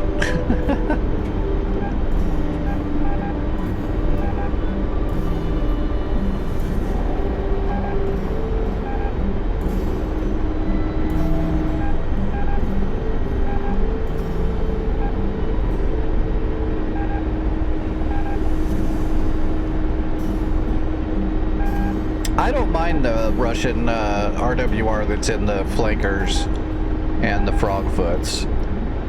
I didn't like it very much at first until I started, you know, reading up on it and getting all the information to know what all the little hash marks at the bottom mean and all that.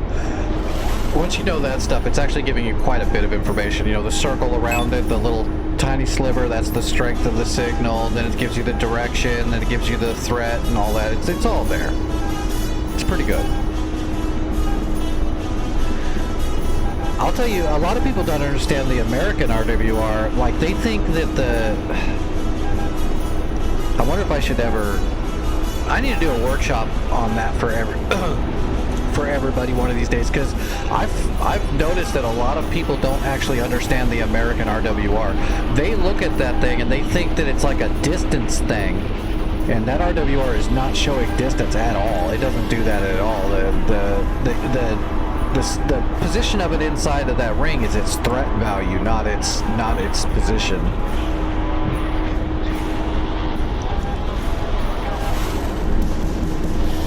It's giving you a general direction of the signal and giving you its threat assessment of that signal.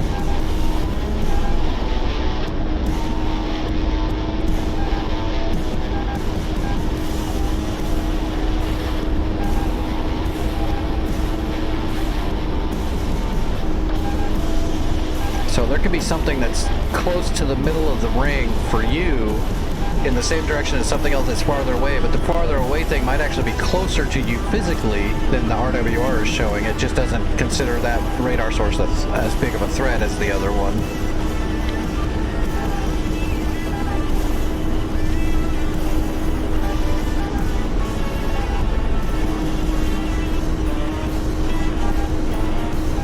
But I don't know why, but a lot of people thought that that was like, the closer it is to the middle, the closer it is to you or something like that.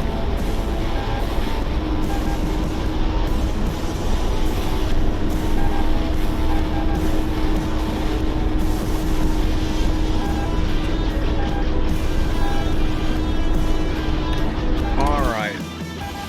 We're getting close. Time to get to work. I guess we're just going to have to call in smoke for the first initial engagement. Oh, it just said they're repaired. Shit on me. Commander weapons ready.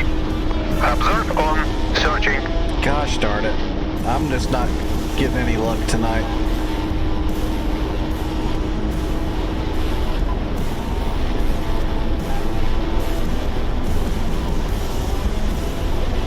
Looking for targets. Target search. Looking for targets. Let's start getting down lower too. We're pretty high.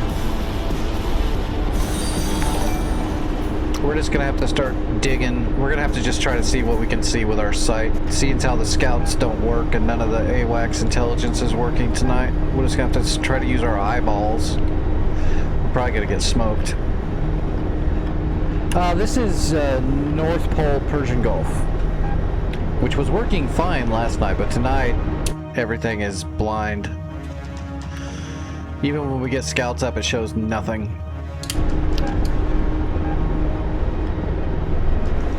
But this is my last flight tonight. It's getting pretty late.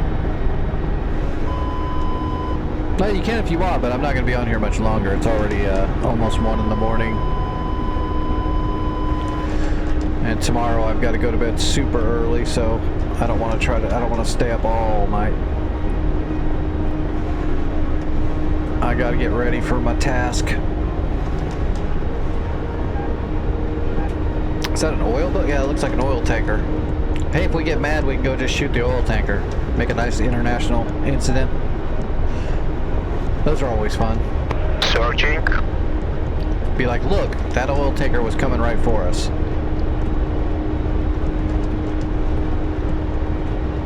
I was cleaning my tandem ATGM when it suddenly went off. Hit them directly in the boiler room. It happens. Searching. We are way too far for that shitty telescopic sight to see anything. Alright, let's start unloading some torque.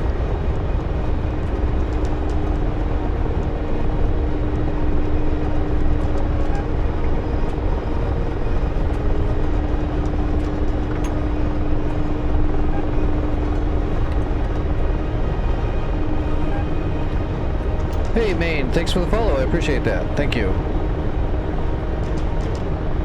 What everybody should do is, while I'm gone, because I'm going to be gone and there's nothing I can do about it, everyone should get everyone they know to sub to the channel. That would be cool. Come back to like 30 subs. Don't do that, by the way. I'm just making a joke. Searching. Target search.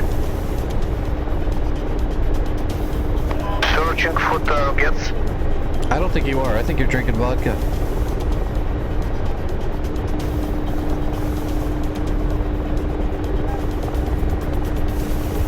Taking a sip off the radar.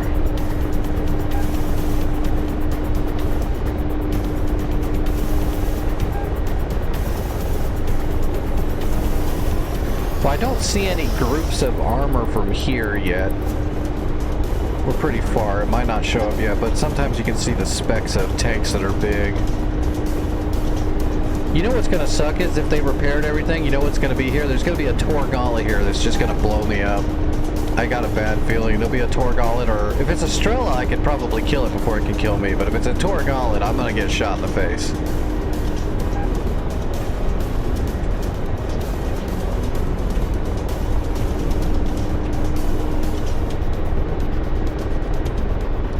flatten the rotor out. I'm not going to do that anymore. We are friggin' so fat and heavy right now. I mean, I flattened out the rotor blades quite a bit, and we're still carrying like 260 kilometers an hour on a minor descent just because we're so heavy. Just the momentum of our big fat ass.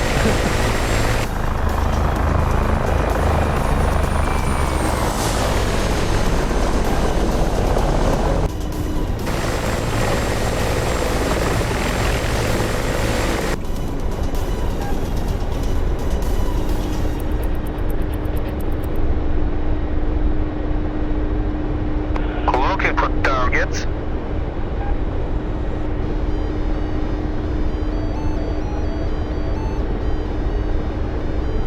I still don't see any formations yet.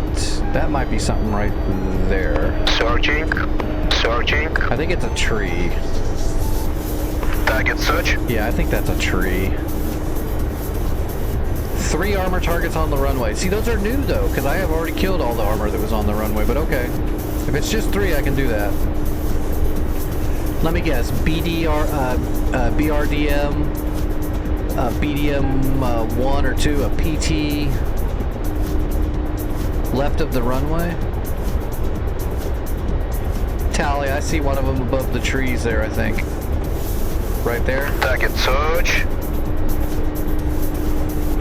I'll see them when I get closer. If it's just 4 vehicles, I can kill those with tandems.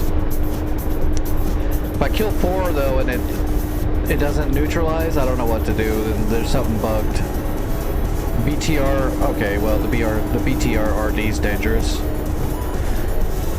Doesn't matter. I got 4 tandems. That's 4 dead tanks. So. Target search. Target search.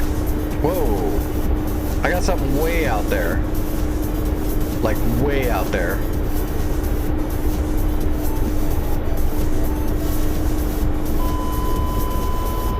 Yeah, I've got a ground target that's way, way, way left of the runway. It's at the other city. So, is there more than the 4? I thought the 4 were like right there.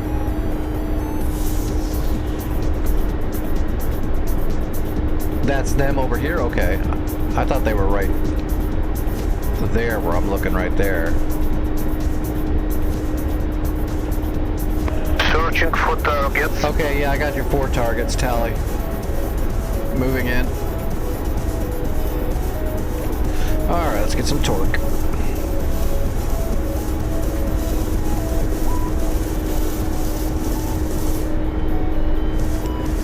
Hopefully it'll neutralize the point when they blow up, and then we'll get rid of these troops and capture it so I can be happy that I did something.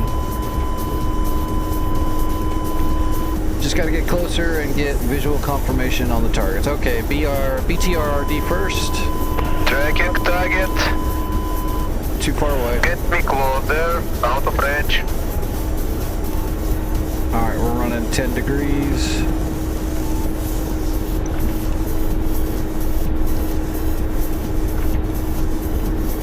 Oh, come on. There we go.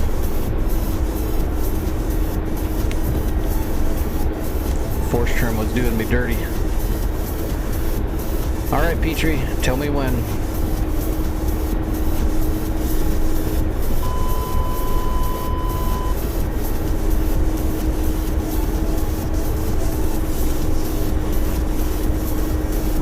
We might be able to kill 2 and then we'll come back around and kill the other 2. I don't want to get too close because that's just risk getting shot in the face. Okay, Petrie, we should be pretty close. Target in range. Launch. Rifle BTR.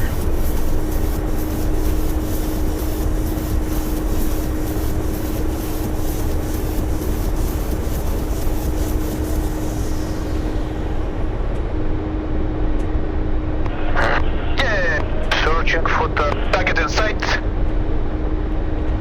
In range. Whoa. Launch. Rifle BMD. Yeah, we'll come back around for the next 2. We're getting close.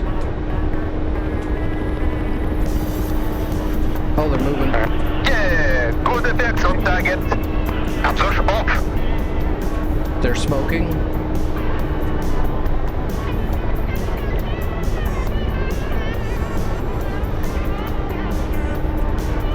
You know what? We can probably do a rocket run into the smoke, and they'll either blow them up directly, or it'll at least get them out of the smoke. Actually, they're not even in the smoke right there.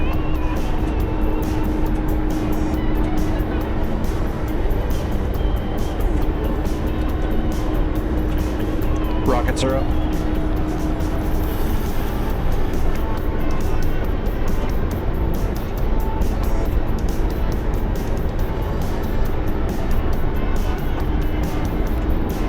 I think that's him right there, but I can't tell because it looks like they're both outside of the smoke, which seems odd. Let's hit him with the rockets and see what happens. Oh God, we're so fat.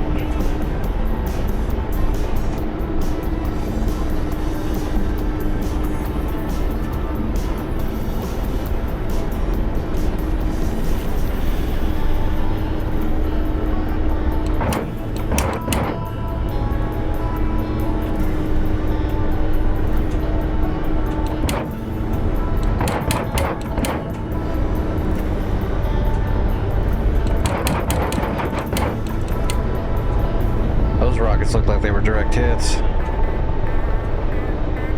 Coming back around with the gun. Oh, that's it. We got it. Neutral. The rockets did kill him. Oh, slow down, Betty. Alright, we're going to do a runway landing because we are very, very, very heavy. We are not doing a VTOL this thing. Sweetness. Alright, let's definitely capture.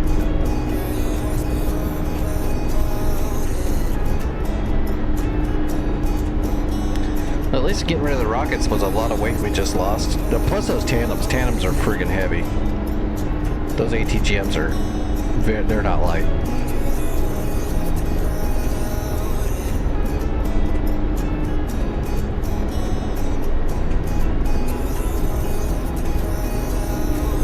Darkstar 1-1, new intel received.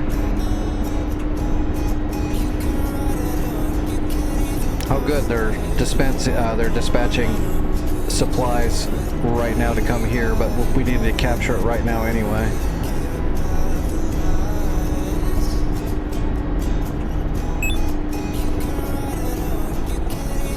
Alright, landing gear coming down.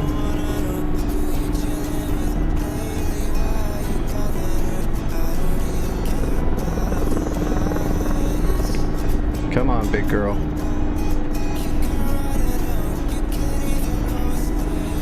I'm not gonna wreck you, but don't fall out of the sky.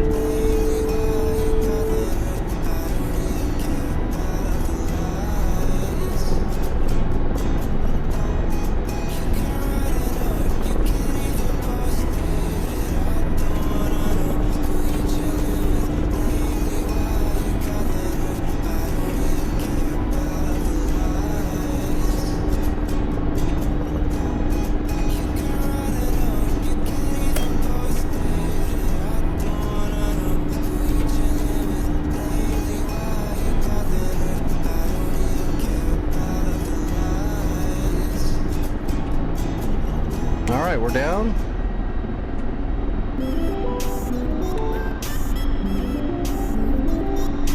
And cyclic aft.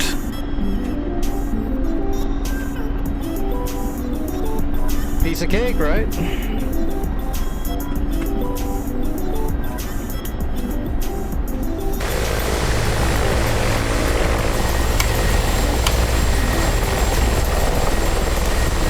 Dropping off the troops.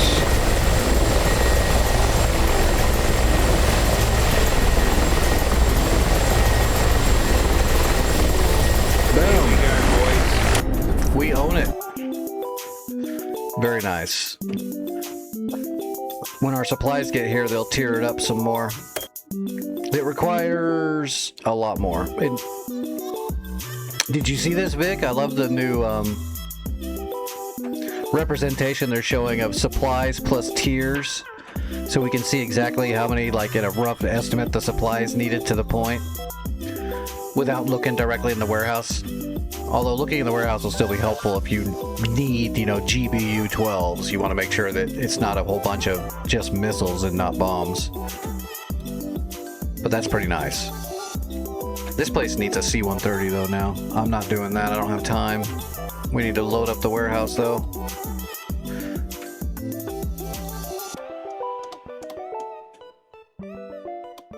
Right here. See, it shows supplies 0 of 1, and it shows the squares of supplies 1%. And then it shows the tiers 1 of 4.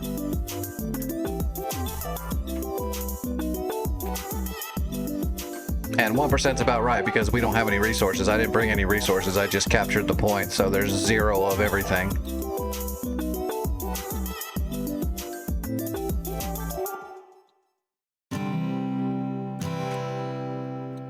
But yeah, that's pretty cool.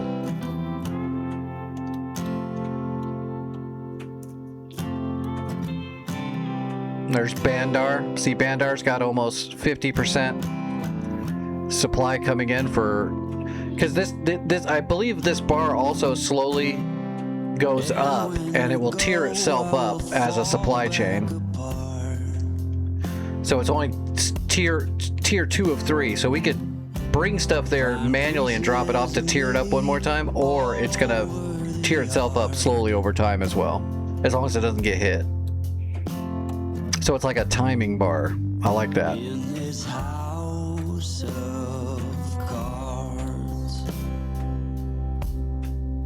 That's a nice addition. You get more instant info on the map, you know.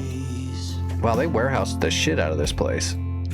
That's why there's no money in the coffer. They like warehoused every airfield they captured.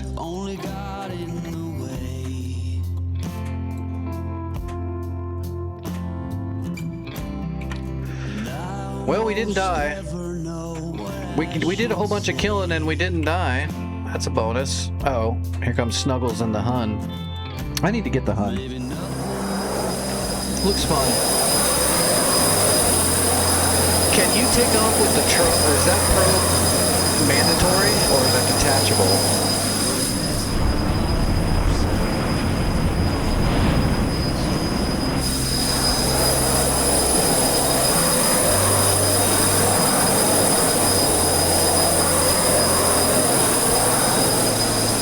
It's a mail plane.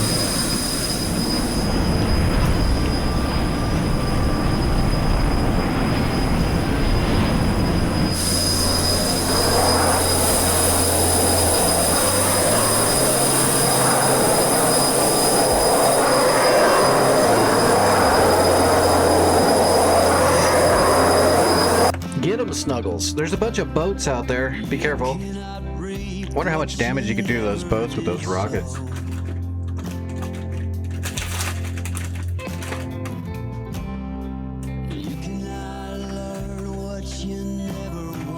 More than 0, but not too much? Well, I don't know. It depends, man. Some of those boats, you can hit them with just about anything because they're just little crappy.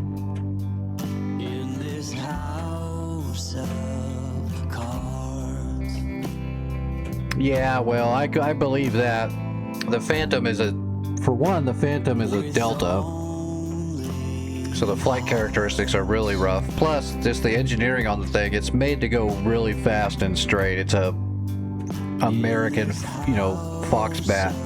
It don't turn for shit. You can get some performance out of it in a turn, but you're bleeding real hard to get real good performance out of it. It's a boom and zoomer for sure. Usually when I'm flying the Phantom, depending on what I'm going against, I set myself up for a one and done on the turn. And if I screw it up, I try to just get out.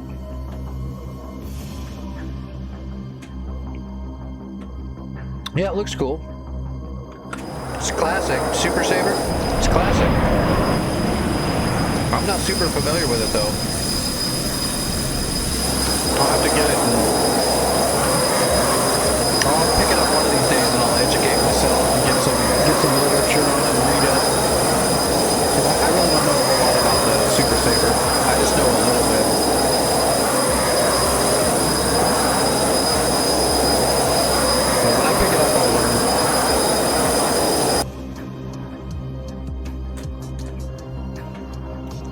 All right, everybody. I believe I am gonna call tonight.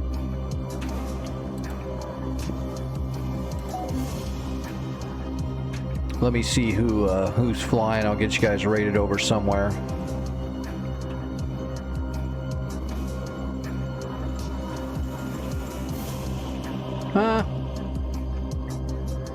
I don't think the Super Saber is going to be as hard as the Phantom. I think the Phantom is a bigger challenge, to be honest. I mean, just the landing characteristics of the Phantom, until you get used to it, can throw even a really good pilot off, just because it's its own beast. I think everything about the Phantom is a little bit harder than a normal plane.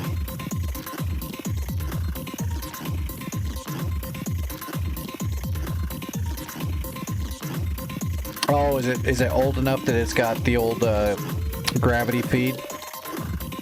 Kill the fuel if you invert it.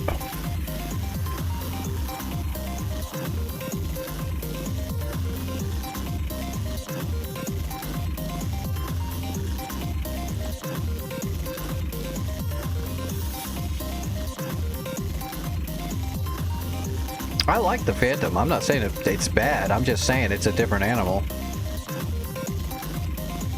Like, to get really good with the Phantom, it's going to take a lot more work. Kind of like being really good in the Tomcat. You can grab a Tomcat and just turn with it, but you're just turning. You're not max performing. It takes a lot more work with those older planes to get max performance out of them. The Phantom definitely, because it's just really not good for turns. Sometimes max performance in a Phantom is just trying to get around the circle somewhat decently without losing all of your airspeed and becoming a brick.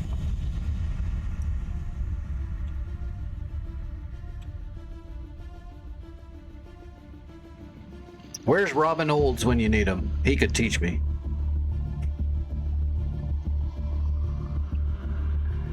But I like the Phantom. I'm actually pretty decent with the Phantom. I just don't fly it enough. Like, I've got the knowledge and the skill, I just don't have the comfort level yet. I just haven't put the time in. Every time I fly in the Phantom, I do good. There's only one other person flying right now, so I'm gonna send you guys over to Sarge. I haven't seen Sarge in a while. So yeah, well, I'm gonna raid Sarge. I wonder what happened. He seemed to have taken a break for a bit.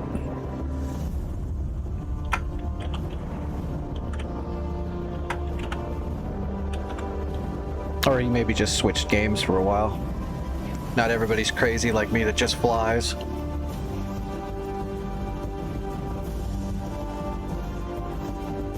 Jester for air-to-air? I mean, I can go through that stuff with you when I get back. I don't think Jester for air-to-air and the Phantom's actually isn't really that bad. It's actually fairly simple. You know, it's just a normal context button. Single press, double press, or hold down. Well, yeah, you can have a little bit of trouble getting him to lock, but that's because it's an old Phantom, not because there's a trick to it. Having good positioning helps your radar get a lock when it comes to those old jets, so having a good beat on them, being at a decent altitude with them.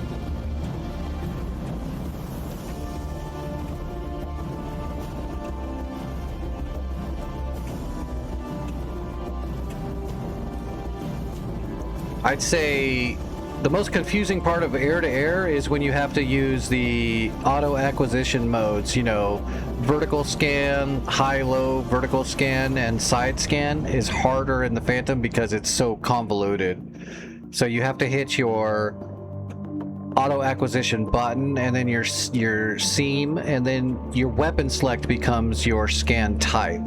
So you hit, like, I think radar is bore sight, gun is right, and heater is left. And then once you get the acquisition target, you hit the weapon selector again to use the actual weapon you want to use. So that can be confusing for some people, until you kind of got it down.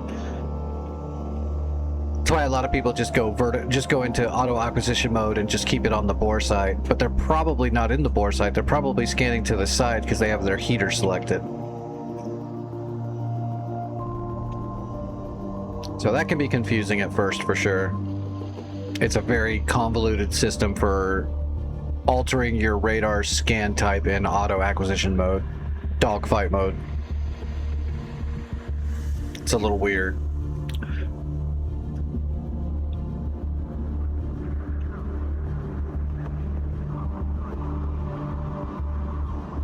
All right, raid is going through on Sarge Sabic. Again, I'll be in the Discord for a few more hours tonight, like normal. Tomorrow, I'll be in the Discord for a little bit. We are not streaming anymore after tonight, though. I'm going to be leaving Thursday early in the morning, and I'll be silent for however long I'm gone. As soon as I'm back, I'll post something up in the Discord, and I'll try to get back flying as soon as I can when I get back, but I might need a day or two once I get back just to friggin' chill for a minute, because my body's going to be just a disaster. It's going to be a wreck, but we'll be back flying ASAP, trust me. I can't stay away from flying very damn long.